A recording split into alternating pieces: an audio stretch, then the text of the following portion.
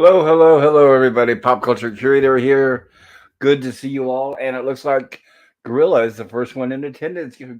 Hail, Gorilla. It's Red and Thought. So good to see you. And Gorilla says, hey, everyone. We'll see if people start coming in. So I'm not talking to myself all night tonight. But it's good to see everybody. It's Tuesday evening, which means for us in real time, it's time for another horror sci-fi stream. And I put up a poll in my community tab on my page to let people vote, and it seems to be the popular vote was the movie Creepshow from 1982, directed by George Romero and written by Stephen King, who at the time was one of the top horror writers. Admiral T says, "Hail, Pop! Hail, Admiral T! Good to see you there." Uh, this is my favorite Stephen King movie. I'm very picky when it comes to Stephen King. Not because I'm a big fan, I read all of his stuff, but because I'm just really not a Stephen King fan. I could count on one hand how many Stephen King movies I like, but I don't even think I can count five. I'm thinking maybe three, maybe four, and this is at the top, along with Cujo and Christine. I think that pretty much is it for my Stephen King movies, and that's because obviously the directors and the people involved in making those. Oh, I did enjoy The Shining, but it's very few that I really am not. But I don't want to knock Stephen King. He did a good job writing this movie. I guess he was firing on all cylinders in 1982 with the cocaine. Him and George Romero were really good friends, and they had wanted to work together and collaborate. So this was their chance.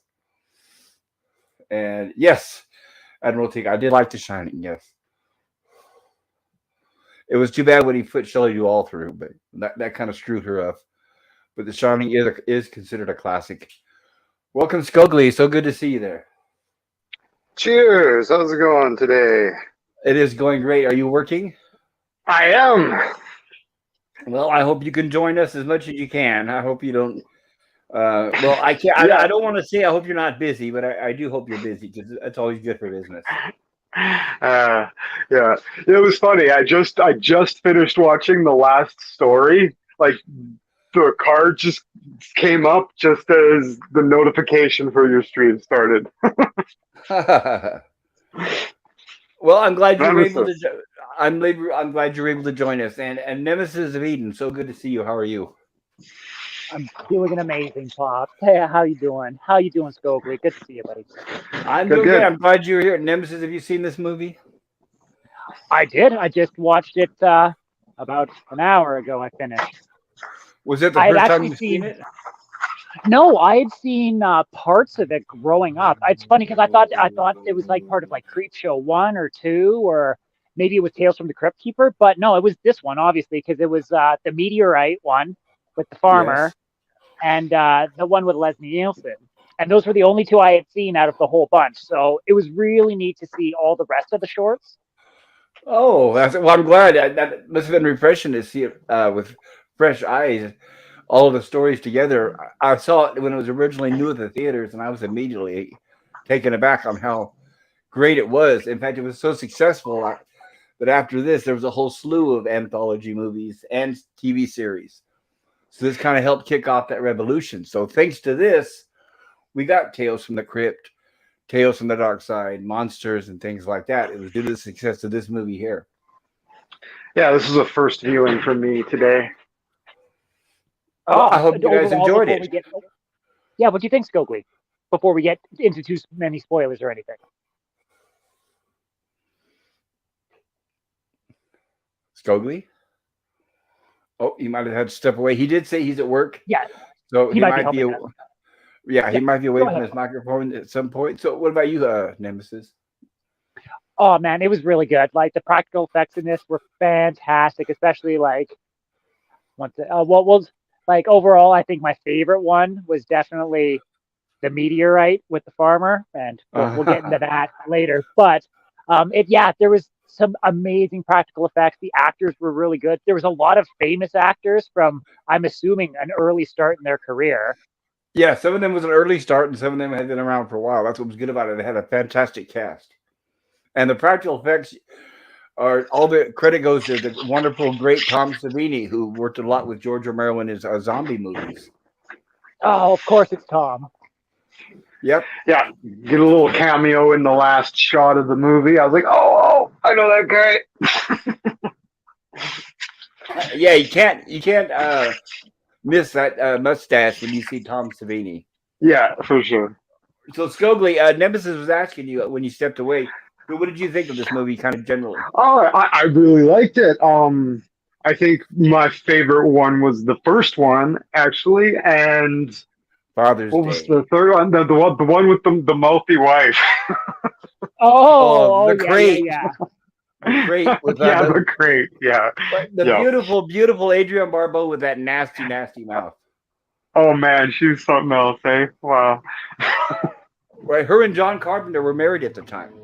Oh really? Oh, I was like, there's no way this isn't like one of the coolest women you'd ever meet. Oh yeah, her. This was right around the same time she did the Fantastic Swamp Thing, where you actually get to see her topless, and Oh wow. Escape from New York, among a few other movies. Oh yeah, gnarly. Okay. So yeah, if you want to see a little more of Adrienne Barbeau, check out a Swamp Thing. are you interested in the Swamp Thing remake that they've announced, or new series reboot, or whatever they've called it, coming up? Well, if it's still owned by the same company, probably not. That's fair. I can understand why. If I remember right, Swamp Thing is DC, so that's Warner Brothers, right? Yes. Well, it might. The only thing about that is, I already know right out of the gate it won't be. It cannot, and it won't be as bad as Disney or a Marvel or anything they put out with their agenda. But after seeing the latest DC movies, I don't have high hopes either. I mean, James Gunn is okay, but I don't know if he's the wonder kid that everybody thinks that he is. We'll have to see. I don't like Warner Brothers putting all their eggs in one basket. Every time a company does that, they tend to fail. And they always tend to bring new people who are popular on Twitter or popular now, when all they have to do is bring back some people who have actual experience with these IPs and these comic characters. I think they'd have better luck, but they don't want to do that. They don't want to pay anybody, especially they don't want to pay any royalties. But Oh, that not only that, they don't want to, let them have their own ideas and opinions, because people who do have been around for a long time are going to have their own opinions and want to do things their own way. To a point. Well, especially if they're loyal to the character or the stories, they're going to, of course, have their own ideas, and that's exactly what the studios do not want. Cheers, Lemon. Admiral Teague.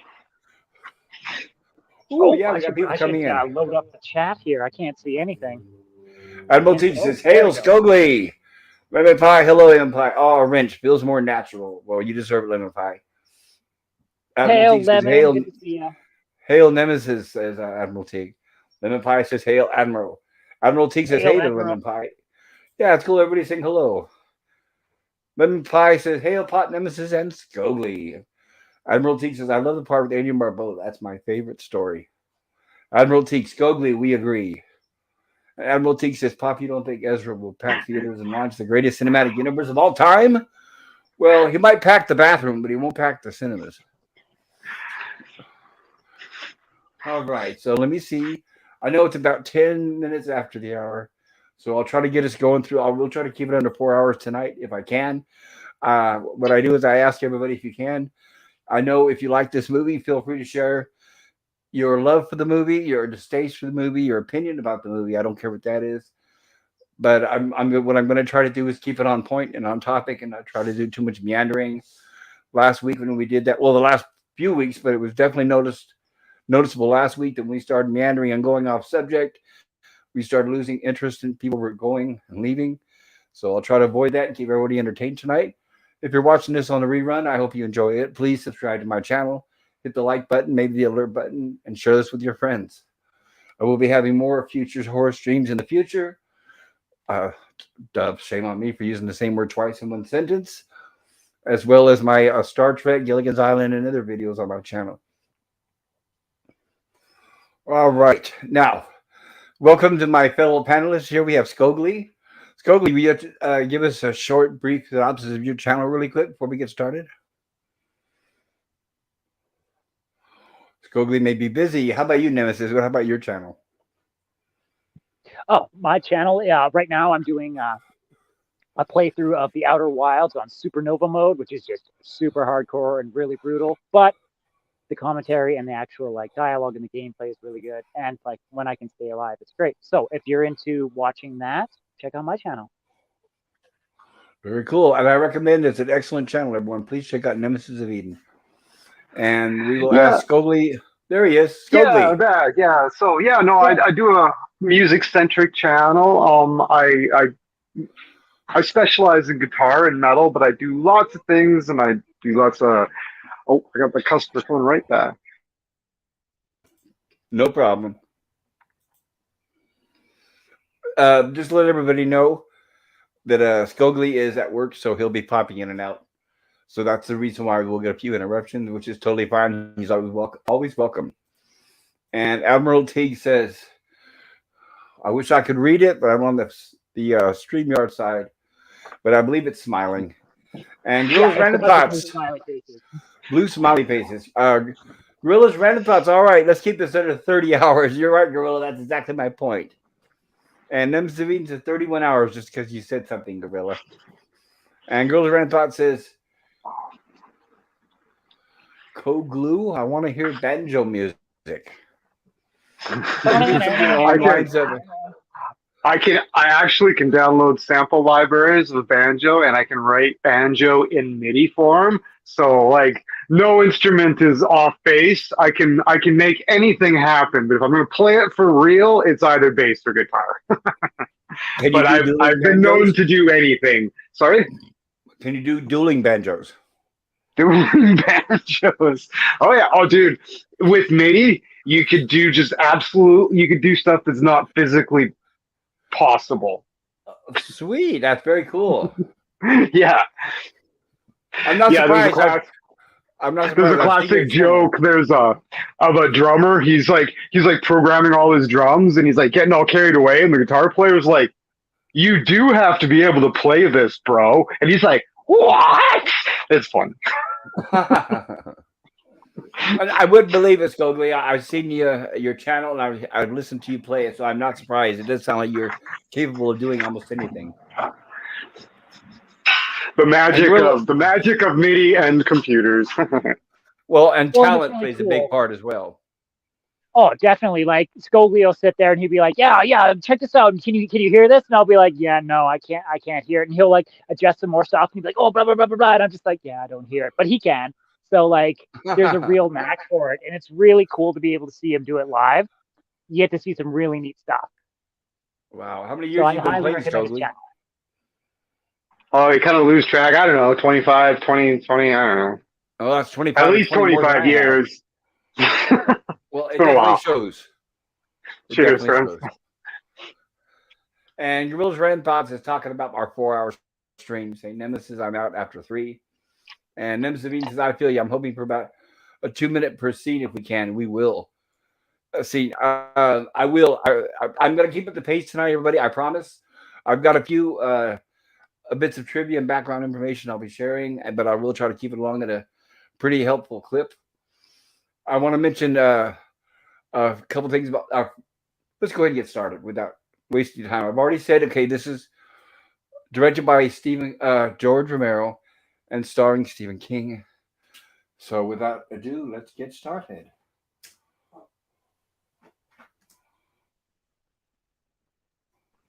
That was funny. I was like, I had the notion that might be Stephen King, and I just shrugged that notion right off. I was like, no. As you mean, I was like, there was no way that was Stephen King. But yeah, okay, awesome. Right, you're talking about the Lonesome Death of Jordy Verrill, right? The farmer. Yeah. Yes, definitely was his. I was like, no. Right. Oh, dude, it was so hard. Yeah.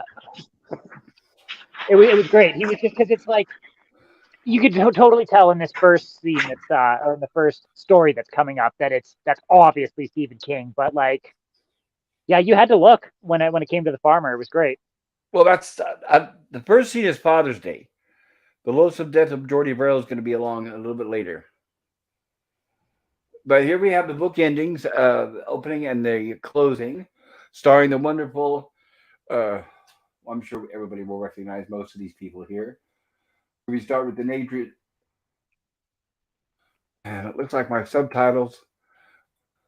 I hope my subtitles are going to work properly. Let's see here. I apologize for that. Oh, no worries, pops. It's all Well, I'm just good. trying to figure out what it's doing is at the top right of the screen. I'm supposed to be hearing what the people are saying. All right, now add a subtitle track. Now let's see how we do. I don't want those tracks at the top. Subtitles. And I had this all set up and ready to go too before we even started. It's like, okay, what's going on here? Uh, Bear with me, everybody. That's usually how it always goes. Oh, it's all good. All right, I'm gonna do something here The really beautiful fast. shot there. I'm It's pretty sure, Heisenberg's like, uncertainty principle in action on the ground level. there you go. We want Admiral Teague says we want Gilligan's Island fault. And Lemon says wrench nemesis to be admitted to the council and not be granted the rank of master. Right, at least you know Gilligan's Island is gonna be reliable. Okay, so I'm gonna reboot this, bring it back up. Sometimes that may be faster than trying to repair the problems that it's already having. And let me shake this up. All right, I went ahead and reestablished the Gilligan's Island fonts for tonight because we know that works. I think that should just be tradition at this point. Like it's just part of the show. I know, but I know there's going to be some people out there that are going to get tired of it. I hope Ah, not. well, ultimately it's up to you. I personally find it hilarious. So, and so this is a model, right? This is a model set right here.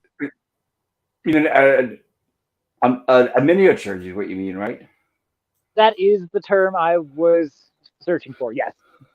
I wondered about that too, but I think it might be. It does look like a miniature. It looks like Force Focus. So I think it is Yeah. a miniature. But then we have the ending scene, the recap, where the garbage men pull up in the truck. So I think it might be a house.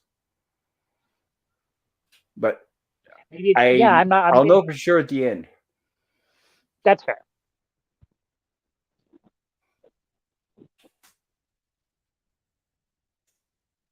There we go. Well, it looks like okay. This uh, copy that I have, the Blu-ray version, has built-in fonts. So unfortunately, it looks like we're going to be stuck with these for the night. I apologize. So this is what we're getting from the outside of the house. We're getting the boy being punished by his father. I'm talking to you, young man. You want to answer me when I'm talking to you?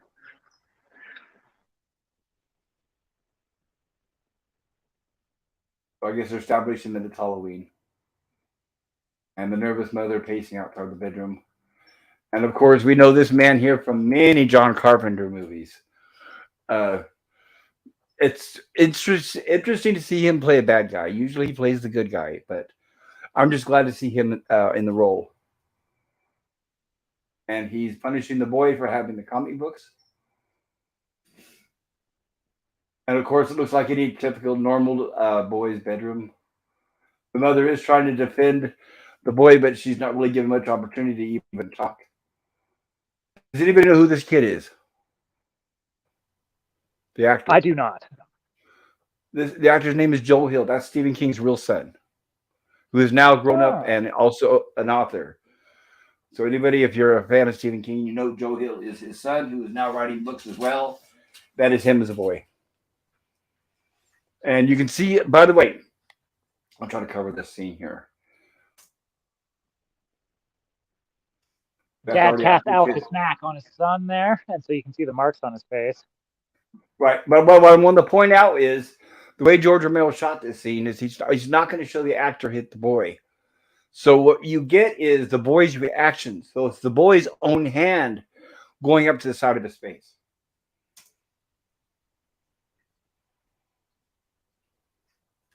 Lightning crashes. Hopping around too much.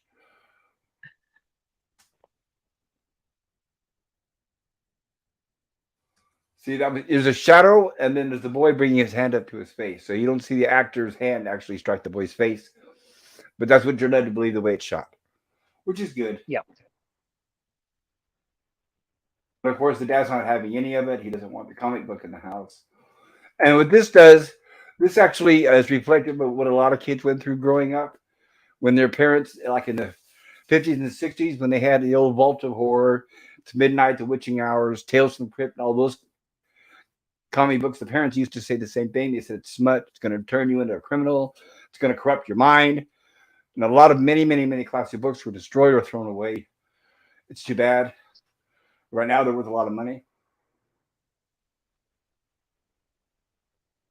I don't know why. Yeah, but parents were always like that, even in the 90s. I remember my dad being like, if I ever catch you watching the Osbournes, I'm putting a sledgehammer through your TV. And that was a big deal. So I never watched the Osbournes. Well, was that because that he thought it was going to corrupt you, or because he didn't like the Osbournes? Or both. Interesting. I wonder how. I'm not a fan of this. I didn't like the show, but I didn't know they would be seen as being corruptive. But maybe the spoiled brat kids, maybe he thought he was afraid you're going to turn into a spoiled brat, like because Ozzy Osbourne's kids they are horrible. Yeah, I don't know. This kid looks like he's evil. Like it's pretty hit. Like this kid has some serious acting chops. Like when we get to the very end of the movie, and you're just like, oh man, oh dear. Well, speaking we're getting way ahead of it. Well, no, that's okay. What I was going to say is, when I was a kid, I grew up in an abusive household. My mother she had a boyfriend who was drunk, and he would beat us. So I understand the kid's point of view. I'll put it that way, and how he relished in what happened to the father. So I do and appreciate that angle. So the father takes the comic book out, throws it in the trash. Lemon says that's the face of a future D-bag. And Admiral says, Ozzy had a bunch of kids. We only know the horrible ones. So thank you. Repairing pants, right? Yeah. Right. Lemon Pie says Gorilla. I will try to keep up with the chat, everybody. At least I usually try to cover everyone's if I can. I will do my best. Wrench Nemesis to be admitted to the council and not to be granted the rank of master. And Admiral T says, we want the Gilligan's Island font. I did try. I apologize. Lemon Pie says, take your coconut gill and strike me down. I am unarmed. Gorilla Rampart says, the Gilligan's Island font will get tired about the same time as kissing Dax. Gorilla Rampart says, did he get the belt? No, he used his hand. Nemesis says, kissing Dax. Lemon Pie says, that's the face of a future D-bag. Admiral T says, Ozzy has a bunch of kids. We only know the horrible ones. Oh, well, obviously they would pick the worst ones for ratings, right, for the show. Mad Scientist says, hi, all. Good to see you, Mad Scientist. Glad you could join us. Mad Scientist says, Gorilla, how's the carrot? And Nemesis says, hail, Mad Scientist. And Gorilla's Roundabout says, then I call bullshit. It's fake. What part of it, Gorilla? Mad Scientist says, hi, Eden. Hello, right, Mad I'll try Scientist. to keep up with the chat. Glad to have you here. So here we have the father pretty much walking around justifying his actions of what he treated the boy, the way he treated the boy. Mother's still trying to defend the boy and being shut down. And of course, the father's proud of himself. And I don't know what is going on tonight with these subtitles. I really apologize. And they're enabled. They were even on when I first started, but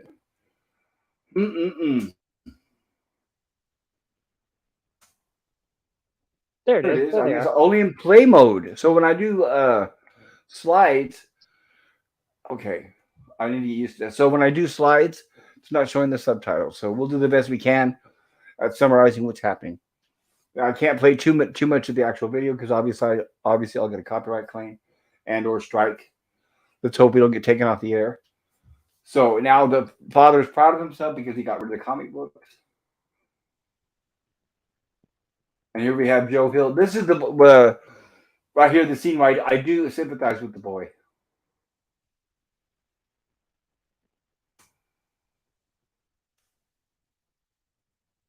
And he sees something outside of his window, which is a fantastic animatronic. Oh my god! Like I'm sorry. Like I was into some dark stuff as a kid, but I would not be like having this big ass smile like this kid would if there was like a skeleton hanging outside of my window being like, "Yo, what's up?" I'd just be like, I don't know. No, I agree with you. I would have been scared crap. Right, it would have scared the crap out of me. But I think within the boy recognizes that it's the creep from Creepshow because it is. It's the same, basically the same character that is on the cover of the magazine that his dad just threw away. We could extrapolate that this is not the first time the child has seen such the abomination. He's like, oh yeah, he's giving me. That is true, especially with having, or especially with having that father. It's a very good chance it's happened before. He's been communing with the creep for a while. He's just been communing with the Creepshow guy for a while. They're bros. They go way back. Exactly. Well, he's been doing it for at least, because we find out that he's clipped out a thing for a certain item, and it's been mailed away and arrived. So yeah, he's been reading them for a long time. Yeah, for sure. Totally. And that back then, when you ordered something from one of those magazines, it took you at least a month or two to get that back in the mail. I was gonna say, my experience with that was very, very much different. You'd be lucky to get something in under 6 months. It could have been. Basically, forget about it. And like a year later, you'd get it, right? Yeah, living out in the sticks. Oh my God, it was awful. Right, it was nothing like it is these days. And Gorillas I love the says, mad Dracula scientist. It is. It's great. The old Bela Lugosi. And Gorillas Random Thought says, mad scientist, I don't have time. I'm getting paid big money to be an Uber this week until person gets a new car. So, Gorilla, you're doing Uber. Wow, when you get time, we need to share little stories on that. And Mad Scientist says, nice. I'm not thinking this kid's seen Star Trek Discovery. He's ready for it to be over. Okay, here. So, back to this. Chanting. And the wonderful Tom Savini once again. And we get our opening credits.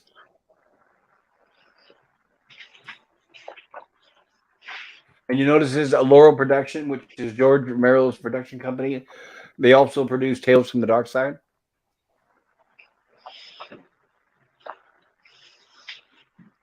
And we got our wonderful cast here. Hal Holbrook, Adrienne Barbeau, Fritz Weaver, Leslie Nielsen, of course, with the transitions, the words are going to blur into each other. The great E.G. Marshall from The Creeping Up on You.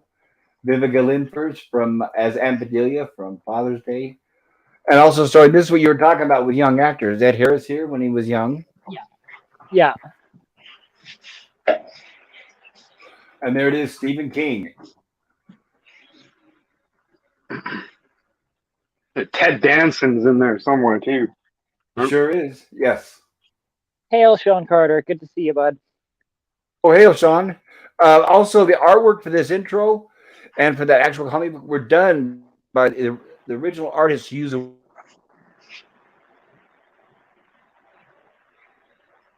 Nope. Did we lose Pop?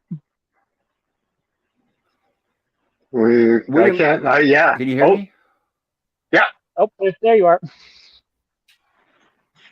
William F. Dropped Gaines out there for a sec. Publisher of a lot. There we go.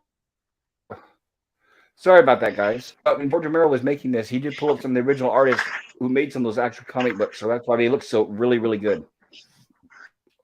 And by doing that, he contacted William F. Gaines, who was a publisher.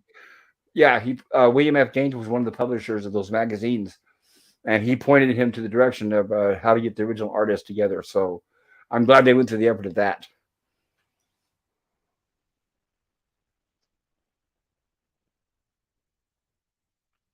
Well, even the fact, like, as we go through the scenes and whatnot, like, how it's like a, I don't know, I don't want to say like a living comic book, but just like the way they frame certain shots and it closes in, it's very unique. I really like how the art direction in this movie.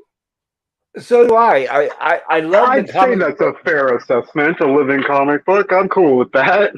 is. I loved it. The framing, the way it would go from frame to frame, and all that. Yeah, especially being on comic book fan, I loved all that.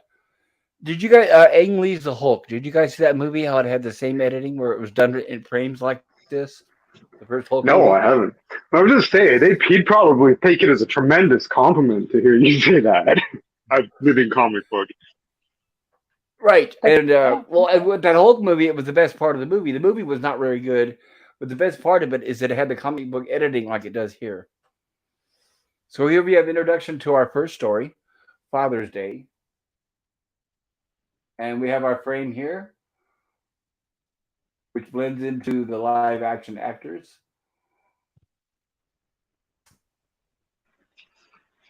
and of course the typical usual spoilt brats. Oh, all of these people are spoiled. They're all rotten. It's amazing. It's the joy of like seeing 90% of these people get what's coming to them in this film is fantastic. It is. It is. Well, it's funny is the whole family is rotten to the core. I mean, even the old man, all of them, Aunt Bedelia, Sylvia, the sister here, they're all just totally rotten to the core.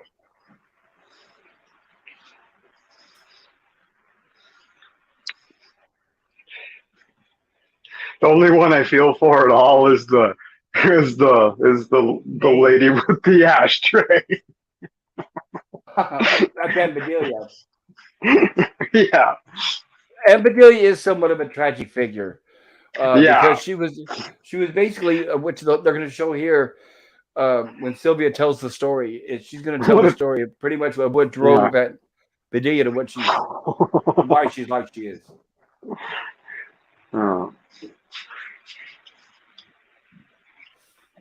And here they You know, have I feel that. for like the maid. She's like the I don't want to say innocent one, but I don't think she did anything. Oh, not that I know of. Right? She's just being told. She's just doing what she's been told. Yeah. And here they are boasting about Father's Day because they're all there to celebrate. And apparently, it's a yearly holiday where they get together.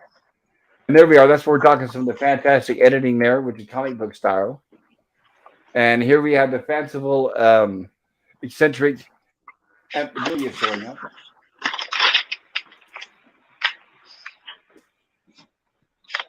The And side these of are that some classic stogie. My God. actresses. I know, right? And these are classic actresses too. They go way back. If you look them up, oh, I was looking it up earlier, but they worked with some of the top directors at the time in Hollywood. So this was a good opportunity for them to get a job again. And there she is Well, telling the and you story of can Aunt tell Bedelia. like they just like she even like I don't know who she is, but she just has this air about her. You're just like nice. Like you can believe it. And same with like Aunt Bedelia is probably easily the best actor out of the bunch in this. Well, even I'll give Stephen King's the second best actor in this story.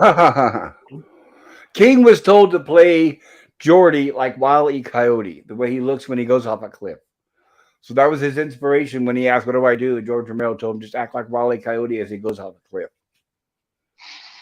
And this is also the Interesting. only George Romero film to open up at number one at the weekend box office. Unfortunately, George Cool. Romero was very, very underrated. Well, now he's considered a classic. That's usually how most of the greats are. They're not appreciated in their time. That is exactly it, right? So here we are of Sylvia telling the story of what happened 7 years earlier with Aunt Bedelia, the wonderful father who also goes way back. He was in many Twilight Zone episodes and many famous movies, usually as a nice old man. But in here, he's playing a nasty, dirty, mean old man.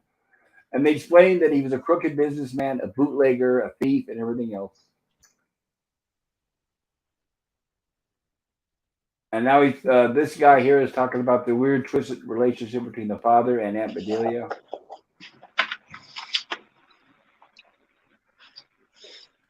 And as you can see, this character here, played by Ed Harris, is new to the family. So this is his first Father's Day here. So he's basically just soaking all this in.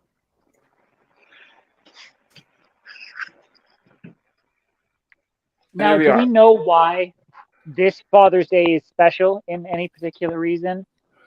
Well, what happened is that as we see here, this man here was originally in love with Bedelia. Them two were Yeah, set to be married, and as we see in this short montage, the father had this guy assassinated because he yes. didn't want to lose Bedelia, and that's what. And then by him being dead, Bedelia was forced to take care of the old man for many years, and that's what drove her crazy.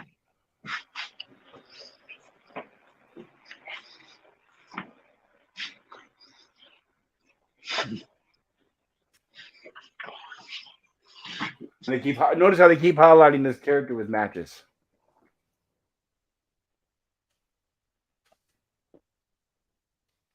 So what they're So is that saying like is that go is ahead. that symbolic of something or like Yeah, it will be later on. okay.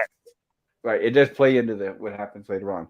So what they're saying is the father had Bedelia's fiance killed, and how they covered the whole thing up.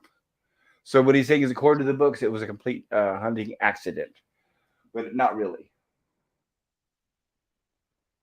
Now to explaining the story, Bedelia went crazy at one point and used this ashtray to kill the uncle. And the reason why they do this gather every Father's Day is because that was the date of the father was killed on Father's Day. So that's the reason why the family gathers together every Father's Day, and why Bedelia comes to visit the grave, because even though what happened, and by her meeting her murdering her father, she still has regret for doing so. And I think that's the reason why she visits the grave every year. Otherwise, normally you'd think a person who murdered somebody would never visit the grave. Complex issues. So I need to drink something. I always get my throat gets dry from talking without drinking. Okay, take a good look at this ashtray, people. This ashtray is going to play in every segment. So every segment in this movie, this ashtray is in the movie. And this movie was in 1982. Can you imagine Within the that? Somebody just what's like, that? yeah, she bashed it. Can you imagine that? They like put the ashtray right in your hand. You'd be like, huh. Right, they right, and after bashing his head, and they still keep the ashtray, right? And there's I would. a series It's a nice Apple. ashtray. Oh, it is. Apple Plus has created Creepshow the series. It premiered about 5 years ago. They've only made about 2 or 3 seasons, and this same ashtray is also featured in the series. Solid And construction. it is, and it's available if you guys want to find it. It's actually a pretty good show, but for some reason it just well, they also brought back Amazing Stories, and there was only 1 season, and then we never heard from it again. With Creepshow, they made 2 or 3 seasons, and then we never heard from it again. So I guess it was canceled, which was too bad because that was the only good thing that Apple Plus had that was of any quality. And here we are, where they handed him and he actually checks the weight of the ashtray. He's like, yeah, that would do it. And Hail, she's Captain still, Kennedy. oh, I'm probably getting behind Cheers, that. Cap. And Gorilla, let's see, Sean Carter. Hello, everybody. There is Sean. Yeah, everybody check out Sean Carter's video where he's putting together the Constitution Enterprise with lights. It's fantastic. Oh, it's gorgeous. Good job, chap. Yes, Admiral T says, hi there, Sean Carter. And Lemon Pie, good to see you. Hail, Sean. Admiral T says, I saw Ang Lee Hulk for Jennifer Connelly. That editing you mentioned was the movie's second best aspect. It is, but it's funny, as I was listening to Midnight Edge yesterday, and they said they hated the transitions in that movie. I'm like, huh? But, to each their own. And there's Captain Finity. Yeah. Hello, Captain Finity. Thank you for joining us.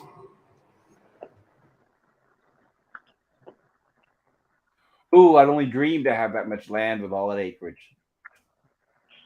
But I would not ever want to be as lonely as this family is. All that money, as you guys can see, they're still lonely. And they're all miserable. And here's where he asked her, did she really do it? Oh, yes. So there's no secret within the family. And see, she knows because she helped cover up the death. They made it look like he fell down the stairs. Hi, Jim. Good to see you here, bud. And there we have, the house looks overgrown. Hail Jim, good to see you. Glad you could join us. Captain Finity says, hail panel and hail chat. Well, hail Captain Finity. And she continues telling them the tale. And here we are with Ambedia deciding to go visit the grave. I noticed that right about now it's still relatively early in the day, so it looks like the sun is relatively high in the sky. So they're establishing that Bedelia spends most of the day there next to the graveside.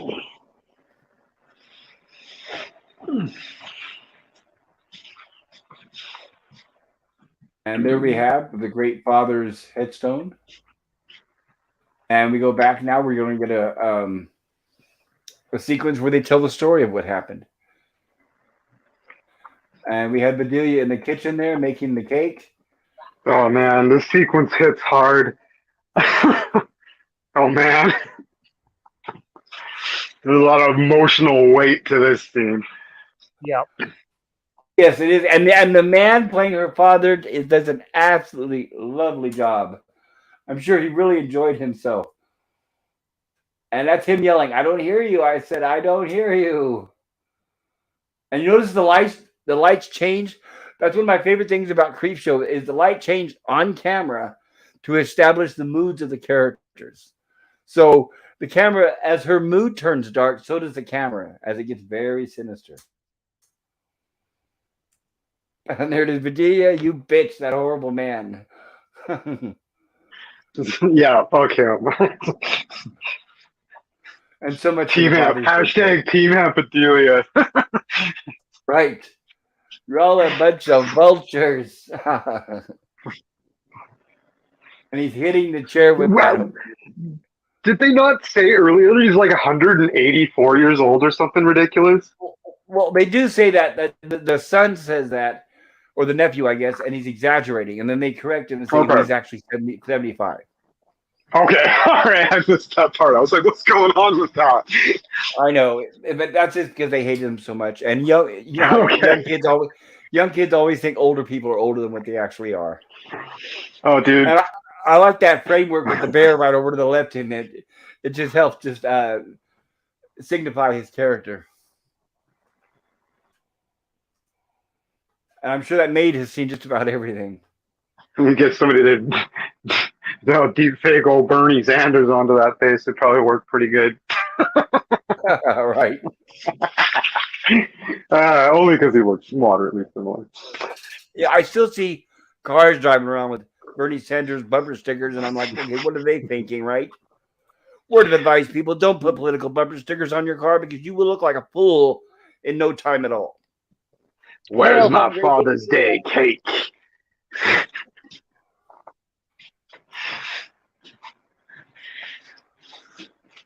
And we love it. That frame there out, it frames his head all bashed in. I love it. Oh, it's amazing. And when it's time for someone to die in Creepshow, you can always tell because the light turns blood red.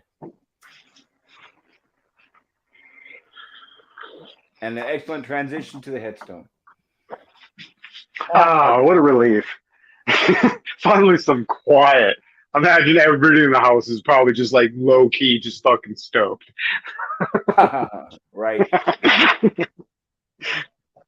So here we have Bedelia putting fresh flowers in the pot, and she's probably the last person to put the dead flowers in there. The flowers were probably from last year, I'm guessing.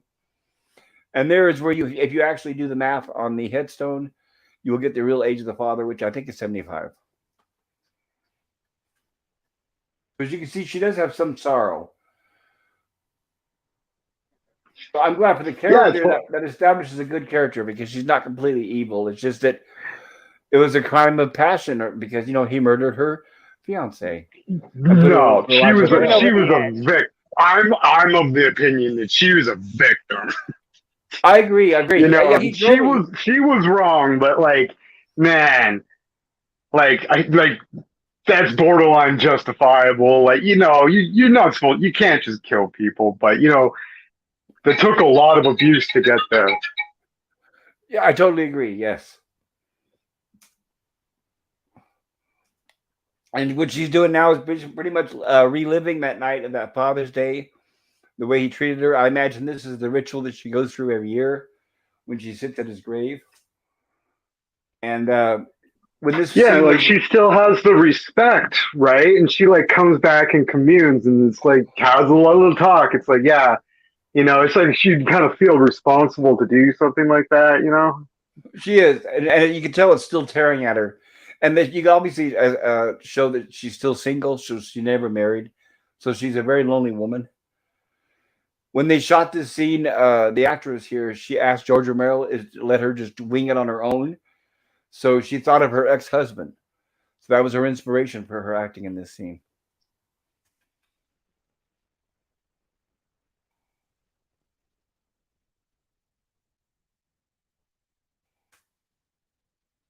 You stupid bastard, you screwed it all up. There it is. And she's talking about her life,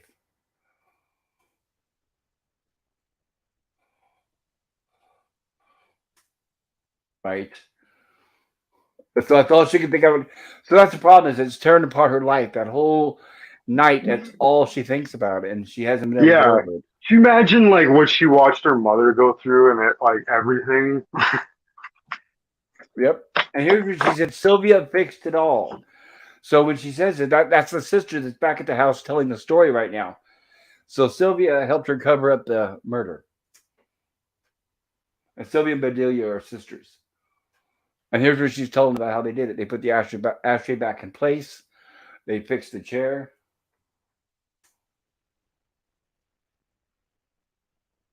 I wish we had the subtitles. This is painful. But pretty much she's renditioning the story and retelling it over and over.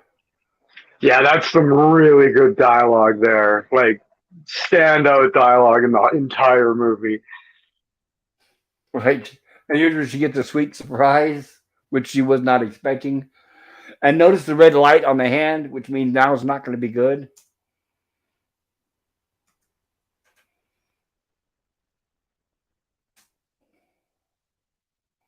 And notice the light changing. Here we have our dark blue and our red. Night is quickly setting in. We're losing our sunlight. Where's my cake, Bedelia? For this scene, Tom Savini used Rice Krispies and real maggots. And by the way, if there's any fans of George Romero out there, if you've seen the George Romero movie called Martin, kind of like a vampire movie, that actor who played Martin is the one playing this zombie here.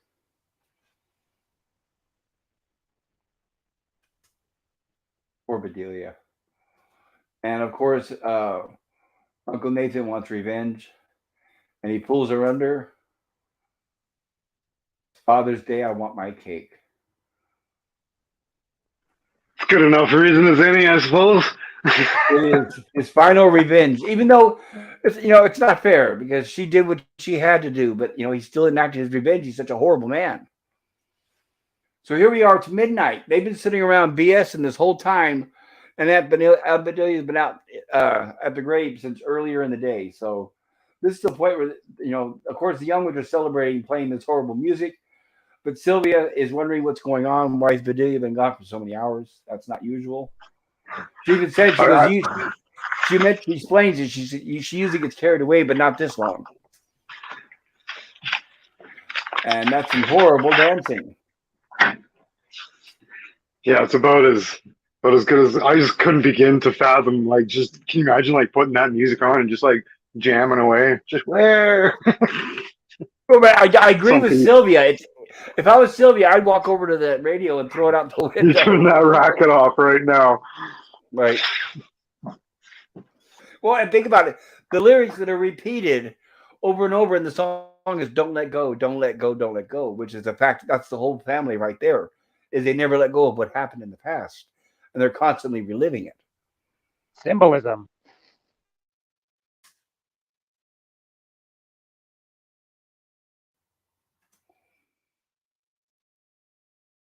And the same old maid after all these years. Mrs. Grantham has not yet arrived. So this is where they realize that there's no Bedelia.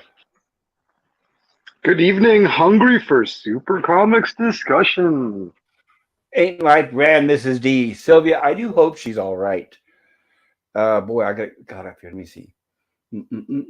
Hungry, I'm glad you could join us. Let's see here. Sean Carter, thank you, everyone. I was thrilled. I got a note from Twerkworks on my video, who was an outstanding channel. Super excited. That is fantastic.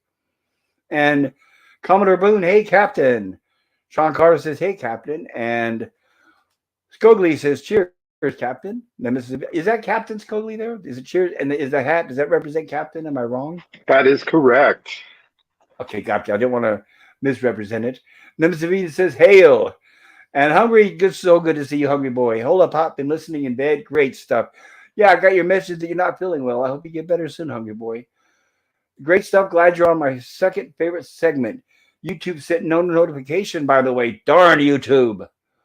Yeah, I apologize, everybody. Please check your notification bell and make sure that it's selected. I set it to also notify me to check and see if it's working, and it's not even notifying me of my own streams. Nemesis Bean says, hail Hungry. Lemon Pie says, hungry hail. Hungry Boy says, hi, citrus and lemon pie. And Hungry Boy says, hi, Nemesis Bean. I got great coverage on this fab flick. Well, thank you, Hungry Boy. Now, Hungry Boy, I encourage you, when you're feeling better, please join us on our next stream if you're able to, because you are sorely missed when you're not here. Admiral T says, who drinks Jim Beam after 30? Oh, I would. I like Jim Beam. I don't know about straight, though, but hey. Admiral T says, hail, Hungry Boy. And Hungry Boy says, like creepy comics, it was clear she wanted a dad she could love, but got a monster instead. I thought that since 82. Yes, and you are right, too. And Hungry Boy says, hi, Teague, Admiral Teague. And Hungry Boy says, hold up, Captain Kennedy. Admiral Teague says, that's so clearly not Jim Beam when she drops the bottle. Honestly, they were probably using tea. I did a high school play of One Floor Over the Cuckoo's Nest, and we had to reenact the party scene. Now, remember, we were in high school. So I had kids bring in empty booze bottles, and I made tea to represent booze. And this old man came up and goes, it doesn't look like real booze, don't you? And I said, yeah, sorry, we're just kids. We're not allowed to have the real thing on set. And Hungry Boy says, meatloaf attack. Admiral T says, wow, Amadilla's IMDb goes back to, European movies in the 40s. I think she's Swedish. Vivica Lenford. Yes, you are right. And she ended up moving back there at one point. She acted clear until the 90s. He's talking about Amadilia. Skogli Yotun says an absolute legend. Yes. Admiral T says, yeah, it's iced tea or something. Okay, so here we go. It looks like they're ready to party down, and she's looking for Bedelia. He decides to go out for a smoke. He's thinking this is a crazy family, obviously, but he doesn't care. He's there for the money.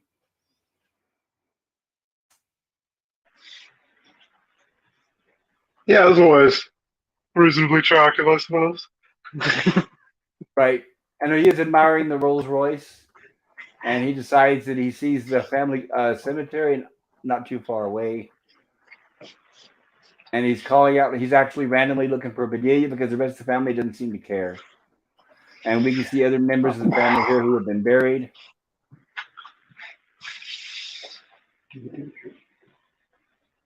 By the way, kids, if you see a graveyard that looks like this, don't go in there. It's probably not a good thing. Oh, dude, I'd totally go in there. What are you talking about? That's like Find those the are the best creepy- graveyards. Find the creepiest, most gothic looking or rundown and find the haunted gravestone. It should be fairly obvious, and you just curl up like a puppy dog right underneath it. You just go, and then just. What I would do, and I'm not joking. What I would do is I have some really good cameras that I bought for my road trips, video cameras. And what I would do is I would find one of these graveyards, sit right in the base of the oldest, creepiest looking headstone, and start playing the Ouija board. Is what I would do. Yeah, there you go. That's the spirit. That'll get you clicks. Have a seance. We'll do it. Right. And here he is. He finds the bottle of Jim Beam on the ground, and he realizes it's still fresh. Got that little smile on his face. It looks like he stepped in the hole and accidentally fell backwards.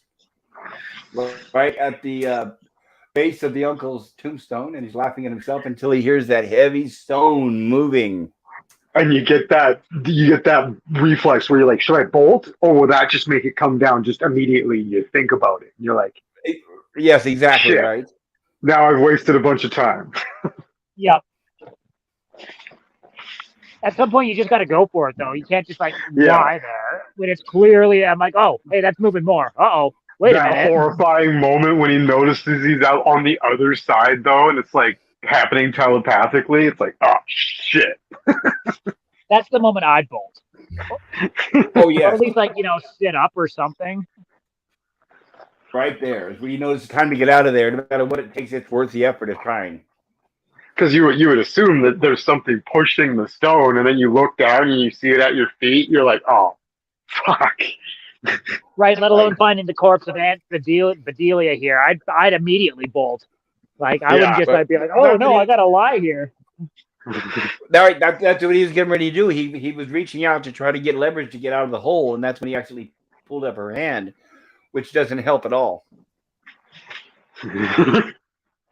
And of course, she rolls over and gives him a nice big hug.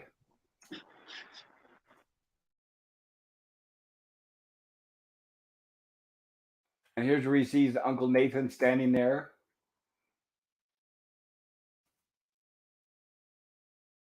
Not a good way to go. Not a good way to go. I guess I would be a little frightened as well. And that's not a good way to meet Aunt Bedelia. No, but I mean, admittedly, it's like his death scene is rather quick. It is, right. Well, I guess when it comes to suffering, I guess he does very little of that. Yeah. So here's the point where he yeah, realizes what he to do. easily gets the cleanest death in the entire movie, I believe. Yes. I think so. Boop. There we go. Squishing. Squishing sound, right. And now we have Uncle Nathan actually chuckling. There we go, the chuckling. And I want to add too, for those of you who've seen the movie, you'll know what I'm talking about. Is this the ADR sound when they voice over the sound of the zombie? It is absolutely fantastic because it sounds like not only a rough, gravelly voice, but it sounds like stone grinding against stone as he talks. So it's excellent, excellent sound, in my opinion. I should clip some of that and like analyze it on my show. Some of that because that really stood out to me, and I would like to do some research on maybe how that was created because it sounded really cool. It is. It's really, really good. It sounds really like a raspy voice that's been dead a long time. It's one of the best ADRs I've ever heard or seen for a dead person. It's not like there's been a lot, but I enjoyed it. We always got to have our spooky moonshot. And Nathan sets out towards the house to find his cake. The cake is a lie. And here we You are. can just tell they're so frustrated. Right. Sylvia's frustrated. And of course, Cass there is not taking it very seriously. And she's already back to dancing. She doesn't even care if her boyfriend's no longer around. So now we have just a family. The boyfriend's been eliminated. So all that's left now is the family and the maid.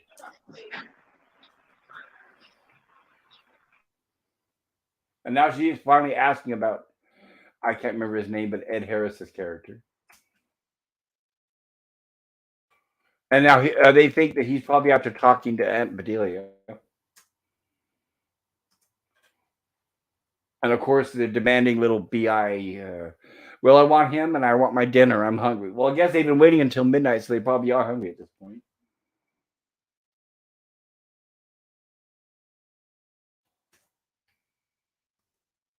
He's a snake, of course.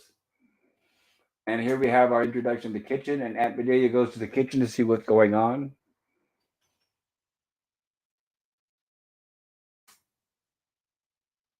Oops, what happened to the maid? And there's the food cooking. And there's the maid. There she is, right.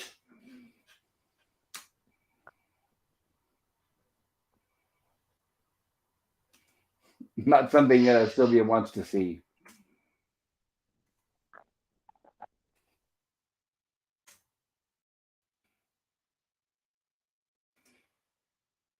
And of course, here we have Sylvia, who was not expecting this, is highly surprised, and Nathan definitely remembers who she is. And we have our death scene. Notice now, right before right before he grabbed her, the light turned red. So it did highlight on her, showing that it's her time to go. But now we have 8 o'clock, 20 to Yeah, it's always been 12. 8 o'clock. No, Oh, it I'm wasn't sorry. I thought it midnight was before. It midnight was at 8 some point. o'clock. Okay, No. gotcha. Thanks. So is time not passing, or does the clock not work? Or all this happening? Oh, this time has quick? passed. Like, it's only been like 5 or 6 minutes since all of this has happened, I think. Gotcha. Which makes more We'd sense. have to go back and look, but it's not important, really. That makes more sense. They wouldn't wait till midnight to eat. But 8 o'clock would be a late dinner, so we can see why Cass is complaining. Because she And he shows goes up in there at to 6 look for. o'clock on the dot. Yes. And Bedelia was like, they're like, oh, you can always time at 6 o'clock on the dot every year. And it's just like, so it's only been 2 hours. Right. Right. There you go. Thank you. And they decided to go looking for Aunt Bedelia because they haven't seen her. And she went into the kitchen, and here's what they see: the great reveal. This was awesome. It is. You got that comic book look behind the wall there. I love it. There we go. Red, which means it's your time.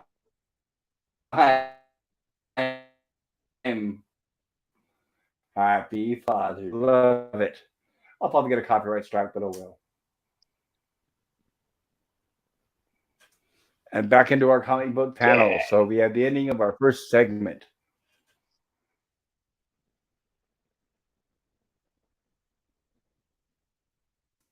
Letters from to the editor. Oh, I remember these here in the actual magazines. And look at that right there, of course. Dear Creep August says, wow, I haven't seen such a bunch of nauseating rubbish since the days of Tales from the Crypt. And you'll see Bryan Hall, Ann Arbor, Michigan. Ann Arbor is the fictional town that Stephen King puts a lot of his books centered around, apparently. Being from Michigan. And now we have our second, The Lonely Death of Jordy Verrill.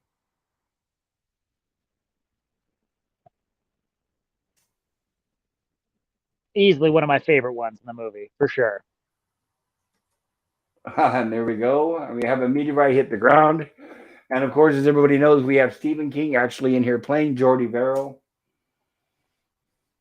Big old overbite. This reminds me of homage to, if you guys know the original, The Blob. This is similar to that. And the remake. Yeah, where which, it's by the the way, old dude out in the... right, and we are going to cover The Blob on my channel eventually, the original and the 80-something remake. Oh, thank God, because I love the 80s remake. Like, don't get me wrong, I appreciate the 50s one, but it doesn't compare.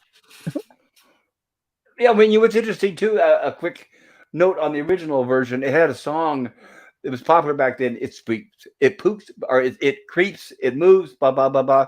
And that song was written by Burt Bacharach, who just passed away recently, just last week or so. So he goes way back. Yeah. I only know him because of the Austin Powers movies. The Austin Powers movie. Well, at least you were introduced to him at some point. I knew him because he was married to Angie Dickinson, who played policewoman, but I'm extremely ancient. So here we have Jordy Verrill notices a meteorite. Not sure what to do with it, so he pulls out his trusty toolkit here. I guess that's his version of a Swiss Army knife. Yeah, right, like an extendable ruler. Oh, there it is. Oh, it's a ruler. Okay, that's right. So, yeah, the first thing you do when you see an odd object is get right next to it and touch it right. Well, that thing should be so, like, you'd think that first off, if a meteor hit that close, there'd be some sort of shockwave. Like, he'd be dealing with some sort of injury. It'd be really hot, you would assume. Yeah, I would think there was a lot of heat, too. Well, he does. When he touches it, it does burn his hand, doesn't it? I don't think it's because it's the heat. I think it's the whatever's inside transferring onto him. There's probably more of like a spiky tingle, like, ooh. Right, like, probably a combination of all those. Yeah, like a stinging grabbing a cactus or something at the barbs. Yes, 100%. Some sort of plant, because we'll see why in a minute. Right. But any of us with common sense would know maybe I should, first of all, and I got to admit, I wouldn't call NASA or anybody else either because I know they're going to take this away and I know it's very valuable. But I would also be Yeah. afraid of radiation. Oh, see, and I wouldn't. Certainly I would wouldn't touch immediately it wait with till my it's like, bare hand and then I'd lick wait my till it was finger. cold, but grab it. Why not? Because I'd be that silly. I'd be like, no, this is mine. Ah! And a scene reminiscent of this is also in the movie The Giant Spider Invasion. And we'll be covering that one as well. Ah, great, cool. Are we going to be doing Valley of Spiders as well with William Shatner? You mean Kingdom of the Spiders? And the answer is yes. Oh, is it Kingdom of the Spiders? Yes, Kingdom of the Spiders. And we will also be doing Night of the Lepus with DeForest Kelly with the giant rabbit. Cool. Are we doing Eight-Legged Freaks? Because that's from my generation, and I'd love to do that movie. We can if you'd like. I remember when that movie came out, I was a teacher. And my goodness, the kids loved the trailer. They loved the trailer of that movie. And I was hoping it would be a little more serious horror movie. It's a shame they turned it into a comedy farce.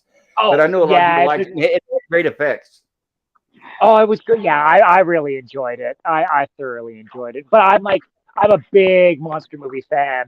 I'll talk more about that later at the end when we get to that stuff. Right now we got meteors to talk about. Right, meteor shit to talk about. Right, meteor shit. Right, and I'm a big monster fan as well, especially giant monsters, anything like that. I'm all for it.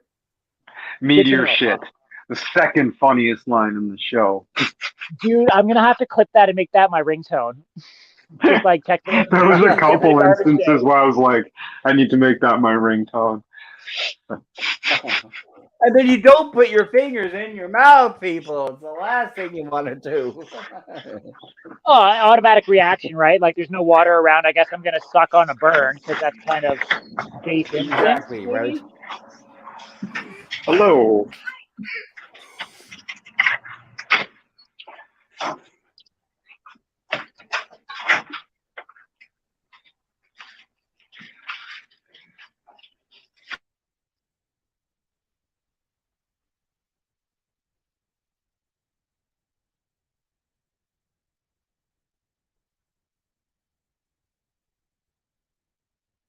Did we? So here we have the sequence here. I'm not sure. It's Pop might have dropped off. We're going through. We've got. Oops! Here I am. Sorry, guys. I had to take a drink. Oh, it's all good. It's all good, Cap. I just wasn't sure. Your connection seems a little spotty at times tonight. It does. My dogs will sometimes try to walk across my laptop and it unplugs the network, the Ethernet cable. So I'm trying to prevent them from doing that. Okay, Fair enough. Here we have. He's dreaming about his riches and what possibly may happen, and what happens if he takes a meteor to a meteor expert, as he thinks. And this is exactly what they would try to do. They'd be like, "Oh, how's $50?" And be like, "Dude, I want no less than like 2,000. How's 75?" It's like, I think so.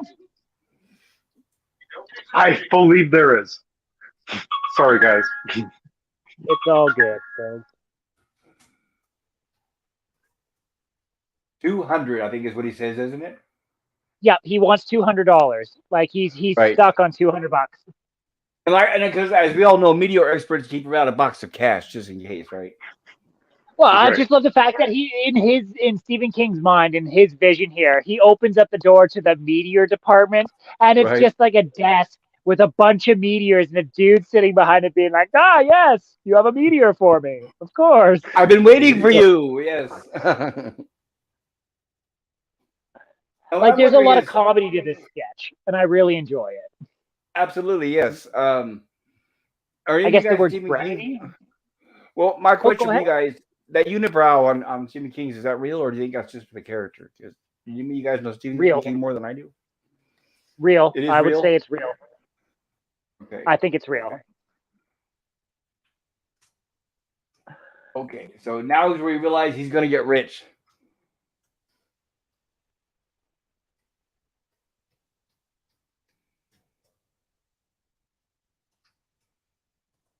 And of course, he's filling up a bucket with water and still sucking on his fingers. Of course, ingredient anticipation. Ooh, yeah. Yeah, I wouldn't want to stick those in my mouth. Even I with this mean, they're limited, portraying him as like a simple country bumpkin here. So I mean, I guess he doesn't know any better. right. Well, he's thinking it's just blisters from being burnt. And he dumps the water on the meteor and it cracks open. Meteor shit. Sorry, I know you don't like swearing, but like, man, you're gonna hear Oh that a no, lot it's tonight. fine. This is the horror stream, so there's more loud here than on Star Trek and the yelling is out of the streams. Oh, I good do to know. make my I've been holding back.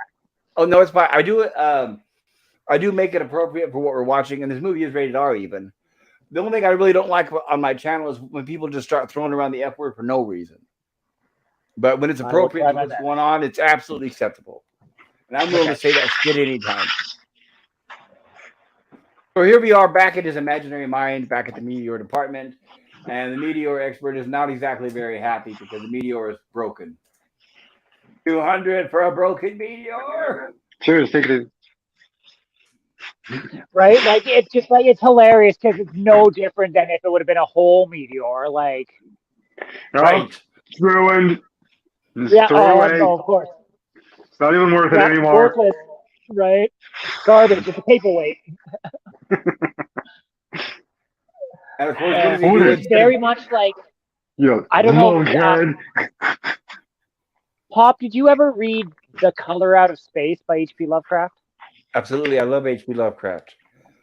Amazing. So, because I'm getting total Color Out of Space vibes from this one, more so the book than the movie with Nicolas Cage. And I agree, Because, the like, movie was not very good. no, they picked the worst H.P. Lovecraft story to interpret into a movie. I was shocked and appalled. I'm just like, no, we'll never get Right. another one because this is awful. Right. Stuart Gordon was a good director doing H.P. Lovecraft. Like we got the Reanimator and a lot of the movies. He did a lot of Oh, stuff that was based so on good. H.P. Lovecraft. And current day, the only one I would trust would be Guillermo del Toro. He's the only one I think may have the chops to do something that's real good Lovecraft. Yeah, But the thing yeah. is Hollywood, or the Hollywood doesn't want to take risks these days, so it's very unlikely, sadly.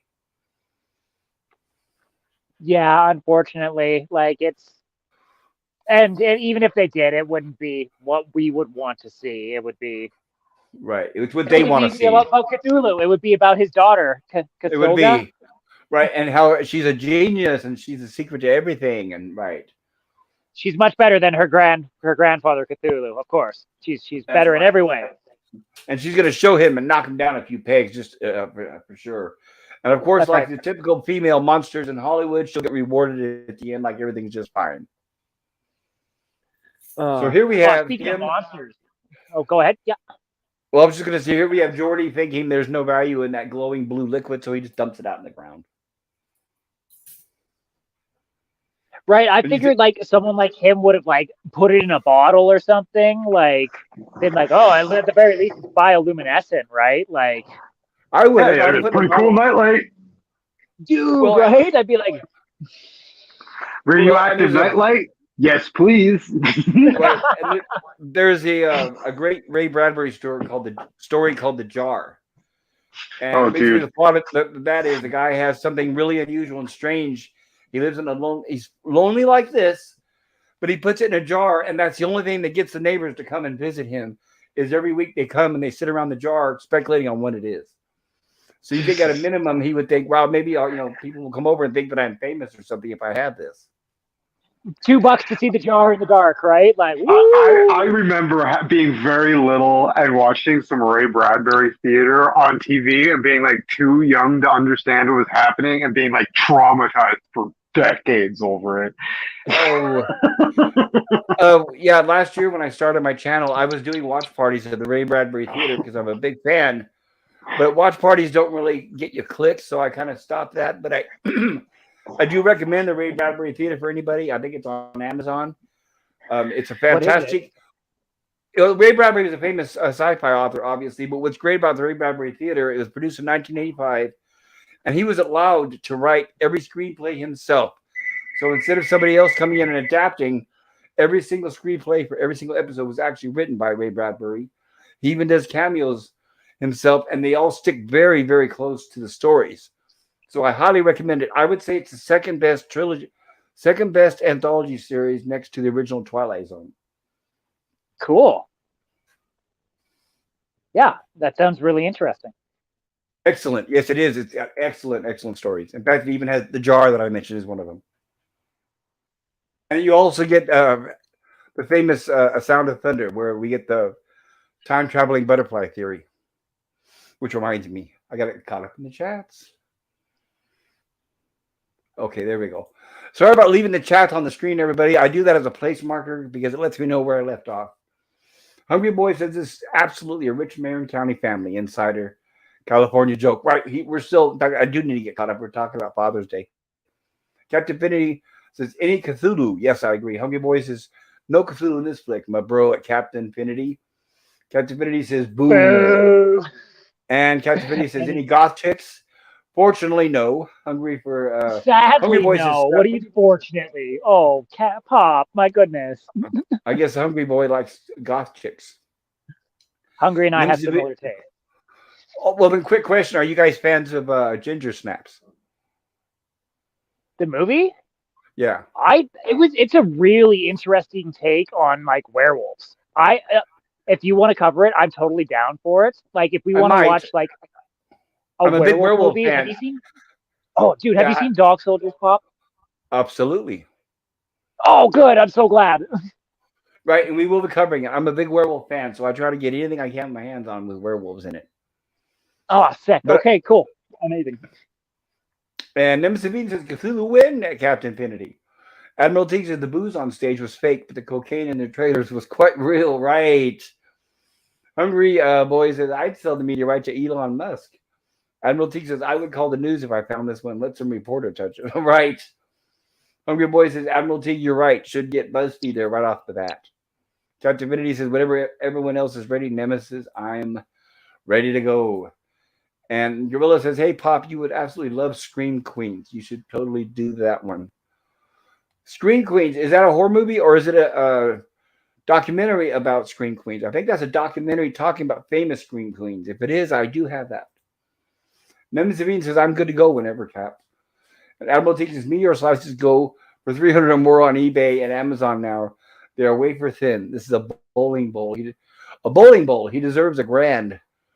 Agreed, Admiral, says Nemesis Eden. I think he meant bowling ball. But anyway, Hungry Boy says that Nemesis Eden, the indie whisperer in the darkness from years ago. Indie was great and filmed in black and white. Yes. Admiral T says that Nemesis Eden, that $1 grand in 1982. Money today, it's like 9 to 12K, which is, yeah, that's true. Hungry right? Boy like that's a big chunk of meteor. It is. And Hungry Boy, yes, somebody else who knows what I'm talking about. The jar's fab. We need Button and Guillermo to remake that. Yes, Rob Button and Guillermo de Toro. Hungry Boy says, I meant sadly not for goth chick fans, but I dated them before I got sane. Yeah, I was going to say, well, that had to be a depressing experience, but I don't know. I've never dated a goth chick. Gorilla Rampart says, Ginger Snaps. Is that when the redhead starts throwing shit at you? No, Ginger Snaps is a werewolf movie about two sisters, Gorilla. And Hungry Boy says, Scream Queens is a show, 2 seasons. Oh, okay. Then I don't think I've seen it. I don't watch a lot of TV. Gorilla's Roundabout says that's not the one I'm talking about. Okay. So maybe that's what Gorilla's talking about as a TV show. Admiral T says you could live off hundreds of slices that sell for $300 each off that meteor. Yes, absolutely.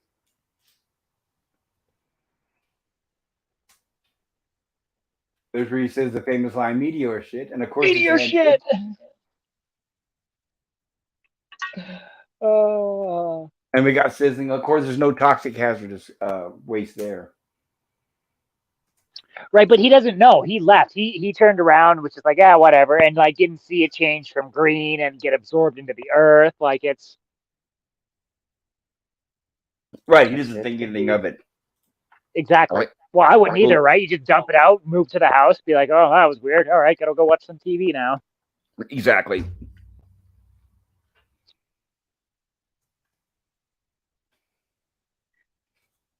Here we are, him heading back to his homestead. and his wonderful house. So was that the ashtray right there? Where's the ashtray? Oh, you're right. It is in every. I saw a list on. Let me see if I can pull it up here really quick. There is a list where you can actually find that, where it'll point out where the ashtray is in every scene.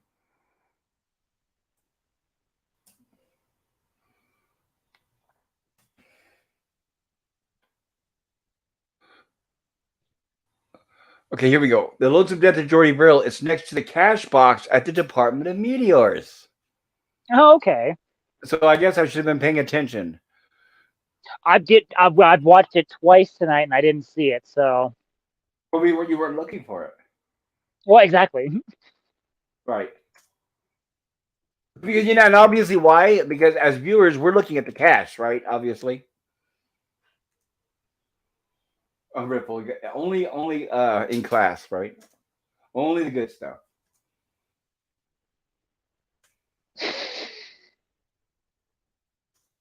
And of course, we have our glowing green going outside. And what appears to be the only place that he moves in his house, it looks like he lives on that chair. And he's still watching the wrestling match.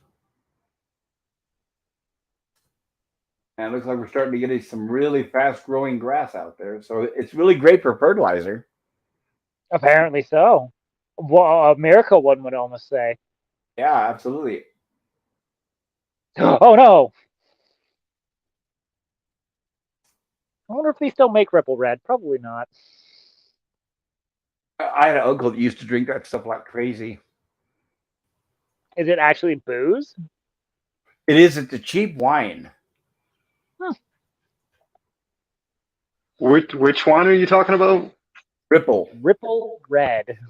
Oh, I thought you said Royal Red. I'm like, oh, Royal Red. That's so. Used to drink that by the gallon. Oh. And here he is with a really, really old phone. Thinking that maybe he should call for help. And then on second thought, Going into his mind again. And I'm sure this is what a lot of people think when they think about going to the doctor's office. it is, including myself. Notice the framing here, the skull and crossbones. This scene Right? is laugh out loud. This is laugh out loud funny. This scene is so Oh, good. geez. Oh, A yeah. slight exaggeration of doctors, but not completely a lie. Woo! Right? Like just wheeling across. Oh, man. Of course, Yep, the they're going to fingers have to will come off. That's right. The first thing you're going to think of is the worst. Okay. And he drops the thermometer out of his mouth. Notice the skeleton sliding across the room. Oh, by the way, I have to mention again, like I did last week for Invasion of the Body Snatchers, here we're getting our Dutch angle, which means everything is totally out of whack and shit has hit the fan.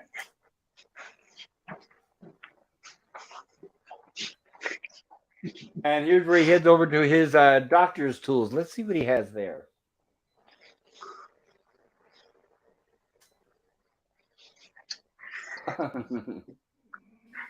That's got to be comforting seeing that in the doctor's office, right? Some meat cleaver.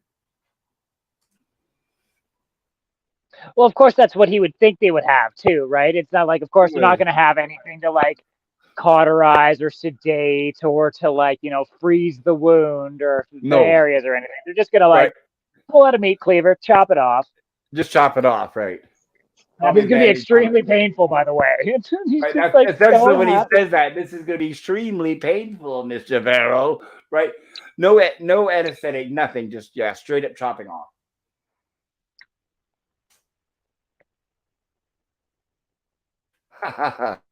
and the doctor right here looks straight out of a comic book frame. I love this the way it's shot. And the doctor just seems to be relishing in it. Well, I love the fact that he's even got like the arm pressure pump over top of his jacket. Like that's gonna do anything. I know, right? Like a redneck would think, right? Because as we all know, you're supposed to roll up your sleeve so it can have direct contact with your arm, but a redneck would not think about that. Of course not. And like Stephen King, to his credit, has some of the best facial expressions in this movie. He does. Very cartoonish. Yeah. like he really animated, really expressive. Like, I not think it really a helped. big fan of. I think Go what ahead. happened was, well, I was just going to say that he's not a very good actor, but by the way he performs, it helps cover that up. I don't think he Totally. could do a serious role. I don't think he could do a believable serious role. And look at the lights starting to change as he starts to realize. I think his acting chops are appropriate and add to this role. And yeah, well, there are a lot. I have to pay tribute to George Romero for directing him. George Romero did a masterful job because he has a lot of experience. There Like you for go. example, the original Night of the Living Dead was actual townsfolk hired to play that. So George Romero had a lot of practice working with people who were non actors.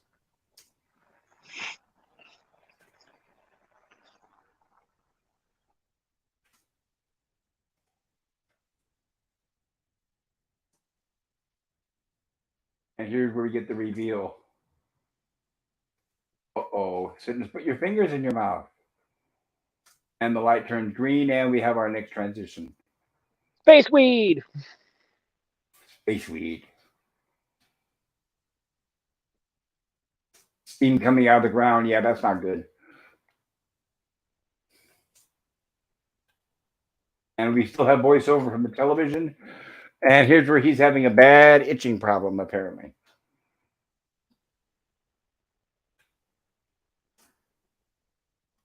Ooh, even the television. Oh, no. Everything he's touched so far has sprouted growth. Right, this is just where he's now starting to realize that. Yeah. All right. Admiral Tate says now if he had pulled a saw move and hacked off his hand, would he have been okay? Nemesis says no, he infected himself by putting his fingers in his mouth. And Hungry Boy says, Grills Ran thoughts, the greatest line in Scream Queens is about attack the crack. Okay.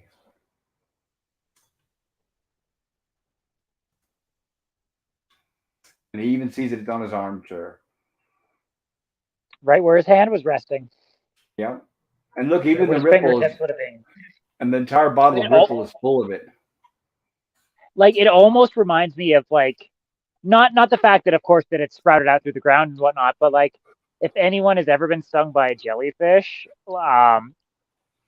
once you scratch and like the venom is in the sacs, and once you scratch the sacs because they're very itchy and touch a place that hasn't been infected by the venom, it will transfer to that spot. So Ooh. by inadvertently touching yourself, you make yourself way worse.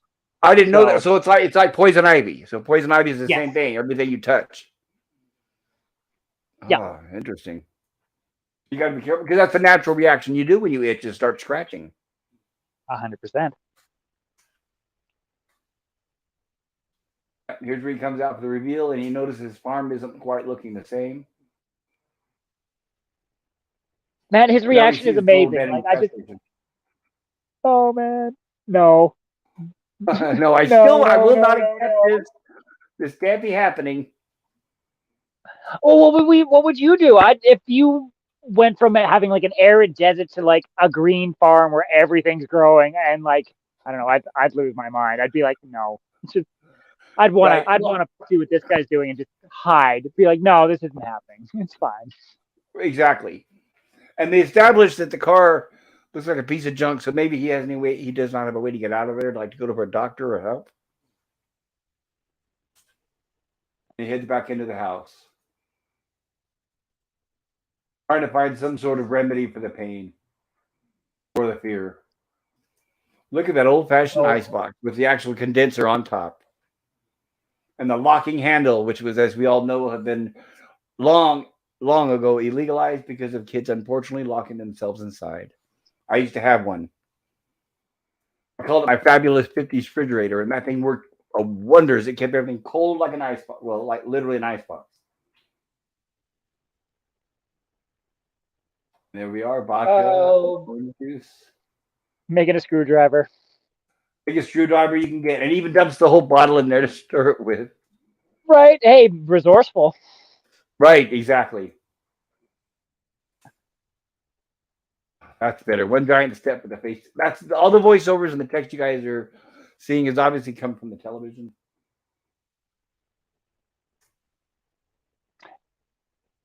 So hang on, is that guy the dude from? No, he's not the guy from The Exorcist, is he? Oh no, that was Max von Sydow. This is not Max von Sydow. No, that's right. That's right. Right. He would be too big of an actor to be playing this small of a role. In fact, this is right about the. Interesting you mentioned that. This is 1982, right around the time he played Ming the Merciless in the Flash Gordon movie. No, I've never seen anything Flash Gordon. Yeah, it's got that kick-ass Queen soundtrack, which is the only good part of the movie, unfortunately. Oh, well. Oh, hey, Queen's amazing. Can't go wrong with Queen. Absolutely. That's all he has left to comfort him is that big old screwdriver. Well, and like the TV is almost like it's talking to him, right? It's like God has given this to you, and blah blah blah, and he's just like, It's his only friend, right? Is that television set? And now that looks like a miniature, but it's supposedly outside, and everything is apparently at this point completely overgrown.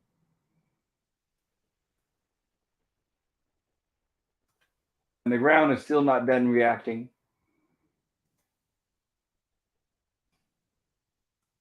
Here's where he wakes up and realizes, yeah, it was not a dream, it's all real.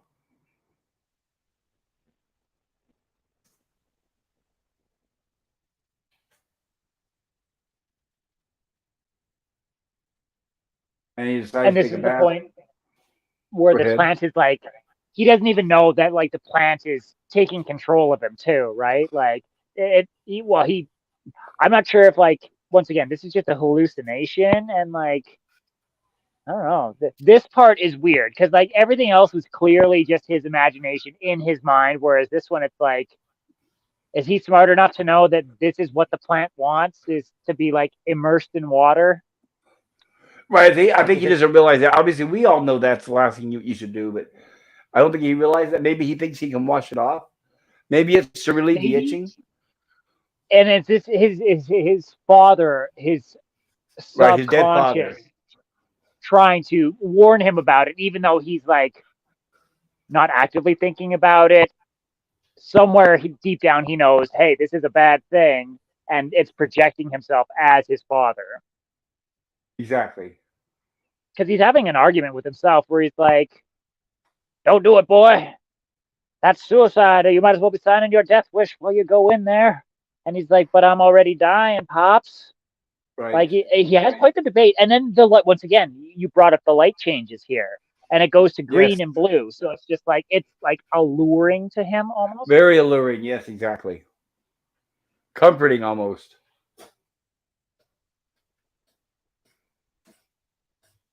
And he realizes the image of his father is gone and it was in his imagination.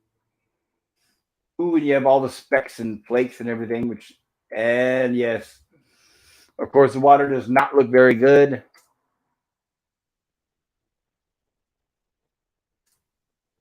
So notice the water already looks bad even before he gets in it. So yeah, it's infected the groundwater as well already at this point. Totally. Like this is basically the color out of space. Yes, totally, I agree. Here we have a passage of time. And the Time passes. Lights shining through, yeah.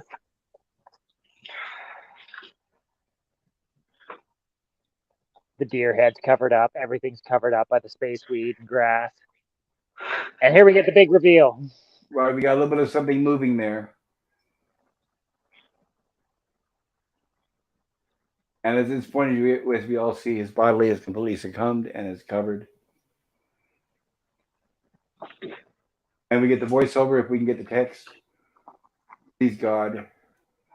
So here's where he's come to the realization that his entire life has been a failure. And that he hopes this is the first time he can actually do something right for a change.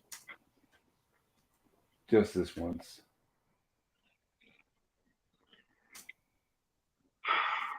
And unfortunately, right? Yikes. The shotgun blows on.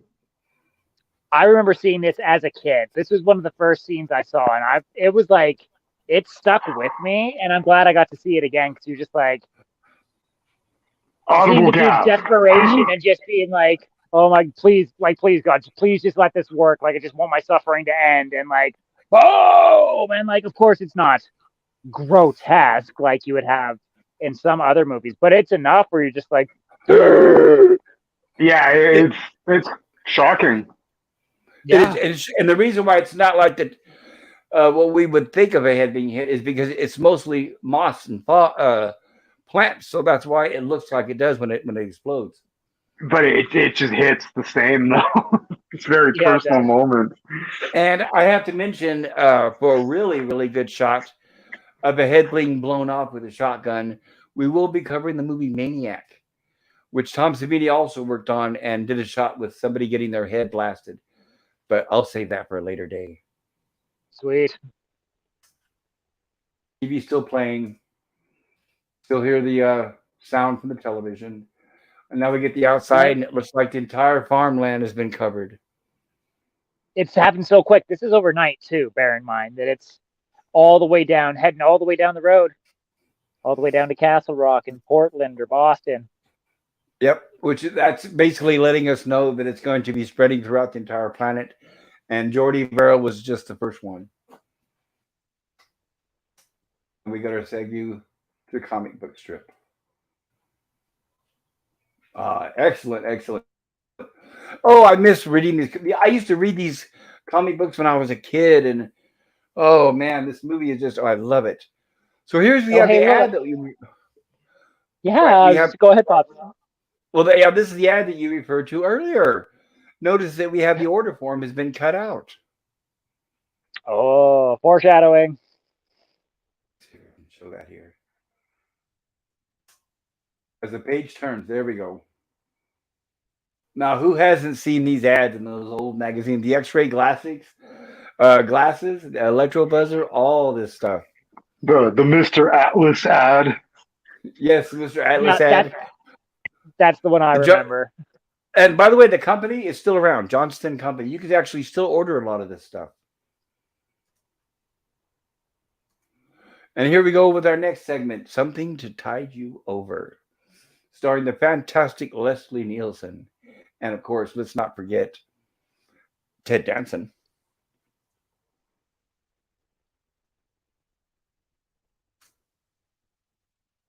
And we have our segue. There we go. Here we are with a nice house with Ted Danson sleep on the couch, and he gets up, we knock at the door, and we have Leslie Nielsen playing a straight man in this episode. Now, of course, at this point, Leslie Nielsen had done Airplane and was already back to doing comedy. So here he's playing a straight role, obviously, but behind the scenes, anybody who's ever heard of Leslie Nielsen or knows anything about him, he carried around a little what he called a fart machine in his pocket. So whenever he wanted to randomly, he would have a fart sound come out. So when George Romero was shooting this segment, it was very difficult because Leslie Nielsen would hit that part right as George Romero would say action. So it For many years. Right, many years, Leslie Nielsen ruined lots of shots with that fart box. Right. Yes.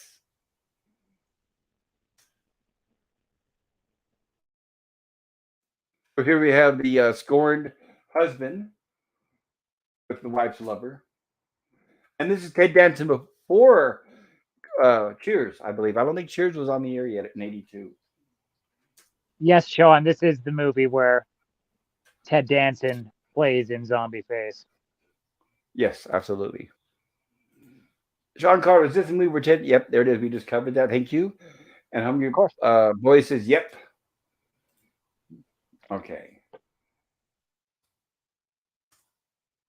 Unless you let me in and talk to me, something very nasty is going to happen. So apparently, Leslie Nielsen's character has done something with the girlfriend, which is not good. So he lures him out of the apartment. So nasty that your little mind can barely conceive of it, he says. Cheers aired in 1982. to so right around the same 1993. time. All right, very Yeah, cool. it started in September 30th of 1982.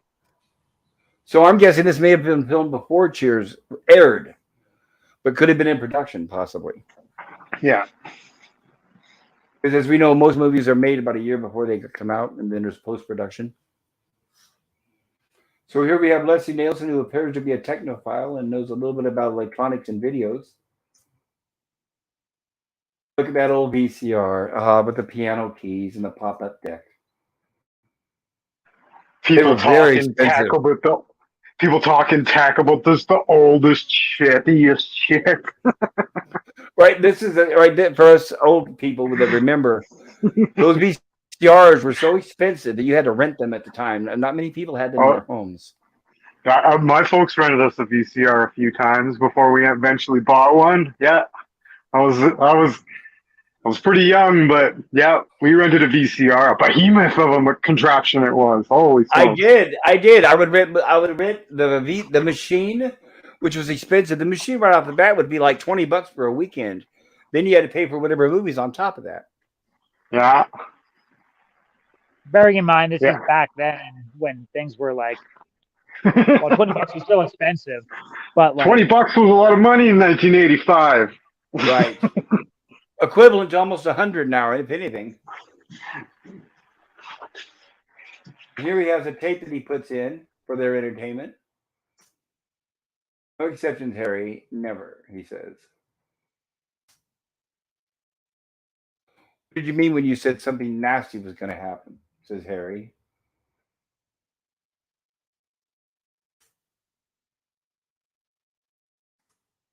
And here's where he has nothing to fear because he knows that he's got something on him. Harry thinks that because he's younger and stronger that he can easily take advantage of the older guy, but he finds out that he better not. And here we have one of the old recorders there, and it even says Sony, micro cassette. And here's where he hears the voice of the girlfriend.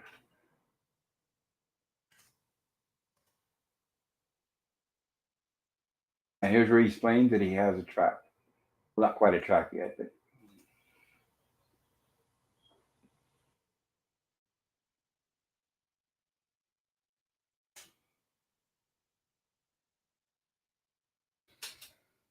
right. So basically, he says, if you have me arrested, then you'll never know what happened to her. And meanwhile, we cut to this segue here with the two driving. And you can tell Leslie Nielsen is loving the character here. And they're driving off to the beach, and which is apparently established that everything has cameras surrounded everywhere. And of course, he's still basically telling Harry a bunch of jokes, and Harry is not laughing at this point. Because obviously Harry doesn't know the seriousness of the event quite yet. And here's where he shows him a shovel in the sand on the beach. And he says, is that her? And he says, could be. So he's leaving it a mystery. Which makes Harry obviously run down there. And Harry grabs the shovel, and in anticipation, he knows this. He knows what's going to happen.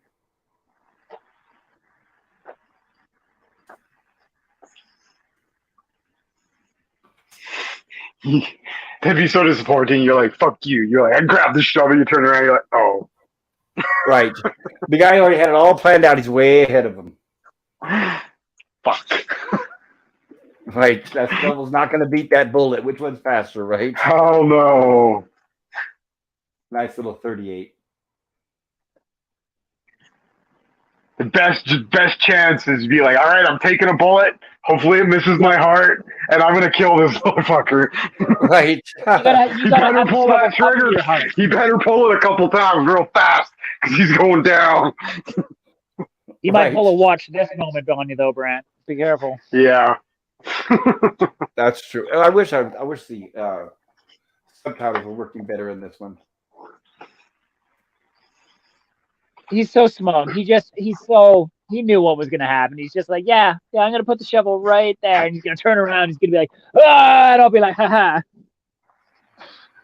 Okay, we are at approximately 40 minutes and 30 seconds. Stand by just for a moment. I'm going to try. I have an idea, but I'm going to see if it fixes the subtitles, guys. Give me just a moment. I'm going to mute.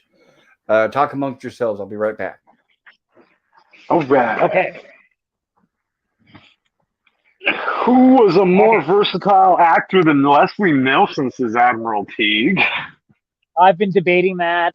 Oh man, Christian Bale really comes to mind. Maybe not like for acting skills, but you want to talk about someone who can like change his body to be like any role it has to be, whether he's like super jacked for like American Psycho or he's like Oh, a skeleton when it comes to The Machinist. You're just like, holy moly, what the hell? that whole deal started with American Psycho because he was just a regular scrawny dude before that movie, but when he got that role, he needed to perform, and man, did he ever live up? Holy smokes! Versatile actor Gary Oldman. Yes, Oh, Gary Oldman's interesting. good. What do you think? Notice, guys, subtitles are now working. Awesome! Yay. Oh, we got the Gilligan Island! Yay! Right. And with the Gilligan all right. Island. So from here on, we should have subtitles, hopefully. So, yes, I should have done that sooner. Never give up, right? That's the whole point. And we were having suggest you enough technical remember- problems at the beginning, so I can Yes. see not wanting to like. It's like, all right, I'm just not going to touch anything. It's fine. We'll carry on. But I'm glad we Well, did. when I do these streams, I obtain 2 copies of the movie in case one doesn't work. So this is my backup copy. So that's what I remembered. I have a backup copy. wait a second. Right. So I remember where we left off on the first one, put the backup copy in, took us right to that point. Subtitles work. So beautiful. So I suggest that you remember the lady pair. Hungry says those were called dictaphones, and Admiral Teague says, "Yay! I feel complete now that we have Gilligan's Island font." It does fit with this island setting on this one scene. oh, it just feels like home. Oh, it really does. It does. I really hope we keep it for like all of the horror streams. Right. Admiral Teague says, who was more versatile an actor than Leslie Nielsen? I have to shout out, let me think. An actor who is a master of his craft and seems to be very versatile is Daniel Day-Lewis. That's somebody who can definitely disappear into his roles. And he's Good got choice. right. He's got so many Academy Awards. He probably uses them for doorstops. He seems everything he does just grabs an Academy Award. Man, nobody's turned down more roles than Daniel Day-Lewis. Right. So when people, when they have that discussion saying, we can't blame an actor if they take bad roles. Yes, you can. I don't know, man. Okay. So I'm sorry, guys, but Go ahead. Neil Breen is the most versatile actor. Hands down. Neil Breen. Hungry Boys said those were called dictaphone. Yeah, there you go. Admiral T says, yeah, finally. I feel complete now that we have Gilligan's Island font. And Scugly says, me too. Okay, so everybody's happy. So beautiful.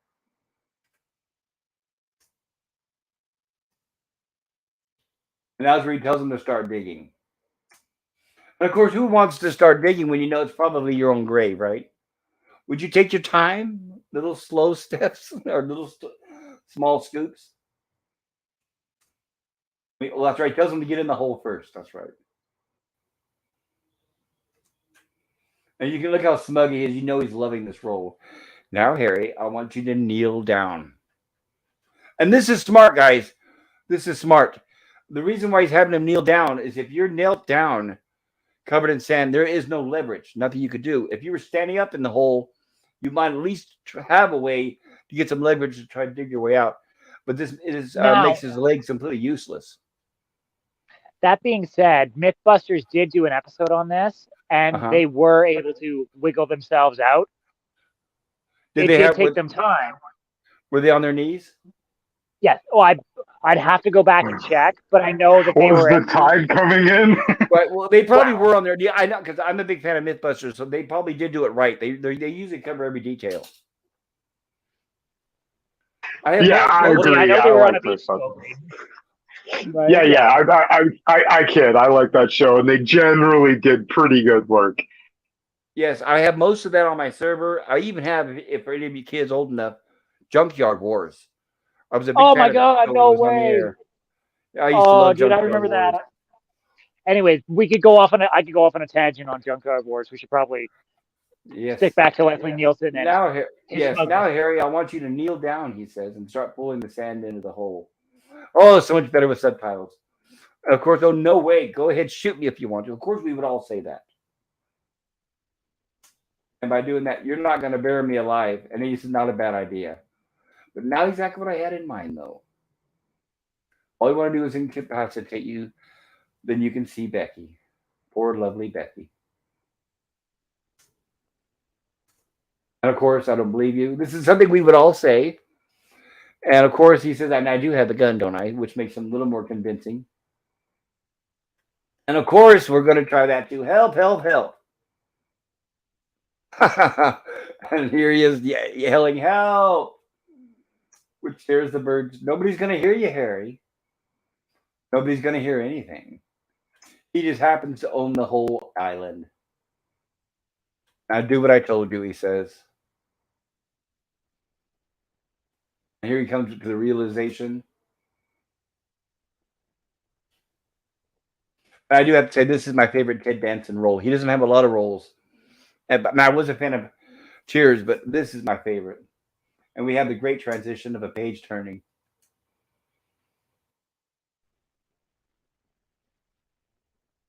And he kicked dirt in his face. Why not while you're there, right? There, look how Well, it something may just happen. ties back to that comic, right? Where It the does, jerk right? kicks Satan in the guy's face. Right, and he buys the book that'll help him become a super strong man in just a week. And then he goes That's back right. and kicks the guy's butt, right? Except Ted Danson doesn't.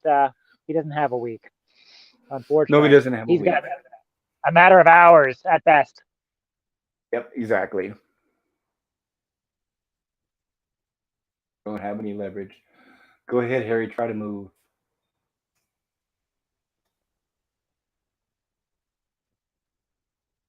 And here's Reese teasing.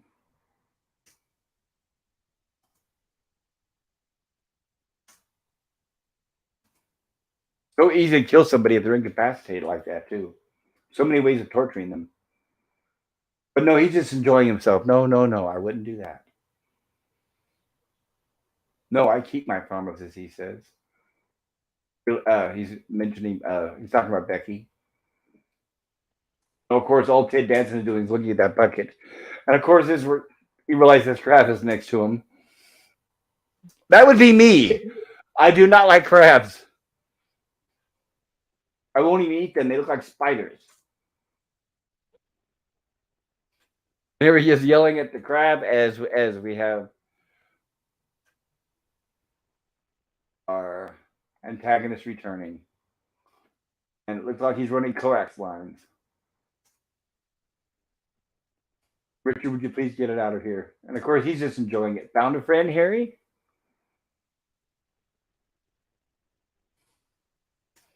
Hey, any derivative Jill. How's it going? Wow, we've got a celebrity in the chat. Hungry Boy says Daniel Day and Gangs of New York. Yes, absolutely. Admiral Teague says, oh, and hello, Jill. Thank you for joining us. Admiral Teague says, Hail, Jill. Hungry Boy, I don't get what any of the actors were trying to do with their accents on Gangs of New York, but it's still okay because of the DDL. Scoglie says, taps the knife on his eyeball. And Gilligan, N.I. Dritter Jill says, Gilligan's Island Plot works great with this story, Admiral Teague. So much fun getting buried in the sand. Maybe not. Yeah, you're right, Jill. Admiral Teague says, hail, and derivative Jill. And a derivative Jill says, hail, Admiral Teague. Jill says, I'll eat the sea bugs. Ooh, she's Jill likes crabs. Totally fine. I know people like crab and lobster and all that stuff. I just quite haven't myself partaken. I do have arachnophobia. Right, I have arachnophobia and they look like spiders. So Hungry Voice says Jill. And Admiral T says, I'm wondering if Ted was unburied for lunch or if they just spooned the food into his mouth and kept going. Well, can you imagine if you had to like go to the bathroom or anything like that? Well, I was thinking, honestly, think about this. If you were in the sand and somebody was burying the sand around you, I would really, really, the best I could, puff out my chest while they're burying the sand because you think that sand was slowly compressed where your chest couldn't move and you couldn't get air. Yeah. So I'm thinking for the actor, they probably built something around him so that it wouldn't completely incapacitate his breathing. What do you guys think? Do you think the sand would eventually compact around him where he couldn't breathe and intake any air? No, there wasn't enough sand on top of him to do that. I don't That's true. think. Because like, but I do like your thought about like puffing out your chest. Because like, if the sand did set and you had puffed out your chest and you relaxed, that would give you just a little tiny bit of room. It would be like if you like flexed as much as you could when someone was like tying you up in a chair. Well, that's the. I was just going to bring that up. That's the Harry Houdini 101. You got to flex those muscles. You got to build your muscles up so they're big too. So when you flex, it gives you even more space. And then once the person's done tying you up, you let it go, and it helps to be really fucking muscular to do that. Because the more muscular you are, the more benefit you're going to get from that, and the more slack you're going to obtain. That's just it, right? Then when you let go and you relieve it, then you have slack to work with. And then here we have, oh, come on, Richard, get it out of her. He's still worried about that darn crab. He's just getting revenge, Harry, for all the relatives of his that you ate, baked, and stuffed at Mont Maison. Bad fellow, you. Oh, you bad fellow. Go on. And he kicks the crab aside. I feel bad. He actually kicked that crab. Yes, he did kick the poor crab. And I'm sure there's probably crab experts out there that can tell us what kind of crab it is, but I wouldn't know. It looked like a blue-shelled crab. Have you guys seen those big crabs that can actually like crack coconuts and stuff? My God, they're scary and they're huge. Yep. They get in your trash cans too. Ooh, no thanks. And of course, here's where you think it's all about money. Money, you want money? Look, I have no money. Besides, he knows he doesn't have money as much as Leslie Nielsen does, or Leslie Nielsen's character. I'll give you anything, just get me out of this hole, all right? Of course, trying to reason with him. And Harley, don't you have anything I desire, sir? Exactly. And look, we have the old television with the old antenna connections. You won't find those too much anymore. And come on, Richard, please.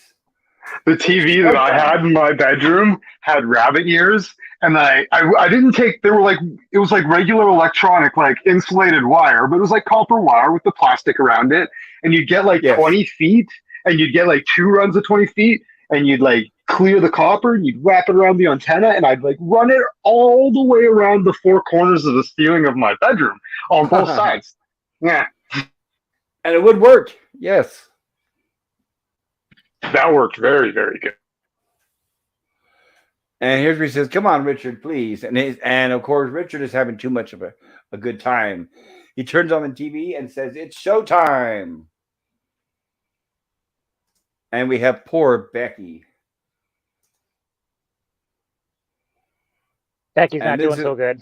Becky's not doing so good. Any fans of Dawn of the Dead out there may recognize the actress. Oh my God, Becky, look at that tide. Isn't that great video? Notice him, he's just joking about the video. Isn't that great video? I love this stuff, he says. Now just look at that quality of that picture, Harry. It is so big. That tide is so big. Yeah, oh yeah, the quality of the picture. You're not going to get that good quality. Well, if it's a closed circuit and if the cables are directly connected, the picture, well, right, it's not high definition. It would be video quality, if anything. But he's not using an antenna at this point. Hail, Jedi Bill. Oh, got to shout out Jedi Bill. And I also didn't get to actually physically say, hello, Antiderivative Jill. Thank you so much for being here. And hail, Jedi Bill. I'm so glad you can join us. Jedi Bill being a horror fan, I'm sure you've seen this before, Jedi. Let us know in the chat what you think of this movie. And you're welcome to join us on the panel, Bill, if you'd like. And I do Jill says, hello, Hungry Boy. And Hungry Boy jump on up, Bill. Yeah, crab chowder, yummo. There is a link in the chat if anyone would like to pop up here with us. Sean Carter says, cut me some slack, Jack. Nemesis Bean says, so puny, Sean. Sean Carter says, hi, Honey, Jill. honey. And Anna Jill says, hello, Nemesis Bean and Sean Carter. Nemesis Bean says, hail, Anna Derivative Jill. And Admiral T says, I feel like Winston Nielsen put a lot of thought into this. Not exactly a crime of passion. Oh no. Okay, Teague, we're gonna talk about that later when we get into his house, because there was a moment where I had to stop and like I did some counting, and I think I have a total of a general ballpark number at least. Very cool. Jedi Bill says, I wish you would have told me that you were doing Creepshow tonight. I'm sorry, Bill, but I've had it posted on my channel for over a week, and I put it on Twitter. Please sub to my channel. Maybe you're not subbed. I apologize for that, Bill, but it was not intentional. I usually try to spread the word out to everybody. I do not outcast anybody. Everyone's welcome. And Anna Dribdil says, definitely premeditated. Yes, said Admiral Teague. And Anna Dribdil says, hello, Jedi Bill. And Jedi Bill says, I am here. And Bill says, hello, at Anna Dribdil. And Admiral Teague says, Anna Dribdil, I bet he was hedge fund manager. I would trust him to manage my retirement money. Oh, yes, that's a possibility. Except you might be the one in the hole next, Admiral. And Jill says, subscribe to Jedi Bill 797. And thank you, Jill, for putting that link in the chat.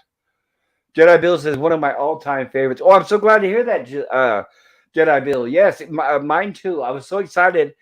I did a poll for people to vote which movie they wanted, and I was so happy when they picked this one. I voted for Killer Count twice, but we'll do it one day. We'll do it one day. Well, you saw it was a close. So I imagine it's going to be really soon that we will be covering Killer Clowns. So for those of you listening, if you like Killer Clowns from Outer Space, we will be covering that soon on my channel. Admiral T says, and I did with Jill on YouTube. Admiral, thank you for putting Jill's link out there. I really need to get caught up putting everyone's links out in there. And Anna Jill says, subscribe to Nemesis Beaten. Oh, I feel bad. Jill's doing all my work for me. Jill, I owe you. Thank you. And I drip. Oh, thank you, Jill. Love Admiral Teague. Yeah. Oh, that's earning the mod wrenches. We get the celebrity wrench coming in, doing the thing. That's why she's a celebrity. And Jill's wonderful. Thank you, Jill. She really is.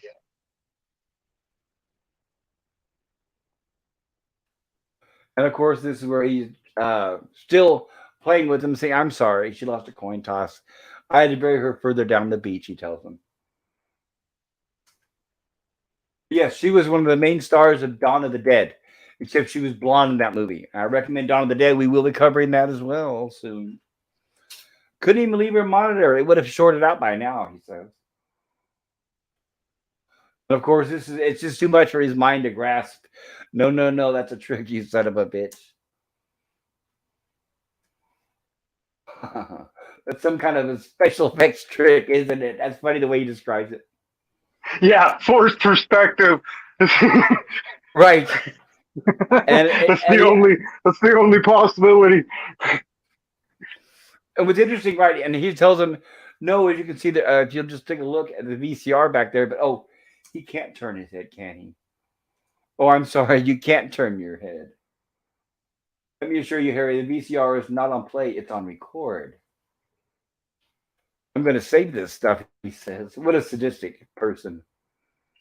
The two of you are part of my home movies, he says. Won't be long now, huh? Not long at all.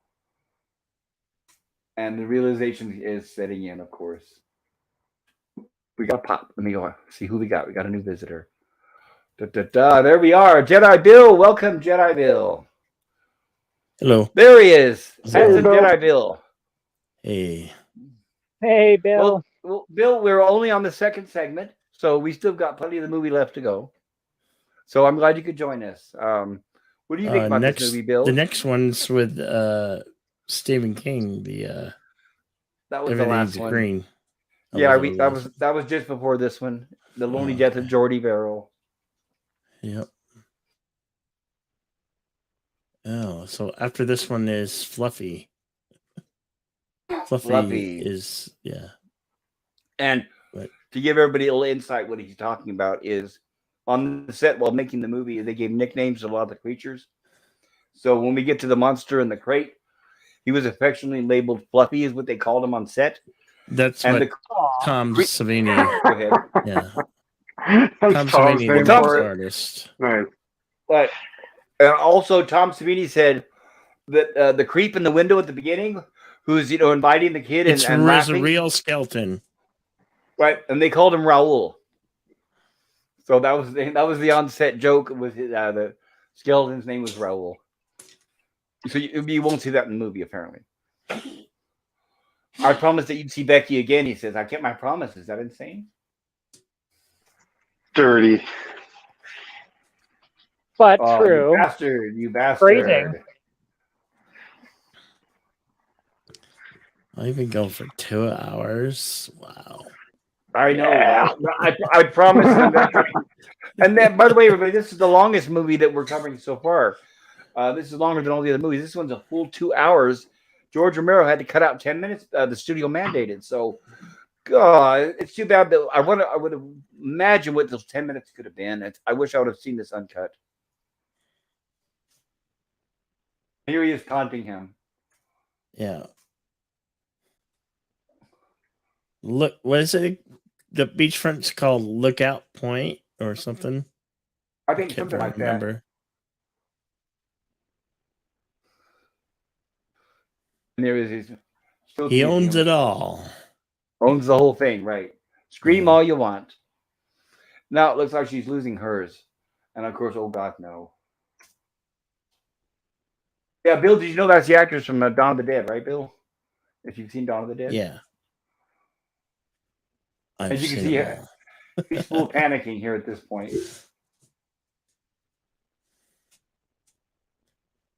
And he's telling him about the tide. As we can see, each tide's getting bigger. Oh no, he realized. Oh, the tide.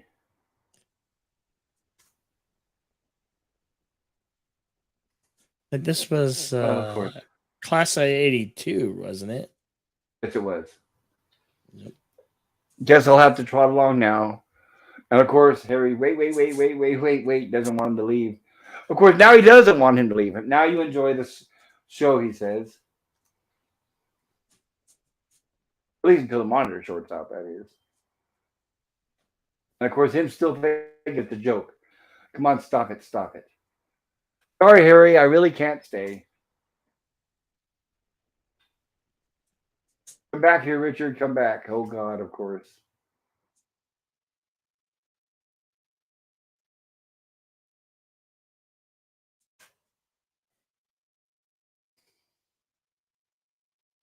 And of course, Richard is leaving.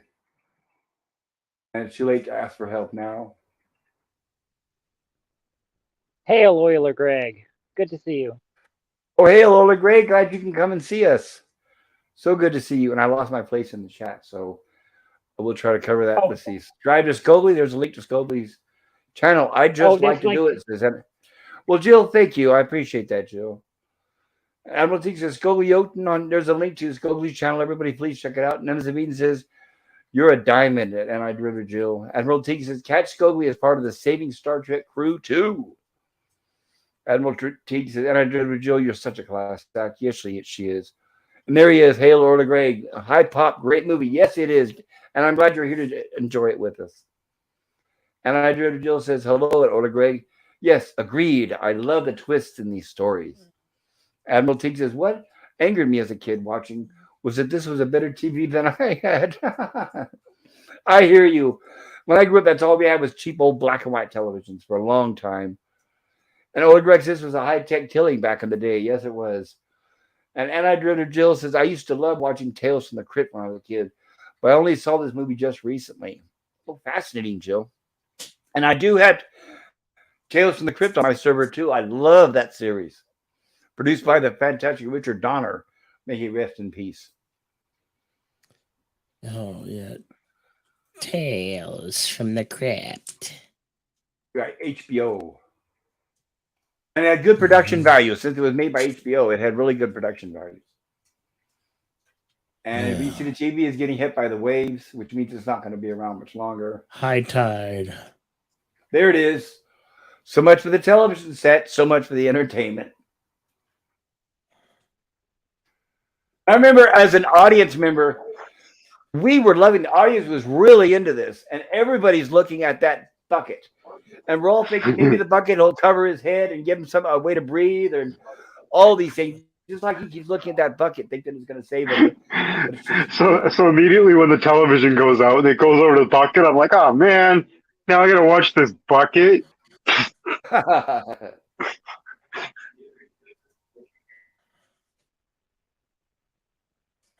And this is great because you can tell it's a real head there. So I like that. Ted Danson, I give him full credit absolutely for doing this. A young actor would do, I don't know if the current Ted Danson would go through the effort, but absolutely 100%. I give the man props for doing this.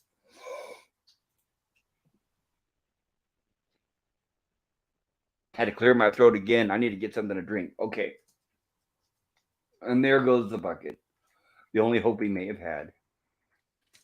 And there goes Richard back to his house. And he wants to enjoy Imagine the that whole thing a from home. tin bucket can float. Oh, yeah, that's true. Oh, well, I guess it's an aluminum bucket. Yeah, the aluminum bucket just drifts out to sea. It's like Wilson. If it was metal or steel, it would not float. I would mention it would sink. Right? Not likely. Yeah, not likely. Notice here they're establishing that the entire area is covered in cameras. So he's got closed circuiting everywhere. So the whole house, and I always wanted a house like this when I was a kid. I was thinking, wow, I'd love to have a house with closed circuit cameras all over the place. Yeah, and he's got high-end stereo equipment right there on the... Well, that's a VCR on the left. And I'm guessing those are the controls to the cameras. They are below the cameras. I don't know if those are speakers below the controls or not. And by the way, a little bit of trivia for any fans out there. Inside that aquarium, there is a tiger. I think it's called a tigerfish, and it's the same fish that Leslie Nielsen punctures with a pin in the Naked Gun movie, where he's talking to Ricardo Montalban's character. It's a lionfish, Pop. Lionfish, that's it. Thank you. Thank you. Welcome. I mean, it was something like that. Thank you. You're close. Poisonous. It is? Oh, I know. Yeah, Ricardo Montalban said something about that, I think, in the Naked Gun. And he's excited. He wants to get back and watch the whole show, of course, being sadistic as he is. They're a real problem in real life. They're about invasive species right now. People are actually like paid to go out and kill them. And yeah, they've got venomous spines running up their back, so you don't want to touch them. Ooh. Sickness or death? If you get in contact. Well, sickness for sure. I think enough could lead to death. Not 100% sure. I'd have to check it out. Yeah, I'm going to do my best to avoid them if I can. That and avoid the blue-ring octopus. Blue-ringed octopus. Yeah. Anything with bright colors in the ocean is generally a bad idea. Exactly. The brighter the colors, the worse thing. Excuse me, guys. Second guy. Holy moly. We had some demons fighting. It's like that's live footage of Admiral Teague's reaction to Picard's. Oh my. So coming up here, guys, I want you to pay attention. Les Nielsen here is gonna go over, and there's gonna be like 31, 32 videotapes lined up. And I'm thinking each one of those are okay, I hope we're back on track. Hi, Pop. Are we back? No? Can you hear me? All right. I can hear you. You can hear me? All right. I apologize for that. My dogs get a little rambunctious. Shame on them. Don't you guys know when it's your turn to speak? I'm working on it, but they're still not quite there yet. Okay, here we go. Oh, they allowed me to squeak in a little joke there, so it was good. It's the thing is, I have the mother Ginger, and then the two boys, and the boys get a little alpha male challenging at times.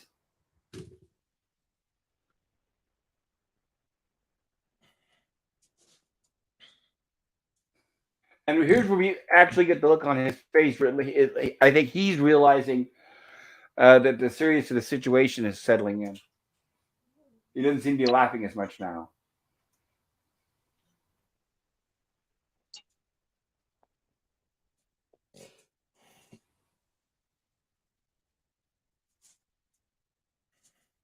And as he looks, oh my God, he realizes there's a big one and he may not survive this one.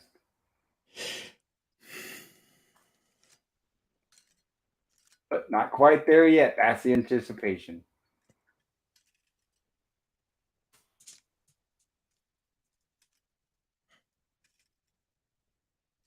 And he's still talking to him, of course.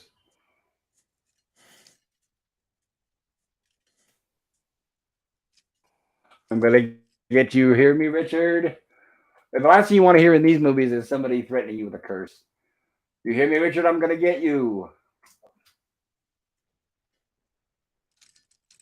And of course, you've got to hold your breath, Harry. And we have Ted Danson with the red light behind him, which means I think this is over for him. Excellent shot. Excellent. Yeah, they did it fit like the comic book. Yes, it looks exactly like the comic book. I love it. All those color gels and everything. We need more of that in the movies. Everything these days seems so washed out and bland, desaturated. So here we have where it looks like apparently time has passed and there's a cloud cover, maybe possibly early evening. And Richard is back collecting the video equipment. He starts to have the classic Bond villain syndrome. He's like, maybe I should have set this up in a way where I could actually tell what actually happened or not. Right. I'm pretty sure they're dead.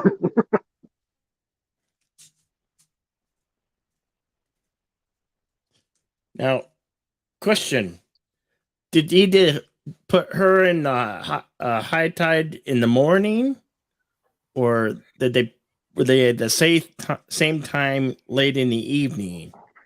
I would assume if she was the day before. Right, But that's just it. I don't think it's really stated.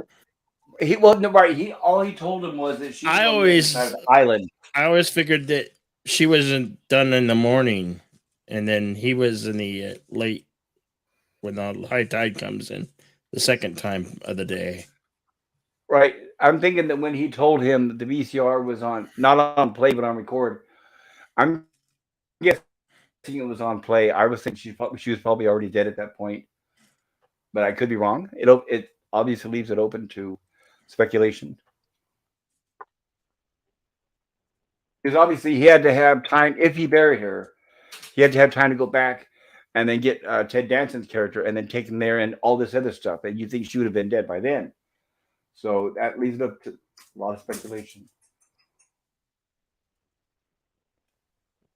There he is. And he's convincing himself that everything went just perfectly, just like he had planned. And there's the bucket. See, the bucket's fine. We were all worried for nothing. And the bucket is this is where we see the bucket. It was too small. It would never have done him any good in the first place. So it was just a distraction for us, the audience. That's what happened, all right, he says.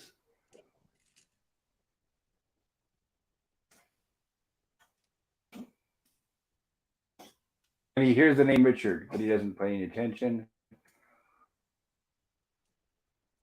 And we have the sun setting, and now we have evening. And not good at all. We have footprints not going into the ocean, but coming from.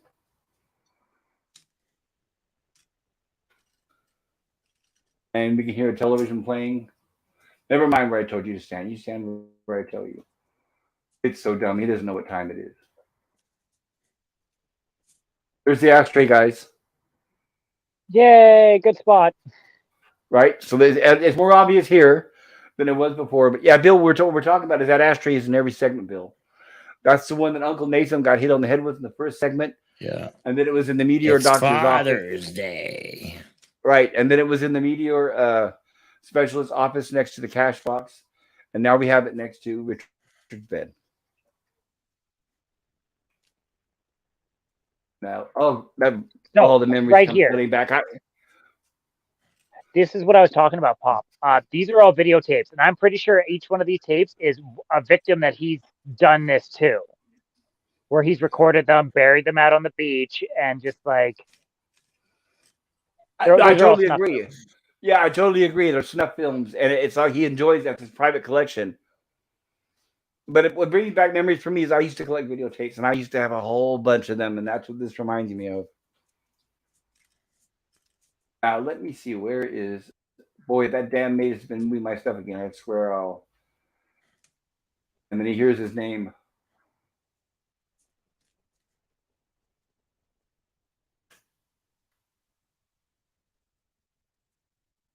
And he decides to check it out.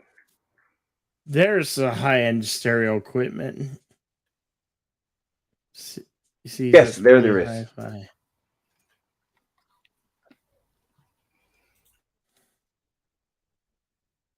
And yes, they made some really good stereo equipment back then. You could get some really good kick-ass speakers. And there he is, still trying to convince him that everything's fine because he's hearing noises and he's starting to get paranoid.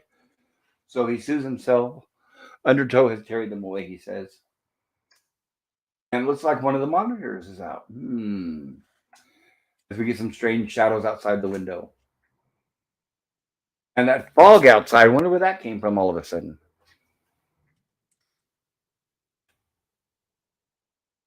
Looks like maybe some visitors.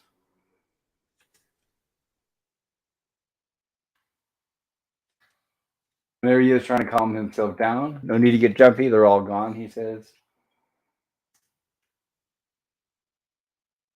They'll go. But look at that Blah, blah, blah, profile, blah, that blah, blah, blah, nose. blah.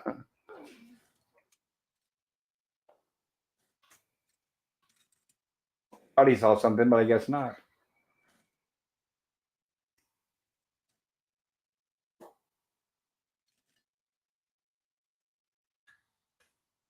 Excellent creep scene there. Got the fog.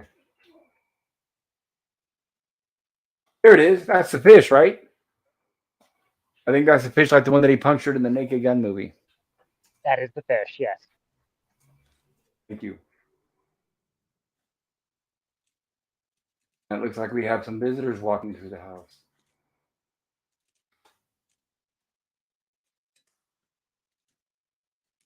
Ooh, we got a little bit of noise there.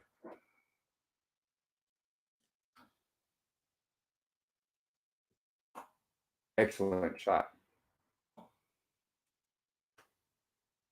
And apparently he's alerted and there's something wrong.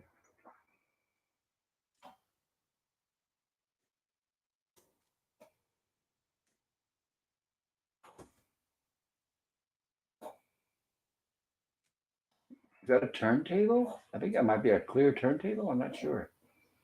Interesting. Got that gun, good old trusty 38. Oh, yes. Whitworth, I suggest you get out of here. Of course, he's thinking it's intruders. Who knows better how to direct zombies than George Romero, right? Well, of course. And here we are back to the Dutch angle, which means shit has hit the fan. Wentworth, I'll shoot you dead. So here's where he thinks that Ted Danson's character is still alive. And here we have sweat. You just got out of the shower, but now that's cold fear.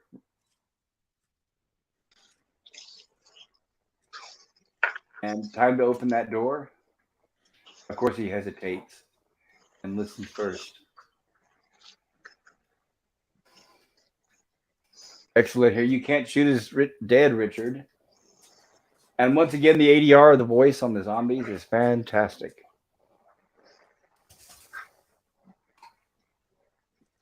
We're already dead, he says, of course.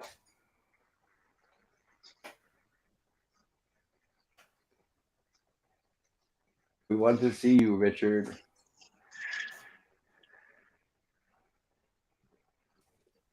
And Tremendous shot. To the forehead. Yes, Tremendous shot. Jolly good. Jolly good.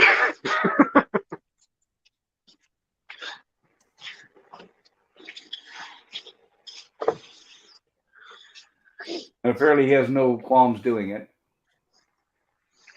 We dug a hole for you, Richard, below the high tide line. And there he is, Ted Danson reacting to a shot in the head. Here we come. It's showtime. Here we come, Richard. Here we come. I love the building of the suspense. They're in no hurry to do it. Let's go to the beach. We just want you to come to the beach. Come with us. And of course, like everybody else, he empties his gun until there's no more bullets and then throws his gun at them. Love it. That always works, right? That always works. The gusto. Just sheer desperation of the situation. Right. And here he is in total sheer panic. I think maybe he's starting to realize he shouldn't have done what he did.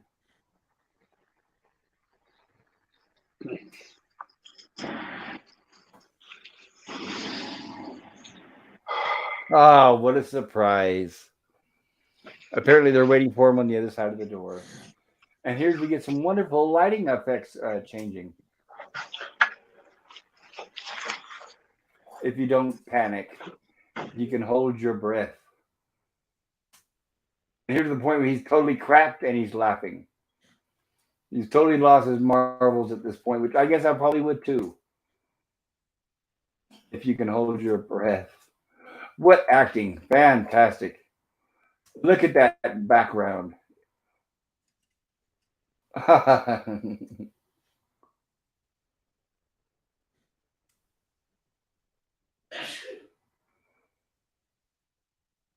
Oh, looks like camera's all set up. And look at that. I can hold my breath, he says, for a very long time.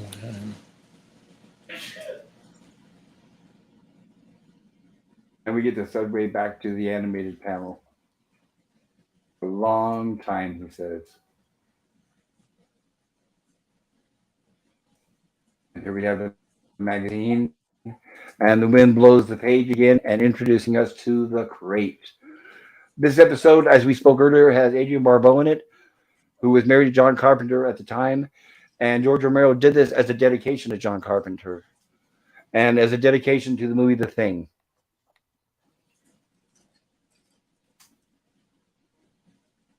We open here with the janitor tossing a coin to decide which floor to do next. Rolls under the staircase.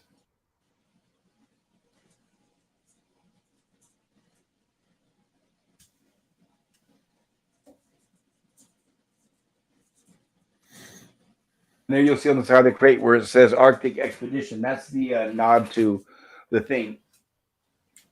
Which, of course, I'm sure you guys have figured out we will be covering that on our channel here, The Thing. I can't wait for that day to come. And the wonderful, I love Hal Holbrook. Oh, my goodness. You guys have no idea how much I love that man. I've been watching him ever since I saw him in Our Town as a kid. Very versatile actor. And his son, I think it's Lloyd Holbrook, is now acting. Hal passed away just recently. But a lot of movies. He goes way back and did many, many, many things. So here we have a dinner party. You and Henry both, you're such children. But at least Henry has me to take care of him. Don't you dare. And the beautiful, wonderful Adrienne Barbeau. Abby, Richard, I'd like you to meet Dexter Stanley, our distinguished professor. Dexter Stanley. And the wonderful, wonderful Fritz Weaver, who on the right there, who also goes way back, and he was also in Twilight Zone, among many, many other things.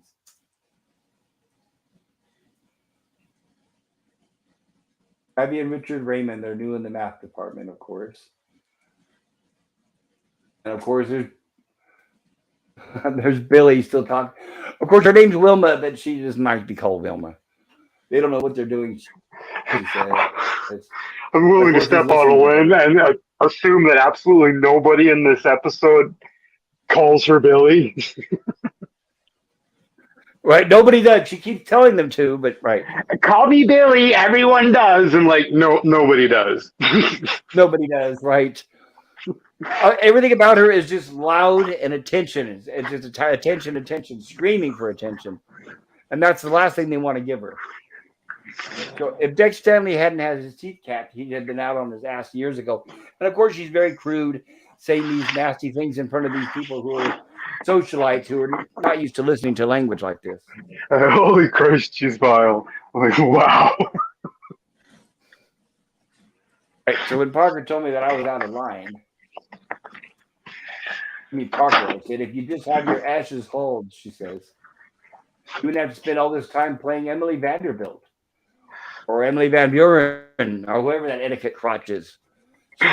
She's referring for us old folks to a magazine article called Dear Abby that used to be out.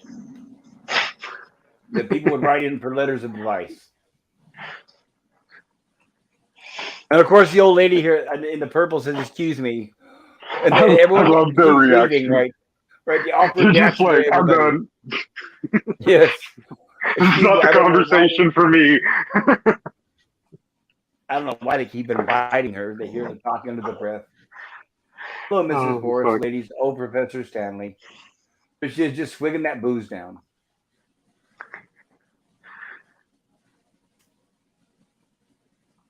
Well, just yelling about causing trouble. Exactly, right? And that's what she's watching. She's thinking there's something more going on between the professor and this other teacher. Okay, that's great. All right, I'll call you about it, he says.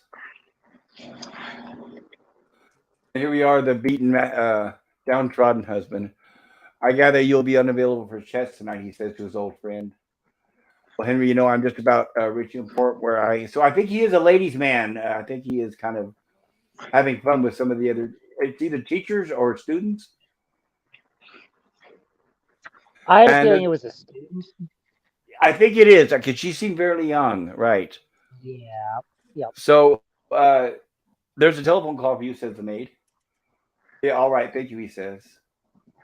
It's probably Charlie Garrison again with his damn ear mites, he says. He's going to get that Nobel Prize before he's 20, especially if he's working in Emerson Hall in August. Oh, he's downstairs. It's cooler, he says. Yeah, sure, I'll come tonight. Oh, thanks, Dex. Oh, hey, listen, what are friends for?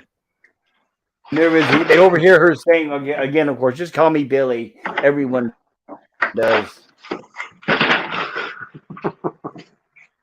And of course, he's just stewing, listening to all this. And here we are, the custodian thing. So I thought I ought to call you anyway. So what do you thought, Professor Stanley? So he explained to the professor about the crate under the stairs.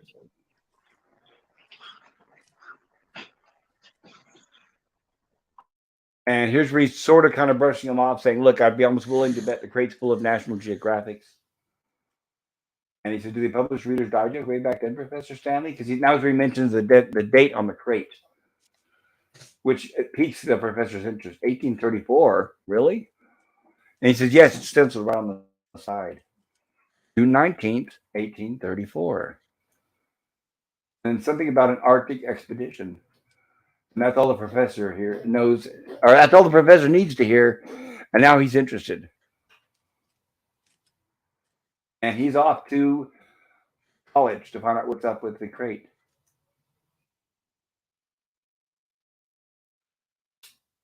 And here's her mouth still going on because everyone in the department is looking to put the knife in you. I mean, some of these so-called academics. And of course, here's where he addresses her, Wilma. Make the shark in Jaws look like, well, I don't want to say that word, but Flipper, effing Flipper. By the way, did everybody know that even at this point in 2023, 1975 movie Jaws is still the most profitable, successful horror movie to date? It still has not been topped. Wild. Right? It was the beginning of the blockbuster, and it's still the #1 horror movie. Crazy. Make the shark in Jaws look like effing Flipper, she says. And of course, here's where we have, see the red light? Here we are with the red light again. Wilma, your husband calling you, Billy. Of course, she's going on and on. Yeah, he's having a fantasy. Tremendous shot. Jolly good, sir. Right. And I'm going to explain a little bit of behind the scenes about this. The way this was shot was Tom Savini placed first of all, he drew the wound on her head, placed a button over the wound with a string attached, and then attached makeup over that to it look normal. And then what they have when they said action, he pulled back the button, which left the wound gaping, looking like this, and then they reversed the film. No, they didn't have to reverse the film. That's right. So we do that again here. He pulls it out as he shoots. That's them. If you look at it in really super slow motion, you can actually see the button pulling on the string away from her forehead. Great effect, very practical, and the audience would not notice. And of course, you got the spider behind her on the tree.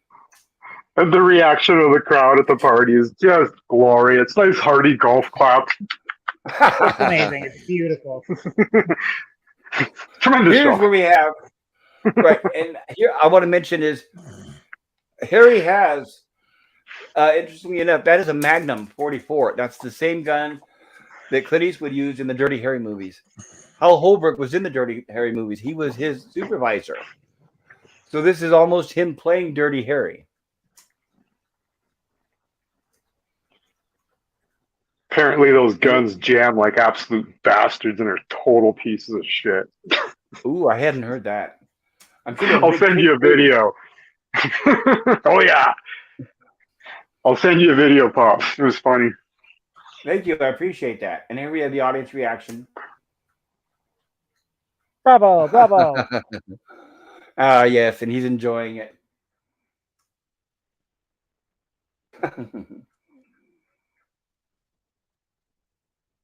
And then the realization it was all just a fantasy in his mind. Ah, it was too bad. I'm disappointed. And of course, she's still chastising him. I told you half an hour ago to get one of them kids in the monkey suits to bring the car around. Of course, I'm sorry, Wilma. He's apologizing still. I'm sorry, Wilma. Oh, Henry, you are such a little kid. So painful. I swear to God, you are. In fact, when I think about it, she does a good job as a horrible person.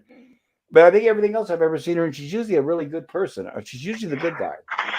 I was watching this and I was like, there's no way this woman is not like just the most wonderful, caring person you would ever meet. Right. Well, apparently they've established that she's only with him for his money, apparently. I mean, where would you be without me to take care of you, she says. Look at the reactions of the people behind her. Here we get our little establishing shot of Emerson Hall. I love that. Very stoic. And here we are, him telling him, I'm still betting your crates full of old magazines and just plain junk. He says, no, I'm telling you, it says an Arctic expedition.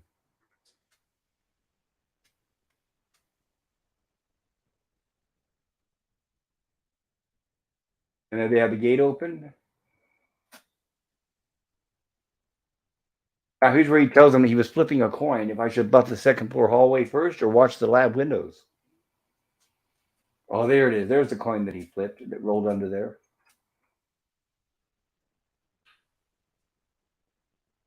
Help me with this, will you? I think we might really have something here. So he's realizing the crate's heavy. And they carry it into the classroom and put it up on the counter. I did feel something under the stairs. It felt heavy, he said. I guess I might be spending too much time in the sun, huh, Doc? I want to cover that. Look at that. See, Julia Carpenter. So this was that's another reference to John Carpenter without being right on the nose. I love and a derivative Jill says she does such a great job of being absolutely obnoxious. She makes Keiko O'Brien look like a supportive sweetheart. It had to be fun to play that role, I'm sure. I mean, they've said that playing the bad Richard Price was the one that said playing the bad guys was the best thing that he ever done. It made him famous, and he said he loved the roles. Well, let's get this open, shall we? Yeah, they say. So without looking for tools, I got a hammer and a chisel out in the closet. Just wait till I go get them. Now we are back with Wilma / Billy. And don't just leave the pot soaking like you did last time. So, of course, she even has them doing the dishes. Scrub them and put them away just because you and your intellectual friends are going to play chess doesn't mean you have to leave a mess for me, she says. And he's just stewing, of course. Yes, Billy, under his breath, though. He doesn't address her directly as Billy. He just says it under his breath. And kindly have him out of here before I get back from my classes, she says. But frankly, that tobacco he smokes makes me want to row.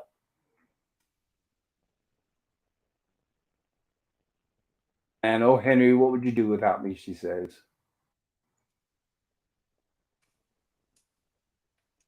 I think he can imagine quite a lot.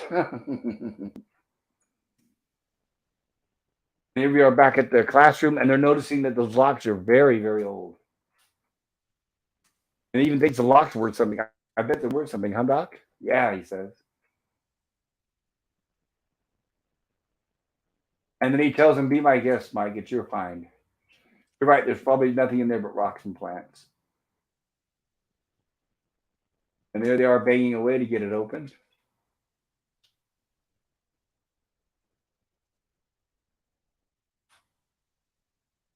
And they pry and they pry. And a whiff of dust comes out when they open it, and they have a crack. And where did I leave my flashlight? Do you remember, Doc? Yes, it's down by the stairs.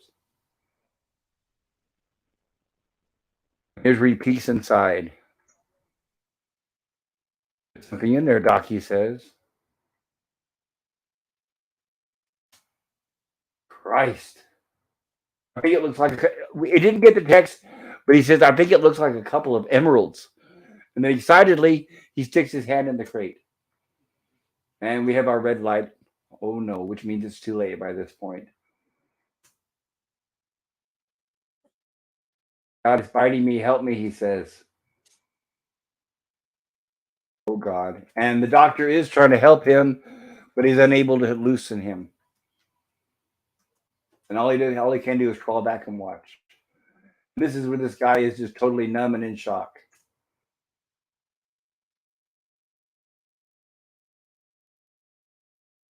Poor guy. Poor janitor.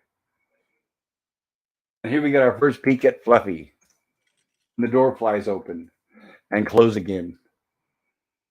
And as he does that, he pulls the janitor into the crate. The last place any of us would want to go.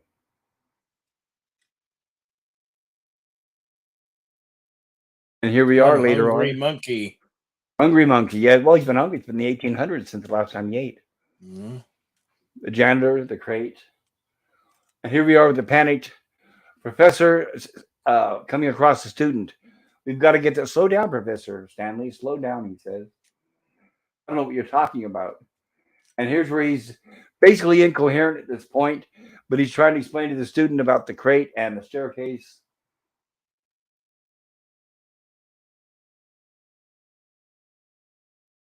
So there's the crate. Just gotta say how this student here handles this situation is just brilliant all the way It is, through. right. This guy is a skeptical, but he's not dismissive, and he's just brave and an absolute champion. I agree. So the monster in the crate is actually dragging the crate back under the staircase. And that's what the professor realizes. That's pretty far out, Professor Stanley. It's true. It's true. I swear to God, it's true. The guy doesn't believe him, of course. Well, who would, right? This is kind of, hard to grasp if you were hearing this for the first time. Come on, we got to get to campus police. No campus security is no good. I'm having trouble swallowing this. What the F are they are they going to think, he says. Charlie, and he says, no, I think I'll go down. And he wants to take a look himself. Charlie, don't go down there. I'll be right back, Professor Stanley. I've got to be probably a mile away behind in the chat by now. I apologize, everybody. There, see the blood? You think I'm crazy now? And oh no, right. So we all think what he's thinking, and that is that he's probably killed somebody. And here we have the blood on the floor, and this is where the professor realizes that it dragged the crate back under the stairs. I thought it would be pot bound after all these years, but it got out, he says. It pushed the crate off the table from the way the track looks.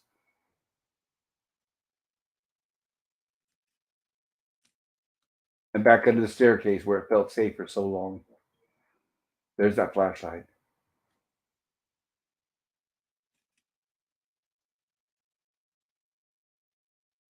So here we have a curious student. At this point, I would not be curious, but hey, it's a student. Maybe he's more curious than I am.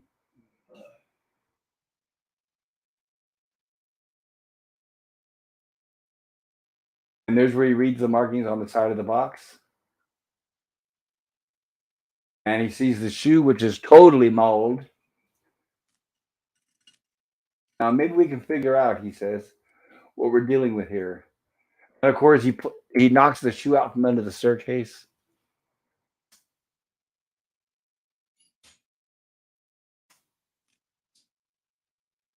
Now he's starting to feel bad for the janitor, or custodian, sorry.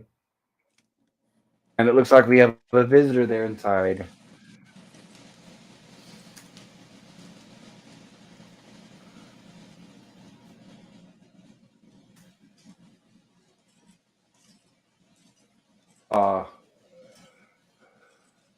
And here we go once again.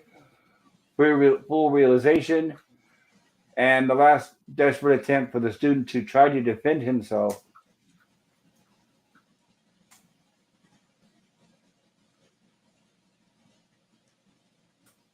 And he hits the monster on the back of the head, which all that does obviously is upset it.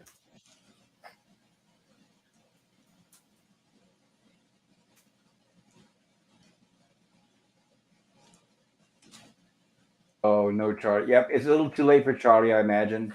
He is trying to get out, but it's not doing him any good. Yeah, that looks like it just might hurt. And here we are back at, let's say Wilma's house, because pretty much she runs it. We got to stop it. We got to stop it. He runs in a panic. I remember how he was expected to be there to play chess. So he says, we got to, dear Christ, they died. So he's obviously just jumbling what he says. He does not make any sense. Hey, Dex, hold it.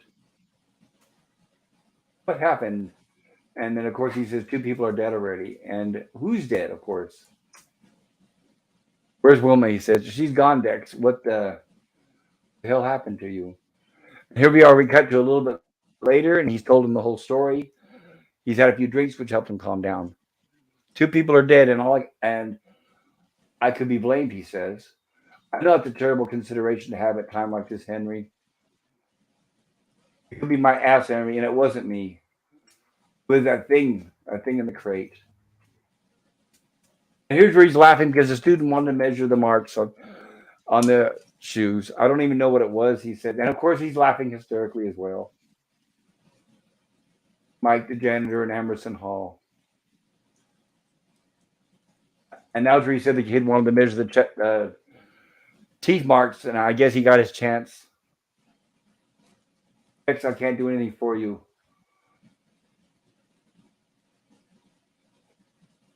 He says, I'll go check it out. You stay here and relax. And he says, okay. And he's listening to the whole story here. I had 100 crazy ideas about how to get rid of it coming over here, he's thinking. I kept thinking about Ryder's Quarry. You know that place? And he says, I know it. I kept thinking that would be deep enough.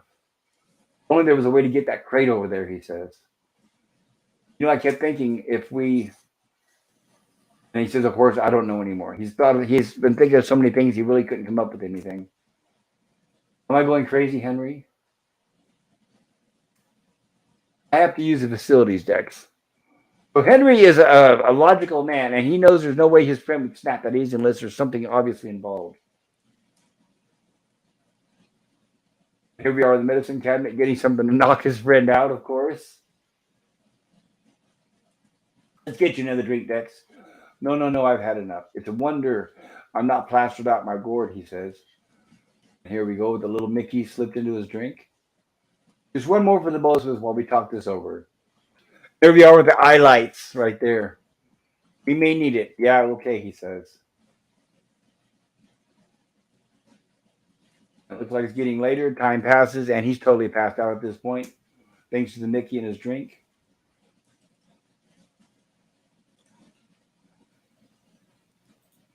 And here we have a little love letter to Wilma. Basically telling Wilma to meet him at Emerson Hall. And telling her that the professor has apparently had a problem with a student. and that he needs her help. It was a voiceover, so I'm kind of filling in, guys. I'm paraphrasing. And here we are If back I at the do call. drop out here, guys, I'll be back within 10 minutes. Just On your way home. yeah, I might drop out. I run into malfunctions when I get out to the car with my screen on, so Okay. I'll be All back. right. We'll see when you get back. I've been missing so much chat. I apologize, everyone. I'm gonna cut up a little bit of chat here before we get too late.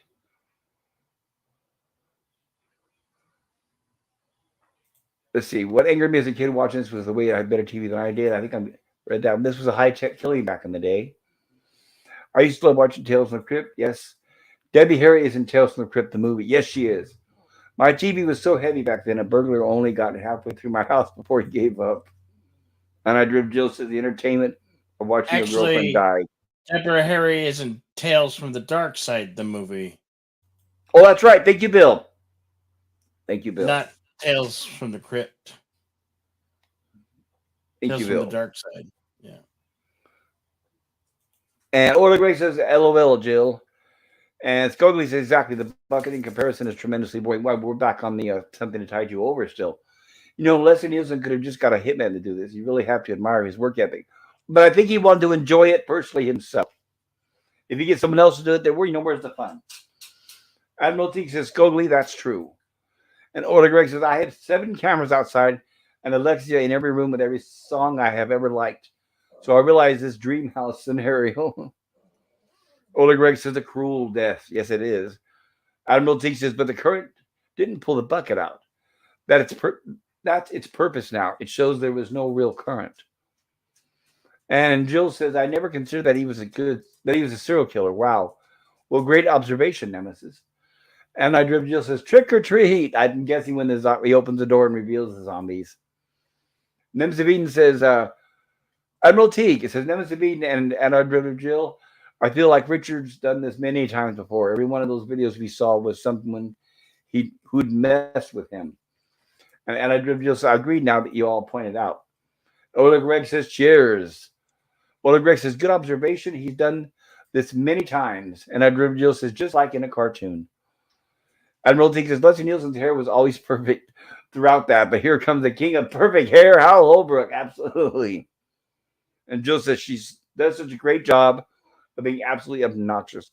She missed Keiko. Oh, there it is. Yeah, right. Keiko O'Brien looked like a supportive sweetheart. And Jill said, this is a really cool scene while also being some great foreshadowing. Yeah, absolutely, Jill.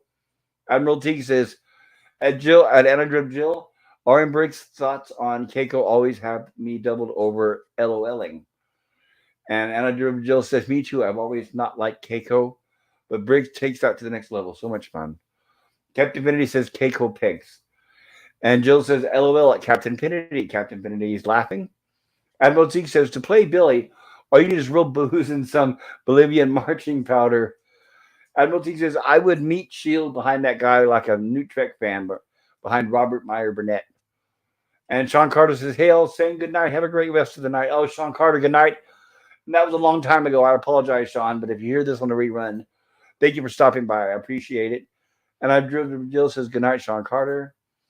LDG, hail, LDG. There we are. Good. LDG is clapping. Good to see you, LDG. I missed you. Haven't seen you in a while. And Jill says, not leading Wilma to trap her or anything. Nothing like that. Oh, no. And Jill says, hello at LDG. Yes, LDG. Excellent. Good to see that, man. But here we are. Late night back at Emerson Hall. And here we are. He wants to check out what's going on himself. And everything seems to match up so far with what Dex told him. Oh, good old Hal Holbrook.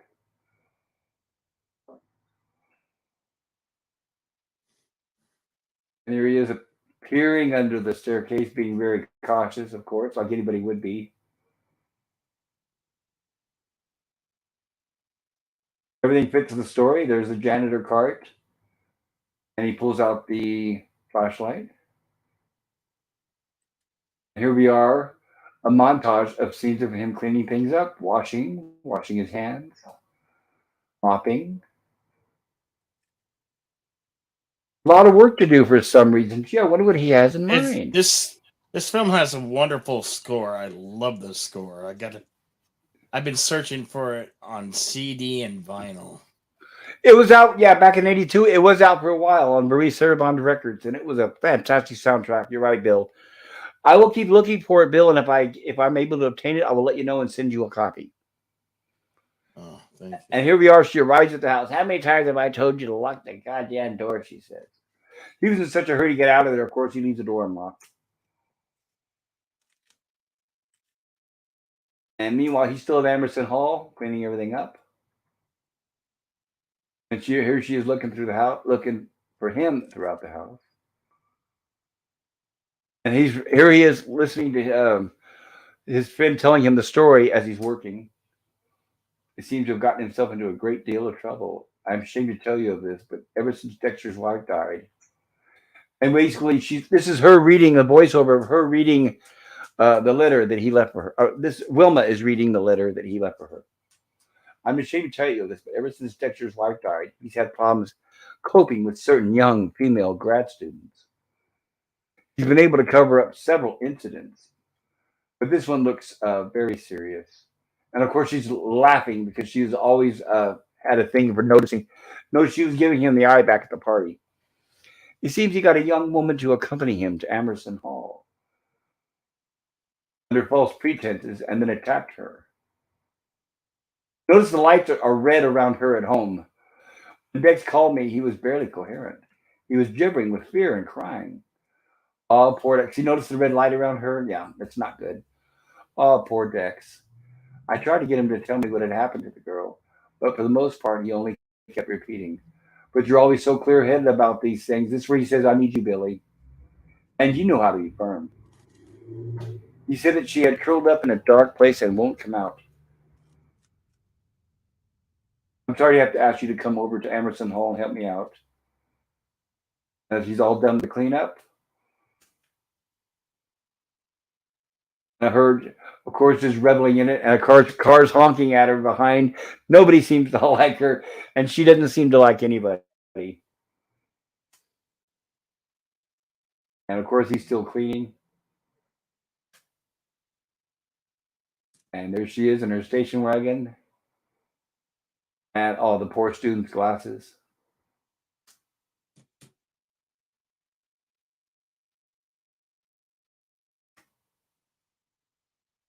And he's quickly putting away the cleaning supplies. Just in time. Downstairs, she was remembering what the note said. Just in time, and he looks around to make sure everything's just right. Of course, she comes in all loud. What kind of a mess has he gotten himself into, she says. Well, it's easier if I just show you, I think. Come on down, he says. What's this, she says. Oh, I found them in the, oh, Henry, she says. Did he beat her? How bad is she? Is she unconscious? And this was so funny. If you watch the video, he's trying so hard not to laugh at this point. And he has such anticipation for what's happening. He just doesn't know how to contain himself. Right there. There he is. He's trying to laugh. He's trying not to laugh, but he's trying to make it sound like he's crying. And he explains to her, I think it's easier if you just see for yourself, Wilma. And then she even says, what are you laughing about? So he's not able to hide it very well. Your best friend gets in a scrape with a girl and you're laughing? Well, there is a funny side to it, Wilma. Wait till you see. You'll think so yourself. You're hysterical, Henry. It's just what I would have expected. Oh, we got a pop here. And hello, PvP. Good to see you, PvP. Hi, guys.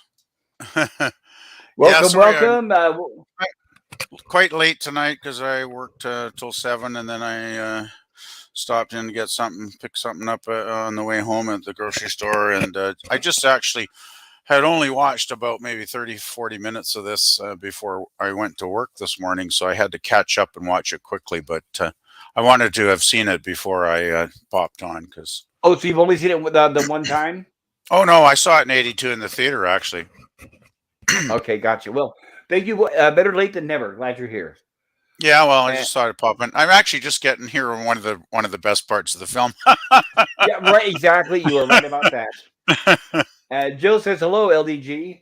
Admiral T says now whose hair held it better throughout their segment, Hal Holbrook or Leslie Nielsen? I feel Leslie's hair overcame, overcame more, but Hal's was better.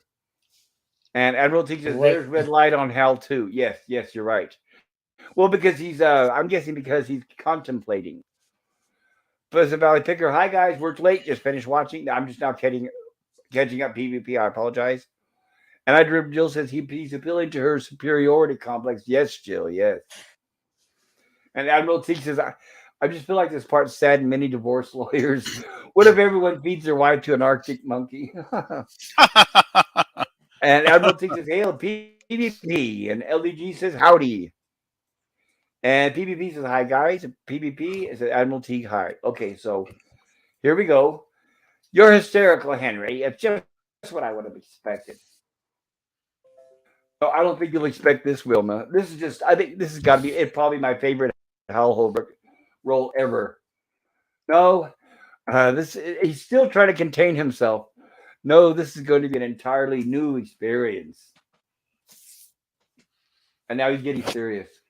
And of course, she's confusing. She's a confused. He grabs her, and he can't wait. There's so much anticipation, he just can't wait any longer. So he grabs her and starts forcing her towards the crate. What are you doing, Henry? Let go of me, Henry. What are you doing, Henry? Of course, what's going on? The lab's the other way. He said, well, yes, the lab, yes. But the girl, she's under the stairs, Billy. Now he's calling her Billy. Yeah, that'll appeal to her.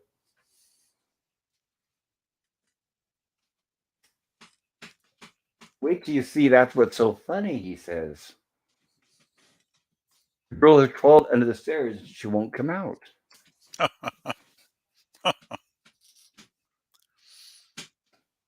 She's all curled up, like a little baby. Just like Bill said, right? If there's a superiority complex, she's going to save everything. Oh, Henry. Well, and he said, and making funny sounds and everything, he said.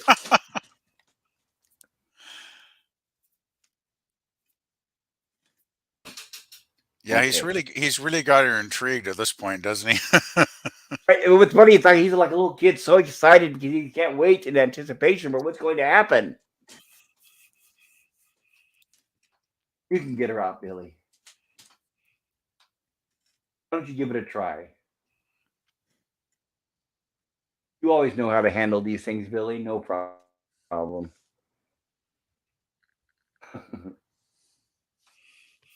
No trouble. Of course, she is hesitant, but he can't wait. The anticipation is too much. I know you can get her out, he says. He rushes and pushes her in. Starts banging her And of against course, the grate. right, well, this is where and she's hitting him because she doesn't know what's going on. What are you doing, Henry? What are you doing? Right, and he's hitting her. There it is. And You slamming her know, against the crate, which I done a long time ago. Get in there, Wilma. Yes. one thing I love about this scene here is it's very suspenseful because you do not know if the creature is actually going to get her at this point, right? Well, you're assuming Because it is because the crate's there and we know the creature's in the crate, or yeah, at but least somewhere nearby. you're just thinking that with his luck, she'll be the one person the thing doesn't eat, right? Well, right. There is that bit of doubt because, right, he's banging her against the crate and nothing happens. So Mm, he's starting to have doubt as well. that's it. It takes like I don't know 30 seconds or whatever It goes by does. in There's right. time, There's and a little. Yes, a little bit of a delay. So he says, "What should have done it? What I should have done a long time ago. Get in there, Wilma."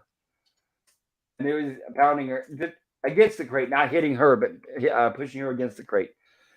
Just tell to call you Billy, you bitch. Of course. Stop it, Henry. I'll scream, she says. Oh, scream all you want. I'll help you. Wake up, wake up, wake up, whatever you are. Wake up, dinner time. And of course, she's in total confusion. She doesn't know what's going on. Poison meat. Wake up, wake up. He even says that the meat will be poisonous.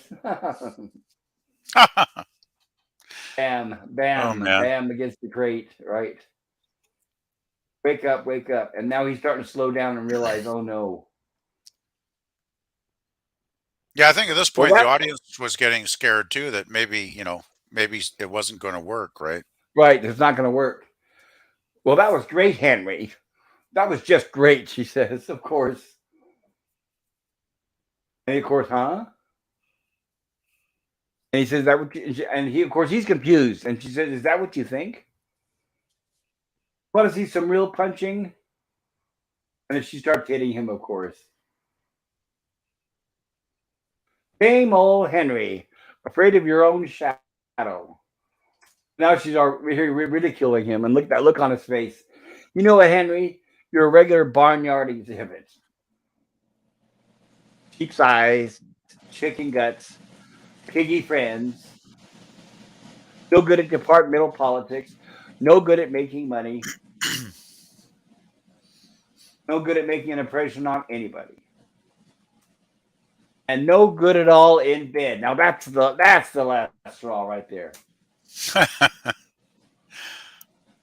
I just want to.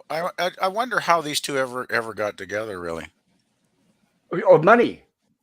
Money. Oh, I'm okay. guessing right. He's an established big professor at this college, and she's a gold digger. I mean, literally the way she's But dressed.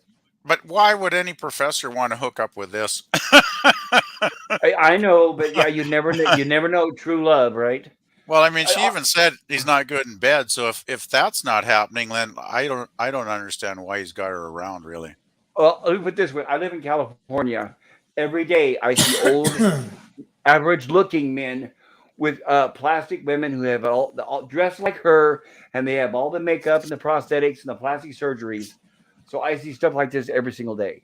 The Oh only difference gosh. is she's not caped with plastic surgery. Yeah. Well, I got to admit, Adrienne Barbeau was a pretty natural beauty, really. She was a pinup. I had it on my wall. Anybody who's seen her famous poster, I would cover that now. At the time, she was only competing against Farrah Fawcett. Those were the two big pinups at the time. And I actually preferred her way, way more than Farrah Fawcett. Hey, So she says, Yeah. when was the last time you were a man Pleasant in our Valley bed? Picker. Did you What's go that? by? You should go by Pflugerville. What was that? Did you used to go by the name of Pflugerville? No. Okay, you sound I've like al- a lot like this other guy. no, I've always gone by this name. Okay. So Billy continues. When was the last time you were a man in our bed? Or I swear to God, you'll be wearing your balls for earrings, she says, of course. That's a good line. And I swear to God, if you ever touch me again, what do we have here? And there we get the excellent, the lighting, the background. Ooh, and just in time. Welcome back, Scogli. Good to see you there. Tell Welcome it to back, call you Scogli. Billy. Cheers. Good to be back. That's right. You guys, Hey, as you can Scogli. see, Scogli, you arrived at the right time, Scogli, just in time. I've noticed that Billy made the same mistake Richard Nixon made. She took Hal Holbrook lightly. Oh, that wicked scream when she looks over. And now his is the first time he's actually laid on the eyes on the creature. And he's surprised. Even after hearing about it, he's still surprised at the appearance, which I love that reaction. And there she is, finally, for once she's not in charge. Yeah, she's definitely not in charge. And I gotta say, I love the look of the creature in this part of the film. It's just fantastic. I mean, great practical effects in this film. that creature was the first animatronic that Tom Savini had built. So you Really? get advice for it. He called up his good friend Rob Botton, who did the makeup effects for The Thing, among other things. Wow. So the two collaborated on Fluffy. Fluffy, is that his name? Fluffy, yes, that was affectionately his name on the set. That's a good one. So here we are with Henry. Finally, he had been hoping all night to finally say these lines. Oh, just tell it to call you Billy. One of the best moments in the film, really. Right. Well, she kept saying, "Just call me Billy." So there we go. Yeah, he got his revenge finally. Right, and she got her comeuppance, as they say. Yep. Okay. How's it going, PvP? I'm doing okay. Well, Good. Actually, I broke a tooth eating supper last night, which kind of sucked. But Wow. uh, yeah, Sorry to hear that. I got a recommendation from someone for a really good dentist, though, so I'm going to have to give him a call. It's nothing painful. Like, thank goodness it Oh my broke in a God, good that's way, the so I worst. got no pain. So You didn't pick up a cool whistle either, so yeah, I just have to monitor it, and I'm sure I'll be fine for at least a few months until I can save some money up for the exorbitant dental fees. Oh yeah, sorry to hear that. So here's Oh we well. have Henry reacting, and apparently he's in I was shock, and like I just think he's waiting at the for him to point hit where he the might ground. vomit. I was just waiting for him to hit the ground, just plop. Oh, hit the ground. He's not. No, he's no. I think he right now he's. I know he's stunned. I don't know if he's in shock, He's but just I think getting he's some just air. too happy for what happened. And I mean, he's so happy everything worked out just exactly like the way he wanted. Well, I kind of thought maybe too after seeing the creature and having watching Billy get devoured, maybe he was like getting an adrenaline rush and he just needed to get Yes. some air to sort of keep breathing, sort of thing. Yeah. Yes, I think that was it. Right, he needed air. Well, but plus, who could watch that without getting a little sick to your stomach? Well, I don't know. The wonder, overcome with the wonder of orchestrating your wife's death. Exactly right. Exactly. Oh, and there's her purse. And you would think these days you would think, and there's her cell phone, but no, it's a makeup compact. There's those glasses still. And the only one smart here, of course, as he does is lock up that crate. Yep, that was Very one part. quietly. The one part in this, well, I mean, the story had to happen, but near the beginning when they actually unlocked the crate and they pried it open and they had to take all those big, huge nails out, it's like if you got a crate that's that secure, maybe you don't want to open it. Right. That is a little bit of a warning. But of course, this is a college, so they're going to be curious. True, but I think I'd want some backup, like maybe a flamethrower or something before I opened it. So here he is being very, very, very, very, very careful, locking up the crate. Very delicate, very quiet, little at a time. And then the creature realizes what's happening and struggles, and the crate shakes. But just he did get it latched, so he's able to close the lock. No, it's latched but not closed yet. There it is. And the monster Yeah, struggles with the he has lid. to conquer his fear again. Yes, that's right. He has to. For everything to go just right, he has to. Absolutely. Besides, he's dealt with Billy his whole life. He can handle anything at this point. Really. Uh, Good suspense, though. That's one thing I like about Creepshow is, I think all the segments have some suspenseful moments that really kind of, help with the pacing and kind of pull you in. It's not just Right. constant horror. It's like it has its slow moments where, as an audience, you can kind of breathe and kind of, take in the horror of the situation. Exactly right. And then, like you said, the pacing is perfect Mm. at this time of the year, and no other the campus is totally deserted. We get a voiceover. The summer session is over, and the fall semester doesn't start for 2 more weeks. So here he is, Henry, carrying the crate throughout the campus with using a dolly, and we have Wilma's car waiting outside. I never saw so much as a pair of headlights. He says, "Henry, what do you do with the crate? The crate."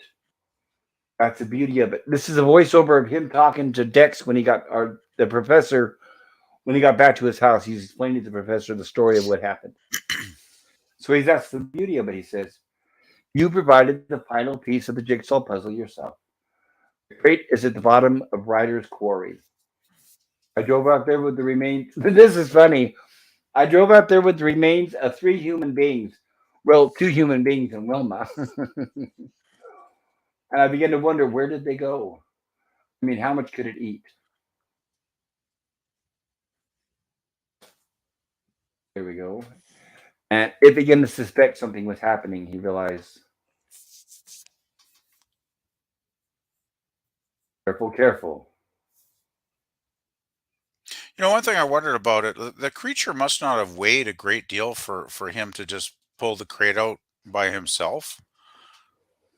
Like it seemed very vicious and huge at times, but it couldn't have weighed a lot because if it was like 300 pounds or something, he would have had a more difficult time, I would think. Right. Well, what you're thinking about is how heavy is the creature, and plus, it also depends on I guess how many remains from the three humans are in the box. Well, the two humans and Wilma. Yeah, he So must have a they're really at right. must have a great digestive system. Well, yeah, exactly right. Apparently, eating Wilma didn't poison it, but there is no point where he actually lifts the box. So he's using everything he's using is leverage. So that's good. That's realistic. So the box could be heavy. Yeah, It's I the guess it only makes point where sense. Yeah. right. So here's where he pulls the box to the side of the quarry. Excellent matte painting. Excellent matte painting. And there it is. No, it's really well done. Yeah. Excellent shot here. Later that morning, he says, in Henry's study. So the question is, what happens now? There's no evidence of foul play. I've seen to that, he says. And of course, he's like, no. Of course, he's not quite sure what's going on. So what about you, Dexter? What are you going to say? So he's basically telling his friend, you can't say anything, or you can be under suspicion just like I am. So he's able to confide with Dexter on the whole plot, but he knows Dexter cannot turn him in. What are you going to say? And he says nothing, and he says thanks. Thank you, What Dexter. are friends for? Right. The thing is, too, they've both witnessed the creature, in action, eating people. So they both realized that if they ever went to the authorities and told that story, they'd probably both end up in the loony bin someplace. So Right. They would end up in the loony bin, and they would be under investigation for murder because they do have missing persons at this point. well, that too, yeah. I mean, they both got a good reason to keep quiet, right? So. Yes. No need to thank me. After all, what are friends for? You understand, of course, that I expect to whip your ass at chess twice a week for the rest of our lives. We'll have to see about that, won't we? Thing is, they And for do the seem first like the time, best friends, yeah. did you see my best friend? And I think this is the first time in many years Henry's actually happy. Hmm. And here's where he's actually starting to think, I haven't done anything to anybody, he says, as he places his piece out there. What if I had waked up before you got here and called the police, he said.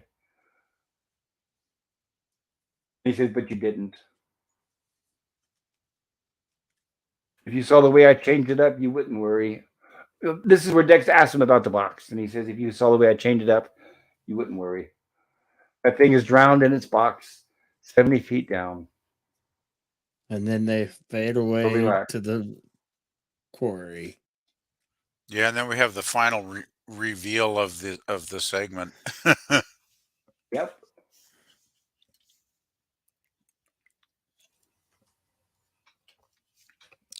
And there we are.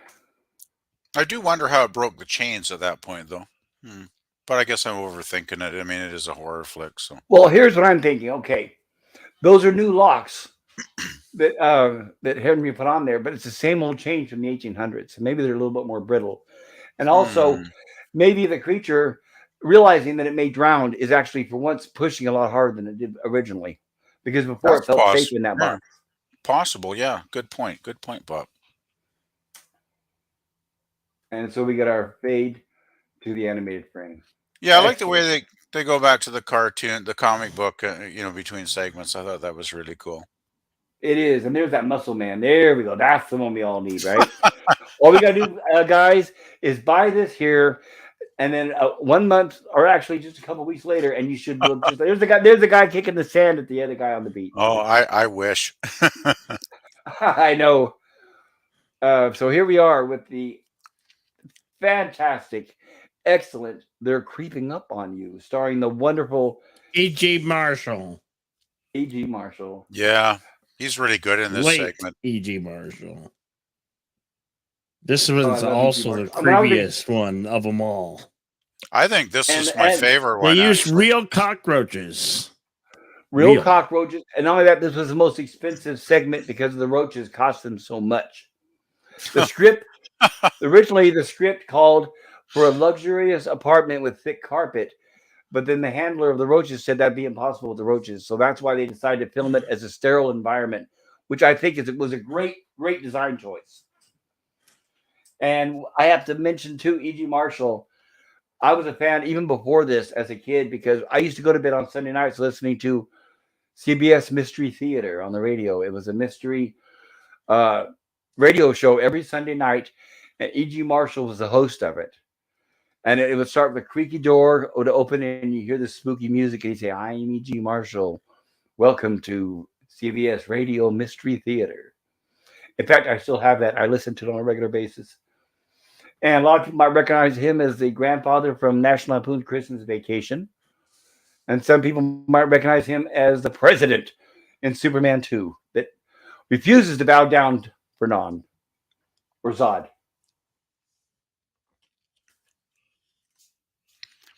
Yeah, I think this is the scariest segment in the whole movie for me. Yeah, if you have a fear of bugs, because this it's is going to get because them. it's real, because it's believable, right? It could, I mean, maybe not to this extreme, but it's believable.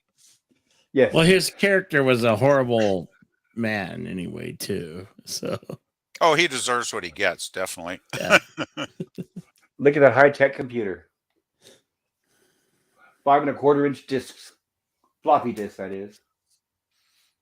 I guess But in of course, '82 that would have been high tech, though. it would have been right. And this would have been state-of-the-art, which is what they're establishing. He's rich. Everything's state-of-the-art. He has everything perfect. He even has a shredder there for the mask that he will not use. Unmask more than once. Of course, he even looks like a hermit. Bastard, he says. And washing his hand. Oh, what do we have here? Hold on. There he sees. That's why he says bastards. But what I want you guys to notice is the soap dish next to him. You guys recognize that? It's the ashtray from all these earlier segments. Yeah. Oh, it is. Good catch. Yeah, Yep, definitely. that same ashtray, that- right? That's from the first segment, is it not? It's in every segment. Father's Isn't it? Day. Oh, yeah. geez, I missed that. Wow. Yep, it is. It's Oh, an gosh. Easter egg in every segment. Geez, I'll have And to in this segment, rewatch again. Yeah, in this segment, it plays a soap dish instead of an ashtray. Wow, that's cool. And here's his obsession. That's all he thinks about is I'll get them bugs. I own this goddamn building. There's not going to be any more damn bugs. This one's titled "They're Creeping on You." Creeping up on you. Yeah, creeping up. Yes.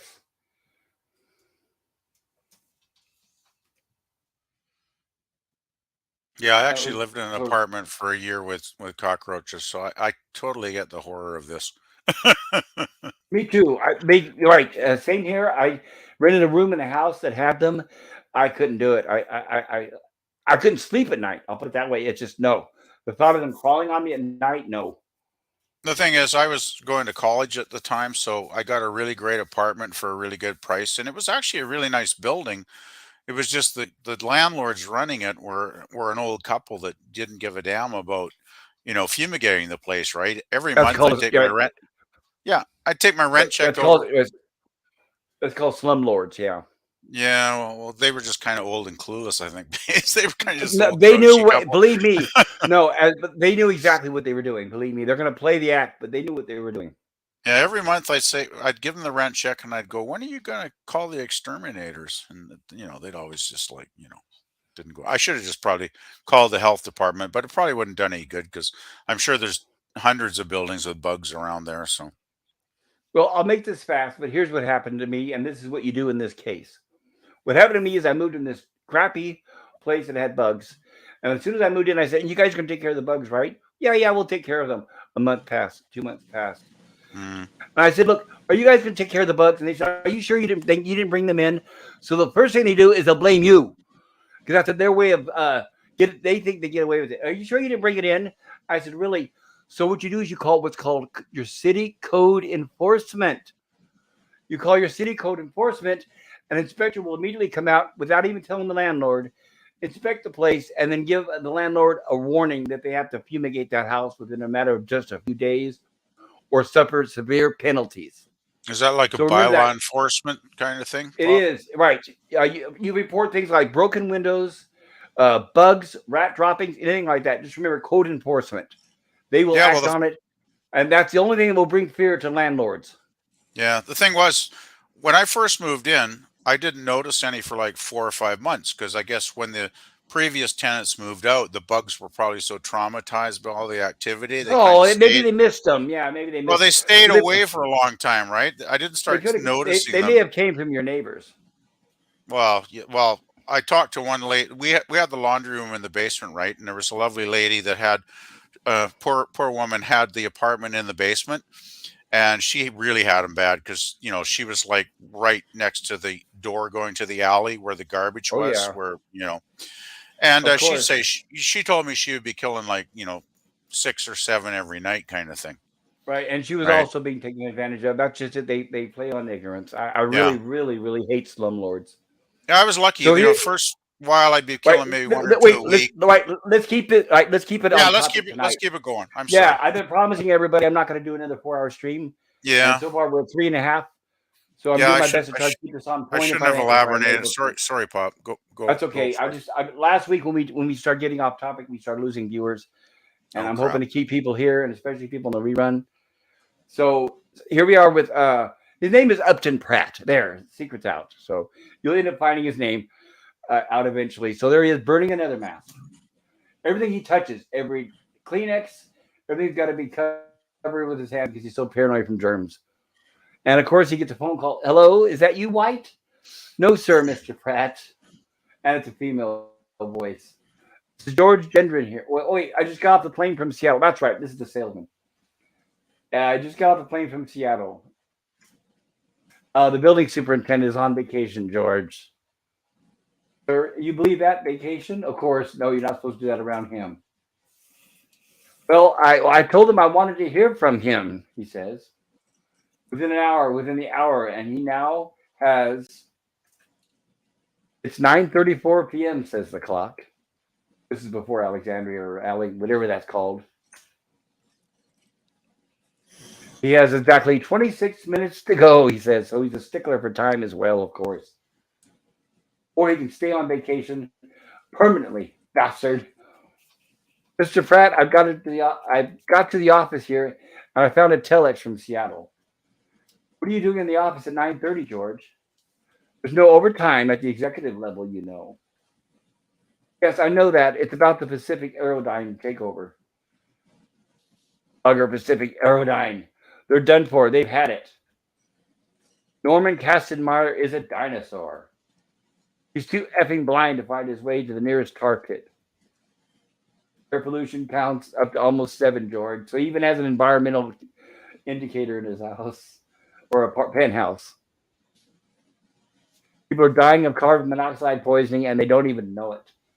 Of course, now it's the virus, but yeah, people are living like this in fear now because of the COVID.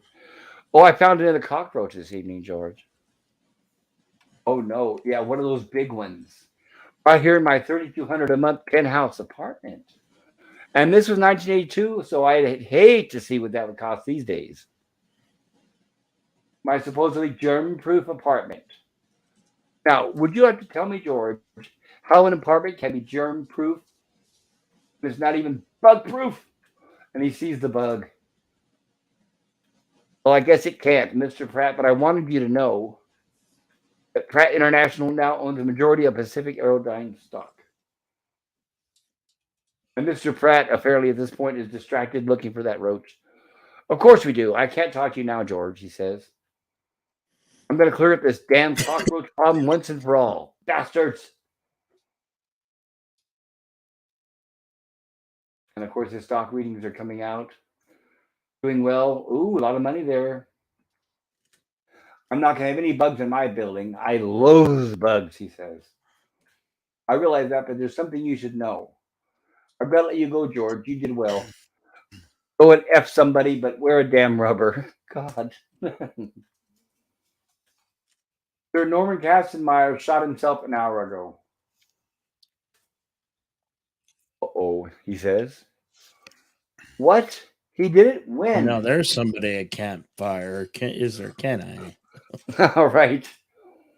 What? He did it when, he says.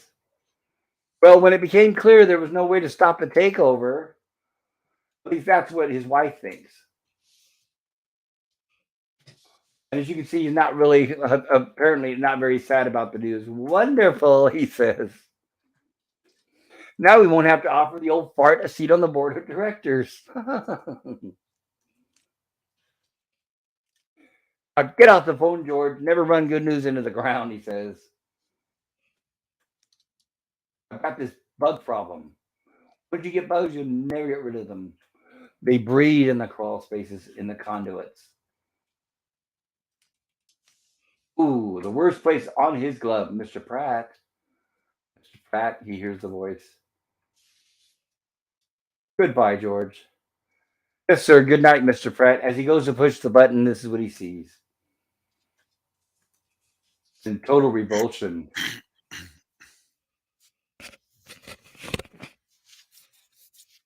Into the shredder. Vacuum shredder, that is. Yeah. So it sucks him in and grinds him up. And spray. That's it. That'll do it. Once they got a foothold in the building, you never get rid of them, he says. The isolation in that top apartment. And here we are peacefully listening to some good old-fashioned music. And him still on his obsession with the bugs. As we all know, you can keep killing as many as you want. That's not going to do any good. Bastards, once again, he says. That's funny. Now you get the phone call. I just called to tell you what a monster you are, Mr. Pratt. Let's see. And how I will rejoice when you're finally dead. And he said, well, lots of people are going to rejoice when I'm dead, he says. Who are you? Lenora Kastenmeier.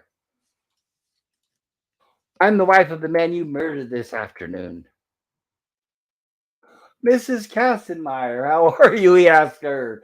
Well, geez, that's not what you ask somebody who just lost her husband from suicide, but okay. I hope they keep hell out for you, hot for you, you son of a bitch, she says. I hope they do. It wasn't enough for you to drive him to his knees, was it? He came home and his eyes were so dead, and he's doing the symbolism of a what do you call it? Violin. That's it. The violin sympathy. So you had to kill him. He came home, and his eyes. Try not to get a. There it is. His eyes were so dead. I asked him what was wrong. What could be so bad to make his eyes look that way? And the only word he could say was your name. 10 minutes later, I heard the shot. Oh, yes, George. Jenrid told me old Norman went out with a bang. Oh, God. He's not the most sensitive man, is he? No, he's not very sensitive, no. How many men have you killed, you monster? Only the stupid ones, he says. Now, if you'll excuse me, I've got this bug problem. So we'll have to defer your charming conversation for another time, he says. I hope you die. By the way, I hope you get cancer in the worst place, she says. Mrs. Kastenmeier, leprosy. That was a brilliant curse. I got a hand for that lady. Right. Scream in hell forever, you monster. Mrs. Katzenjammer, would you mind telling me who gave you my private number? It was in my husband's address book, you son of a bitch. Rolodex. Oh, That's a well, I good can't one. fire him, can I? Oh man, what a comeback! Jeez. That was one of my favorite fucking, what do you call it, sequences in the entire movie. There's a lot of good moments in this film. Really, I hadn't seen it in about 25 years since I saw it probably on a movie channel. And this film's a gem, really. It's just great from beginning to end. It is. And when that food processor is going away, it just leads you to think is, oh goodness, I wonder what's in there. I don't think I could eat that. I wouldn't trust what's inside that food processor. Yeah, I think I'm going to get rid of my blender after watching this again. I suggest it might be cockroaches. I know, right? Well, there's always protein, extra protein. Never hurt anybody, right? I hear, don't they eat them in some countries for protein? Yeah. Yes. Yep. Ugh. That better be you, Reynolds. They don't taste great. You'll survive. Talk to me. Yeah. It's Carl Reynolds, sir. I'm calling from Orlando, Florida. Orlando, Florida. Yes, the wife and I decided to take the kids to Disney World this year. I don't give a F if you decide to take the kids to Africa this year. They're all still roaches in this place, Reynolds. I killed one not 5 minutes ago. I see and he's distracted. Sir, I've spoken to Mr. White, who's on desk tonight. Do you like your job, Reynolds? Well, yes, sir. I'm glad to hear it because I want to see White. Mr. Pratt, it's almost 10:15. And if I don't first see White, and then the exterminators within the space of half an hour, next year you could take the wife and kids to Disney World on your welfare check. Like anybody on welfare could afford Disney World. Have you got that? Are we together on this? Yes, sir. Good. I trust we are. Goodbye. And of course, he hangs up the phone. And then There's a solid like 15 seconds of silence there. He's like, "Yes, sir." It's like, oh, fuck. Right, and he still continues talking to himself. You have to watch him. Oh yes, Meyer, Reynolds, bugs. So he obviously he thinks people are like bugs. They're all the same. Pests that need to be eliminated and exterminated. Well, That's he all treats they people are. like bugs, so the bugs end up treating him kind of the same way. Right, exactly right. Which this is a social statement on rich people and how they look at us, and it is very, very true. Sadly, All of often, them. often It is. very sad. It is. Sadly true. And they're experimenting on us. So I don't want to get too heavy into the politics, but yeah, even to the point of experimenting on us. All of them. And back to the computer. And although they're essentially brainless, he does such a great job in this because they creep up on you. There we are.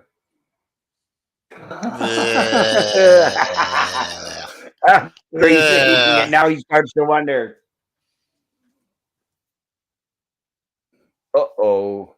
I've heard of people finding this kind of thing in restaurant food. Yes, and unfortunately, usually it's the customer. So now is where he realizes that those weren't raisins. Yeah. Maybe you should have paid more attention, huh? I think I prefer the dead guy in the first segment over this, really. Yeah, if I realized I'd been eating bugs, if I wasn't naturally puking, my finger would be down my throat right now. There's no way I can handle this. Yeah, I'd be heading to the bathroom real fast. And there we are with the cereal. Oh, this is one of the this scene. This is when it starts to really go over the top here. And he realizes.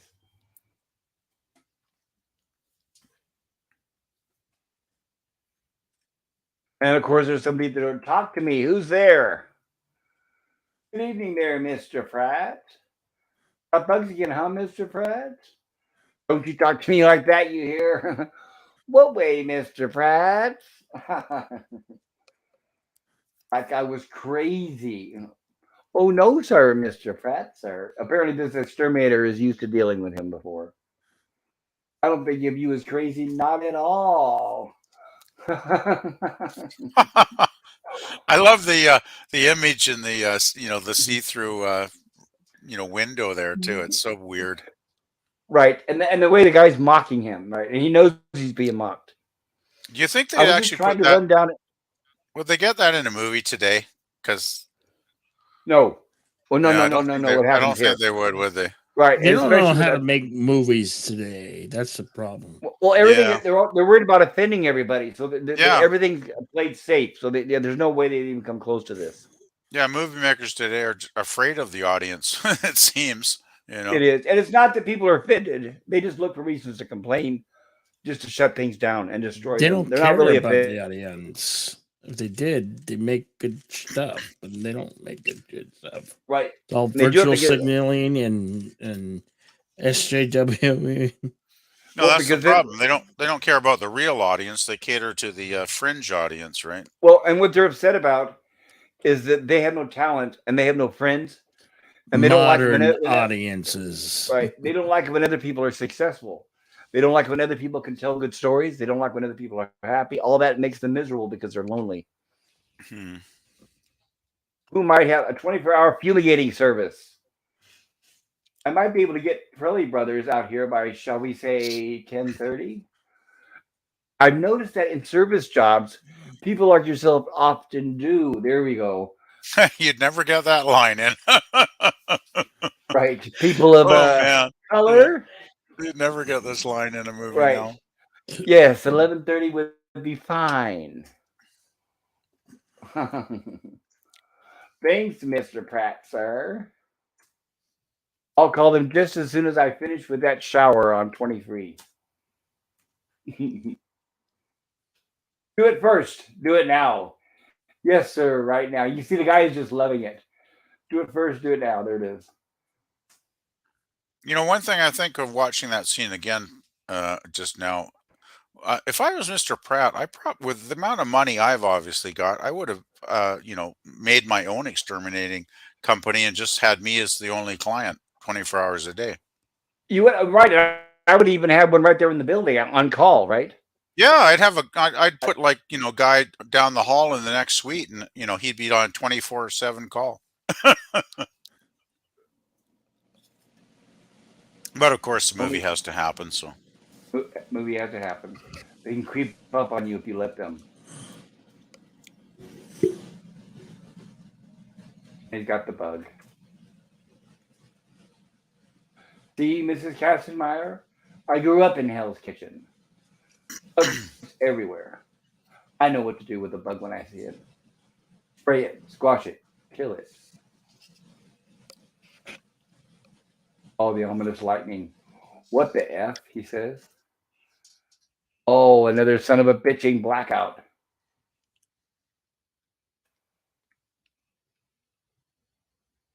Bastards, goddamn bugs, he says.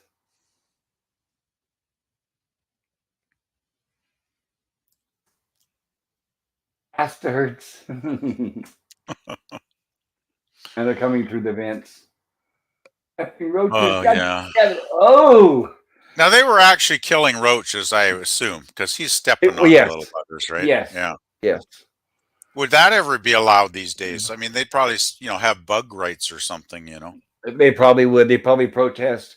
And they probably even have a union. Bug bastards. I'll kill you, you goddamn little bug-eyed.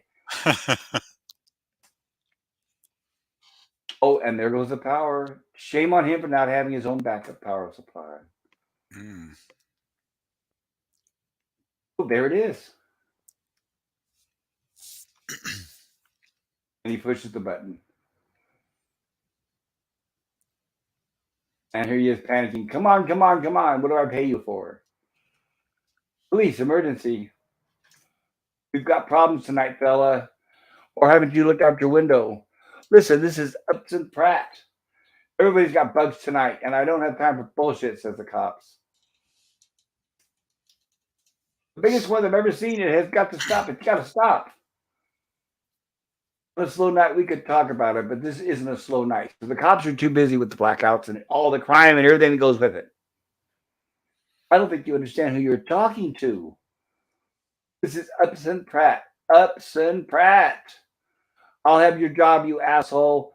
I'll have your, and of course, oh no, not the jukebox. White, talk to me. And of course, he's still trying to get, White, I know you can hear me. The PA's on the emergency circuit. Mr. Pratt, I'm stuck in the damn elevator. You can't be stuck in the elevator. Remember the power's out? Mr. Pratt's realizing, yeah. I want you up here now. There are roaches, hundreds of them. I'm going to be here till the power comes on. Sorry. Now you realize the problem is slightly out of control. And the only safe haven he has is his bedroom. Oh man, this is horrific.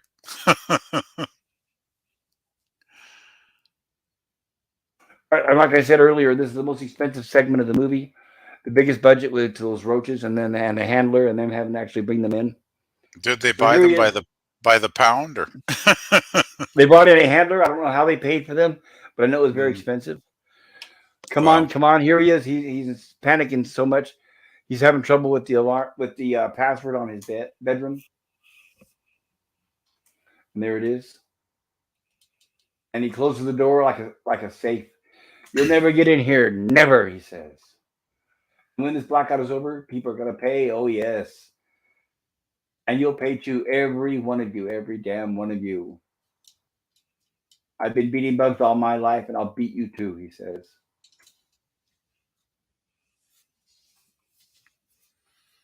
Pat, you old monster, I hope you die. So the wife calls back again of all times. I hope you die, she says. As he opens he sees his blanket moving. That can't be a good sign. And as he hears her voice one more time, I hope you die. And look at that. We have sudden realization, and something tells me he's not doing so well. yeah, I got to give E.G. Marshall huge props for doing these scenes, like with bugs crawling all over him. Like Yes, he did say it was very difficult.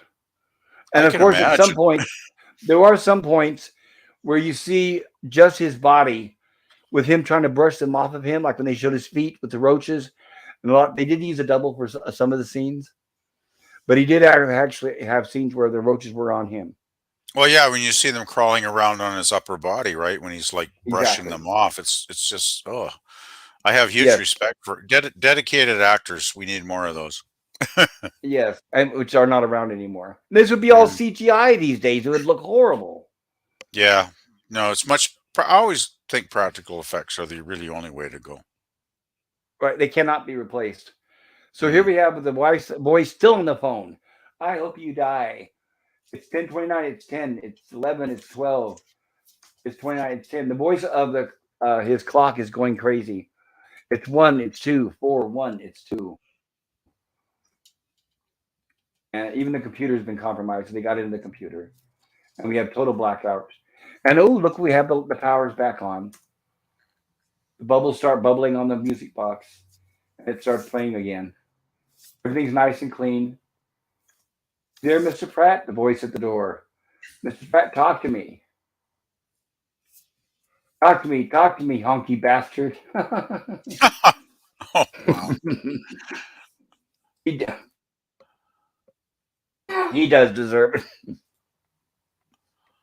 What's the matter, Mr. Pratt? Bugs got your tongue? You know what? I just know I didn't pick this up rewatching it, but there's not a single bug in the whole place. Nope, they're all gone. And where They're could they all possibly be? well, yeah. I think I know where they are. Right, right. And Tom Savini explained in the making of this. Well, I'll do it after. I don't want to ruin it for you. Hmm. I'm sure we've all seen it, but still, not going to ruin it.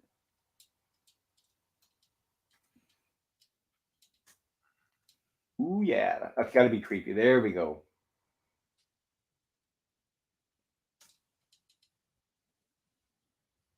There, Tom Savini explained it behind the scenes that he had to push those roaches up there, and by doing that, he accidentally killed some.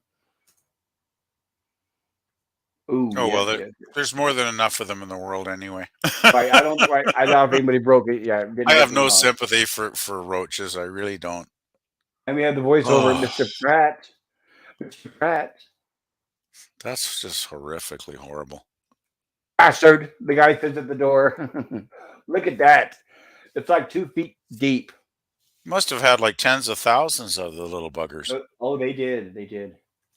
And we segue into the animated. And there we go. Back to the comic. Okay. Blowing in the wind. And we are back to reality. And we have the garbage men the next day collecting garbage. And it looks like they pick up the comic book. And there's the house. That's why we were talking about earlier if the house was a miniature or not, but I guess it is a full-size house. It's just that the way they had it lit, it did look like a miniature. Yeah, I see the pumpkin in the window there still. Yep, pumpkin in the window. And the garbage man on the right is the wonderful Tom Savini, the master of effects, who did all the effects for this movie. Oh, that's awesome And, when they put people actually connected to the movie in a scene. That's cool. right. And he's actually, well, there's a movie, a low budget movie, for example, called Night Riders. Tom Savini actually does a lot of acting in a lot of movies. He was also in From Dusk Till Dawn. Oh, really? He was the guy, if anybody remembers, that he had a pistol in his pants where he unzipped his pants and a little pistol would pop out. Yeah, the cop gun in Dusk Till Dawn. Yeah. Yes. That was awesome. And by the way, he has a school where he teaches, and that school is still in business. Wow. So if I was probably much younger and I had the money and the way of doing it, I always wished I could have signed up for Tom Savini's school and actually be taught the master himself. He learned a lot of his experience because he used to be a medic back in Vietnam. Oh, so really? It's with that experience he was able, right. It's with that experience is what really, that's how he knows how to do gore so well. Wow. So we have the garbage men yelling at. Go ahead. That's a tough real life education. It is, but without that education, we wouldn't have the effects that look so realistic. Well, I'm glad he put it to good use anyway. Even if he had bad experiences over in Nam, at least he put it to positive use when he got back, right? So that's cool. Exactly. So here we have the garbage man yelling at the garbage truck, "Chew your food before you swallow." That was a good line. Right. That's Tom Savini with the headphones on. What's that? It's a comic book. What? Comic book. There we are. Get a little better look at his face. My kids love these things. I love them too. Hey, look. You can send away for all this stuff here. Look, X-ray glasses. They don't work. They make your eyes black. You look at it as a gag, Look, an authentic voodoo doll. But unfortunately, the order form has been missing from the magazine, and now we know why. Apparently, the son from the beginning of the movie ordered the voodoo doll, and it looks like it arrived. And now it's time for him to enact his revenge on his horrible dad. And I'll repeat, in case any of you guys missed the beginning, this kid is Joe Hill, Stephen King's son.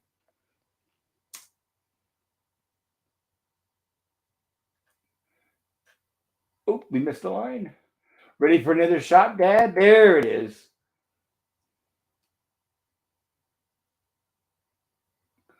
There, that's what we wanted to cover, right?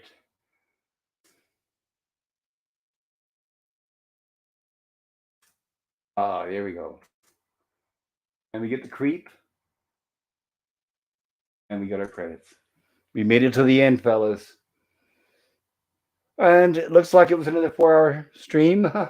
And that's without, we actually did not wander off too much. We actually stuck to the movie at hand, but it still ended up being 4 hours. But that movie was a little longer, so I think it was pretty good all around.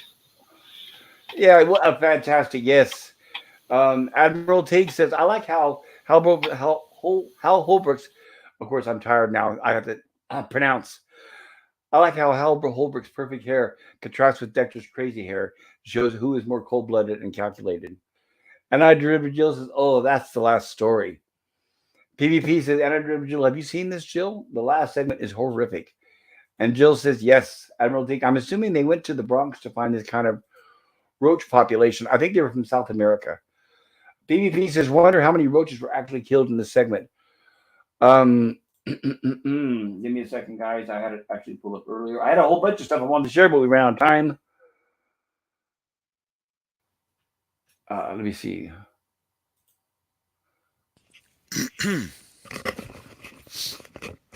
20,000. 20,000 roaches were partially provided by the American Museum of Natural History. Wow. That's a lot of roaches. It is. Admiral Teague says Eli Wallach is inspired by Howard Hughes, who was afraid of germs. Eli Wallach. I know who Eli Wallach is. I'm not sure about his relation with this movie. Eli Wallach, guys, is the one who was well known for the Good, the Bad, and the Ugly. Yeah, he And was great in PvP that says, film. yes, he was, amongst many other movies. But that's one most people recognize him from. So that's why I use that as a landmark. PvP says, Admiral Teague, I wonder if the segment was inspired by Howard Hughes. I think very likely. Because he was a germaphobe just like that. Yeah, I remember PvP reading says, about his crazy when he holed up in some hotel, I think it was. it was a penthouse just like that. It was all sterile environment. He wouldn't even clip his nails or cut his hair. Yeah, it was crazy. Yeah, I remember reading about Howard Hughes in his later days. It was kind of sad, actually. Yep. PvP, which, well, I guess they say money doesn't buy happiness. So in some cases it doesn't. In many cases it does. PvP says, Admiral Teague, yes, I figured it probably was. Admiral Teague says, wow, Eli Wallach lived to 98. He was from beautiful Red Hook, New York, 100 miles north of the city. Yes, he did. Lived a long, beautiful life. Nemesis Bean says, that's just extra protein. He should be fine. Talking about the cereal. Nemesis Bean says, also, phone overheated on backup device. Right, it's that darn StreamYards. Skogly Yochen says, by the time I get home time, my phone is at critical, basically. And Admiral Teague says, after seeing the amazing hair on Danson, Nielsen, and Holbrook, I feel like Eli Wallach was here to make us all feel better about our own hair. After all, it was the 80s. Admiral, Eli Wallach is not in this movie. I think you're thinking of E.G. Marshall. I think you have them confused. Skogly says, leaves a link there for PvP's channel. And Skogly, there's a link there for Nemesis Eden channel. Thank you guys for putting these links in there. I really appreciate it. Yeah, thanks, Skogly. Yeah, and I recommend everybody watching and listening, please check out these wonderful channels by these wonderful people. And Skogly put a link to Anti-Derivative Jill's channel. Admiral Teague says the American Museum of Natural History is in New York, so those roaches were from the Bronx. Well, then maybe you are right. Skogly puts a link to Saving Star Trek. I'm not sure what that is, but Skogly says there's a link to Skogly's channel. There we go. And I want to thank everybody in the chat. I know it's been a long 4-hour stream, and I hope I covered all the chat. There's so many that I'm not going to be able to go and read through all the names. That's why I gave everybody the spotlight at some point rather in the stream. And the one I saw the shortest amount of was LDG. I hope you're doing well, LDG. And it looks like we lost Jedi. Oh, Jedi Bill's here. Who'd we lose? Nemesis of Eden. Nemesis, that's right. Okay. So thank you, everybody in the chat. You know, I've said it before, and I'll say it again. I would not be here without you. And if you're listening to this on the rerun, I hope you enjoyed it. Please sub to my channel and hit the like button if you'd like to. Maybe even click the alert bell so if you get notifications if you want to find out more about this. Next week we'll be covering another horror movie. Oh, Pop. Yes. I just want to mention. Did you do the poll? The poll? Yeah. Yes, I did. Thank you. I'm going to show that right now. Thank you. Okay. I just wanted to make sure that you remembered to show it. Yes, because I usually show up just before I ask everybody what they thought. So Okay. I'll go ahead and do that now. Anybody in the chat, if you have not voted on what grade you give this movie, please do so now. I'm going to go ahead and end the poll and share that with everybody. There we go. And we pop that out in the chat. Pop out chat. There we go. Thank you, though, PvP. I do appreciate the reminder because I am always forgetting stuff. So anytime you guys remind me, it's very, very appreciated. Yeah, I think once or twice you might have forgotten, so I just wanted to bring it up quickly. I have. Yeah, exactly. I have. Well, okay, so here we are. What grade would you give Creepshow? It looks like, A plus to A minus is 63%, B plus to B minus 27%, C plus to C minus 9%, and I'm happy to say that nobody gave it a D to F. And we had a total of 11 votes. Thank you for voting, everybody.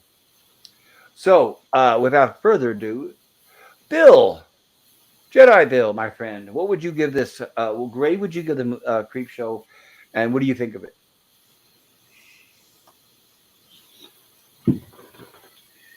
Bill? Jedi Bill? How about you, Skogly? Are you there? Yeah, I'm here. Okay, what grade would you give this movie, and what do you think?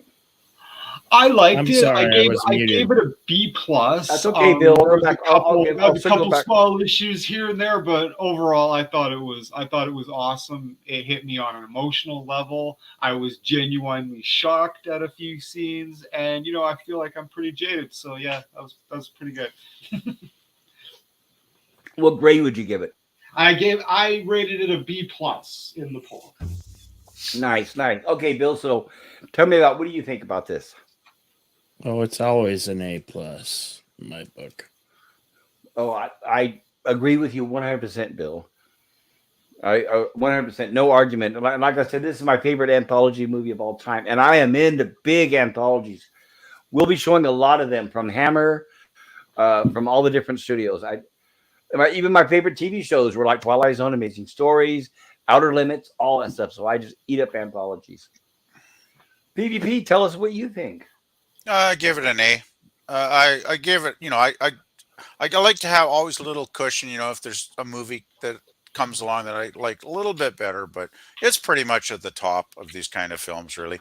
I mean, basically, I think a lot of people would think of it as a B movie, but I guess it is kind of a B movie. But it's so well done, it deserves an A rating, I think, because it's just like great stories, good suspense, some great horrific scenes, with some great pacing, great cast, excellent actors, and good writing. I mean, there's nothing really that I could criticize about this film. So yeah, I give it an A. Thank you, and I agree. I'm giving it an A plus, and it was not considered a B movie. It is an A movie. Okay, but it Right? kind It of had plays like a B movie in a way, though. well, you would think that, but it did have top production, top budget, and with the top cast, that's usually an A budget. Yeah, I guess George Romero kind of gives a little bit more class too, right? Right, and then, by the way, everybody, this is the only George Romero movie where he did not write the screenplay himself, Okay. being that it was written by Stephen King. And Well, Admiral T. speaking of Stephen King, he played the Jordy redneck Verrill. guy. Yeah, Right, I figured right. He that was played Stephen King. Yeah, right. He played in the segment "The Lonesome Death of Jordy Verrill." I Admiral loved T. him in that. He was hilarious. He did a really good cartoonish. Um, right. I don't know if you heard PvP earlier, but um, the director George Romero told Stephen King to act like the coyote from the Roadrunner cartoons, act like the coyote just as he went off the cliff. I just kept picturing Moose from the Archie comics, something like that. Yeah, lunkhead. I just loved his performance. It was so broad, it was so ridiculous. It was great, Yeah. It was. George Romero got a really good performance out of him, considering he was not a seasoned actor. Yeah, and the thing was, it was played for comedy through most of that segment, right? But I really felt for the guy, like as he was turning into a plant. To the character that really helped you connect with him emotionally, right? Oh yeah, I felt really bad for him, right? Well, it was perfect because it was right in the middle of the movie, so it added a little bit of levity to the movie instead of the whole thing being dark. Yeah, and then when he, ends up blowing his brains out at the end, that was kind of sad. Yeah, I was just like, oh. It was like, oh, I felt bad for him because he didn't deserve that. But oh well. No, he didn't.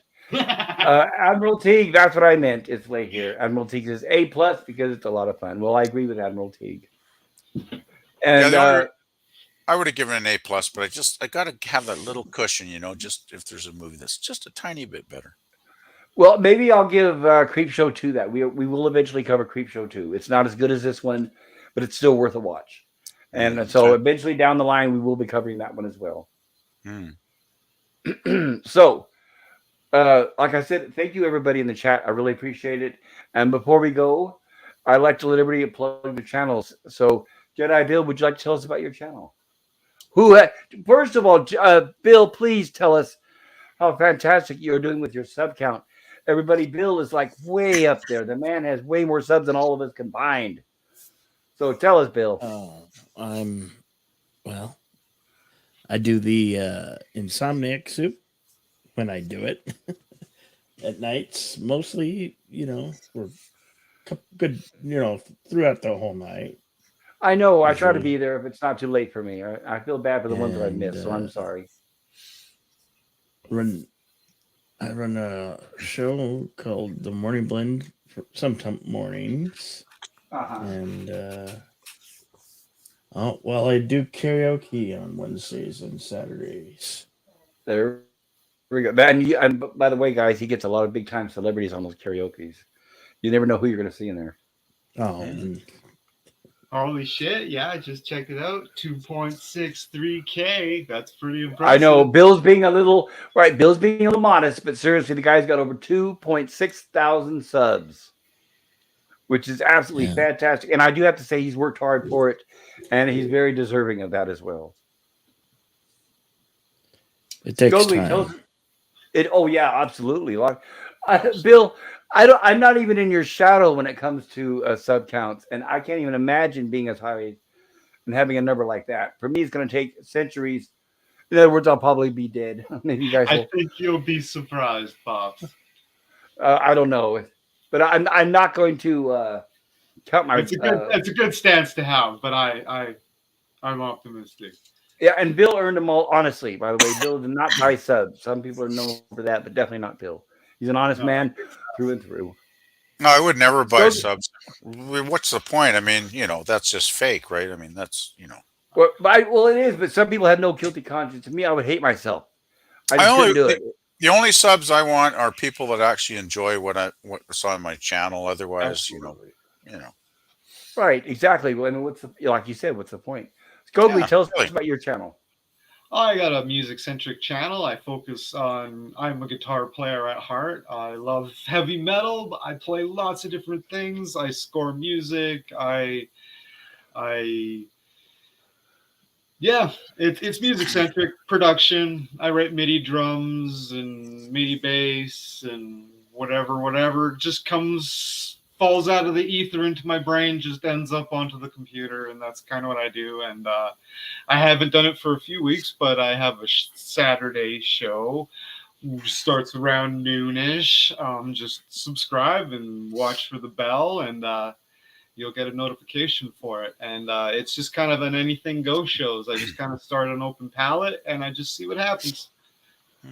And I have to agree, he's a maestro when it comes to music. The man is fantastic.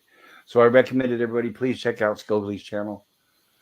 BBP, how are you doing with your channel? Are you getting your things together so I can help you with it? Yeah, I was going to say, I was thinking you said anytime between Thursday and Sunday, I believe, Pop. Yep. After 6 o'clock. I was thinking maybe Thursday sometime after 6. You can just send me an email, whatever time might work for you. Because usually it seems like, Friday, Saturday, Sunday, there's always something going on, So usually. I understand.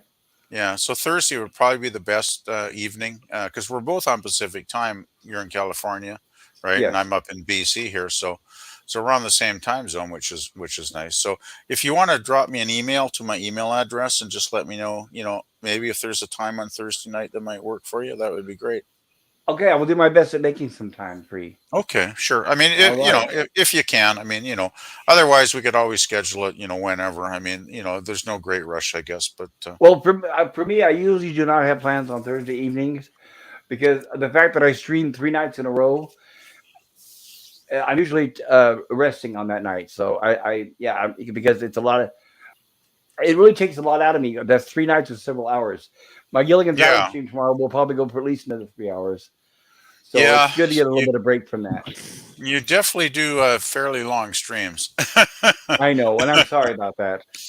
Well, I don't mind. I was just glad I got on here at all because I was here so late. I wish I could have talked about some of the earlier segments in the movie, but I realize that's just not possible tonight. But well, no, but like I said before, though, I'll have one of my rumblings from the lab, random streams, and we could talk about all that kind of stuff.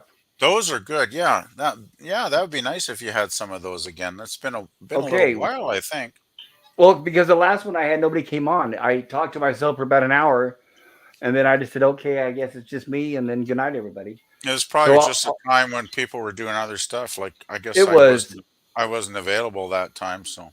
Right. It was just people are busy, and it's hard to catch everybody because that's not everyone's busy. So Well, getting it's the time crazy. synced up is not easy, There's so and especially many. pick it. Right. I was going to say, and especially at night where there's not some big streamers going on. When there's big streamers going on, that's a lot of competition. Yeah. Well, thing is, even with it's not just the big streamers now. There's so many people in our community that are smaller channels like we are that are streaming stuff every week too. So it's like I'd Yep. almost have to like set up a calendar and start marking stuff off. It's like, okay, okay, Pop's on this time, Jill's on this time, Scotty's on Right. this time. It gets crazy after a while, right? It's like trying to But keep right, but keep a handle on it all. right, but isn't that great? I mean, that's why I don't watch TV anymore. I would much rather Oh, watch the streams that we all produce than anything that's on television now. Oh, I agree 100%. I love it. I just love it. I mean, there's so many great channels on here, but that's the problem, right? There's only so many hours in There the is. day.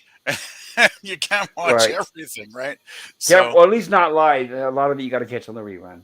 yeah, a lot of reruns, yeah. Admiral thinks his OPVP. You're that professor who won't give you as A's as a principal. Well, I And I, guess, but I just like to always leave that little cushion because there's maybe always that one movie that'll come along that's just Oh absolutely. yeah, This that's is right. close. Don't get me wrong. B plus is a good score. I'll I be mean, it this honest. is is. I'll be yeah. across I the think board. B plus B plus is is a a good perfectly score. B It plus is is. a perfectly good score for this film. Yeah, I agree. Well, you're going to always have that student that's going to be a little disappointed, but that happens. That just tells them to try harder. Admiral Teague says, wait, you guys aren't going to pay me for this? I'm Sorry, afraid not, Admiral. Admiral Teague. Right. Admiral Teague, let me put it this way, my check's in the mail, if you know what I mean. Uh, Oh, are we talking about our channels yet, or not? Oh, yeah, had everybody plugged their channels if there's anything you want to I add? can't remember if we had plugged them yet. I'm Yes, getting we did. sidetracked again. Oh, I just You were wanted the to say last then, one. yeah, Go ahead. I just have music playlists still. I usually add an album or two every week for folks that want to have an album, to put on the background while they're doing stuff. And yeah, well, once I figure it out, if you will assist me, Pop, as how to do live streams, I'll probably start, doing more content at that point. So Right. And it'll be easy and fast. You'll see it'll be much easier than you think. I hope so, because when it comes, I mean, I'm pretty good at technology in general. I've been on the internet for 20 odd years now, but I must admit some of the social media stuff and the streaming stuff kind of does, take me a while to kind of grasp. Me too. It was a little bit of a learning curve at first too, but we'll smoothen out all the wrinkles, I promise. Sounds good. Sounds good. Thanks, Okay. Bob. Oh, it's my pleasure. And so thank you once again, everybody. I think I covered everything. Hello, and once again, everybody in the chat, every other panel. If you enjoyed this, please hit the like button on your way out. If any of you have not subbed to my channel, please do, and maybe give some of my other content a try. I'll have my Gilligan's Island stream tomorrow, and then Monday we'll be covering the last of the Star Trek the animated series with Scotty, Gorilla's Random Thoughts, and I'd Rather Jill. After that, looks like we're going to be moving on to the original Lost in Space series from 1965. So I've got a lot of homework to do in preparation for that. Oh, so Lost in Space won the poll, did it, Pop? Barely, but it did. Awesome. I voted for Lost in Space because as much as I love Batman, I thought a comedy's a little more difficult to do. It's more difficult to do. And Jill too, also wanted to do Lost in Space because she wants to delve into more classic sci-fi. So it worked Yeah, out good for everybody. yeah. I was actually really happy that I voted for Lost in Space, and I was glad it won because well, I knew Jill wanted to see it, and I would love to rewatch it myself, and because I really like Lost in Space. It's not a perfect show, but it's a lot of fun. Oh, for me, it's like a childhood friend, and it'll be good to go back and see it again. There's Yeah, not a lot on right. There's not a lot on YouTube about Lost in Space, but we'll see how popular it is. Maybe people warm up to it and see if they like it. And yeah. just like with Star Trek, I'll be covering a lot of the background trivia and Oh, that'll be cool. production notes and things like that. Awesome. Okay, so thank you everybody in the chat. Once again, without you guys, I would be nothing, and I'm very humble in your presence. And most of all, thank you all you wonderful people on the panel.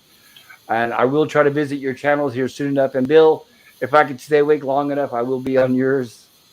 I would be on your stream, but I just don't have the voice. And as Bill knows, I live with people that I'm not able to sing around here. So I'm Yeah. not able to do the karaoke, but I'll try to catch your soups.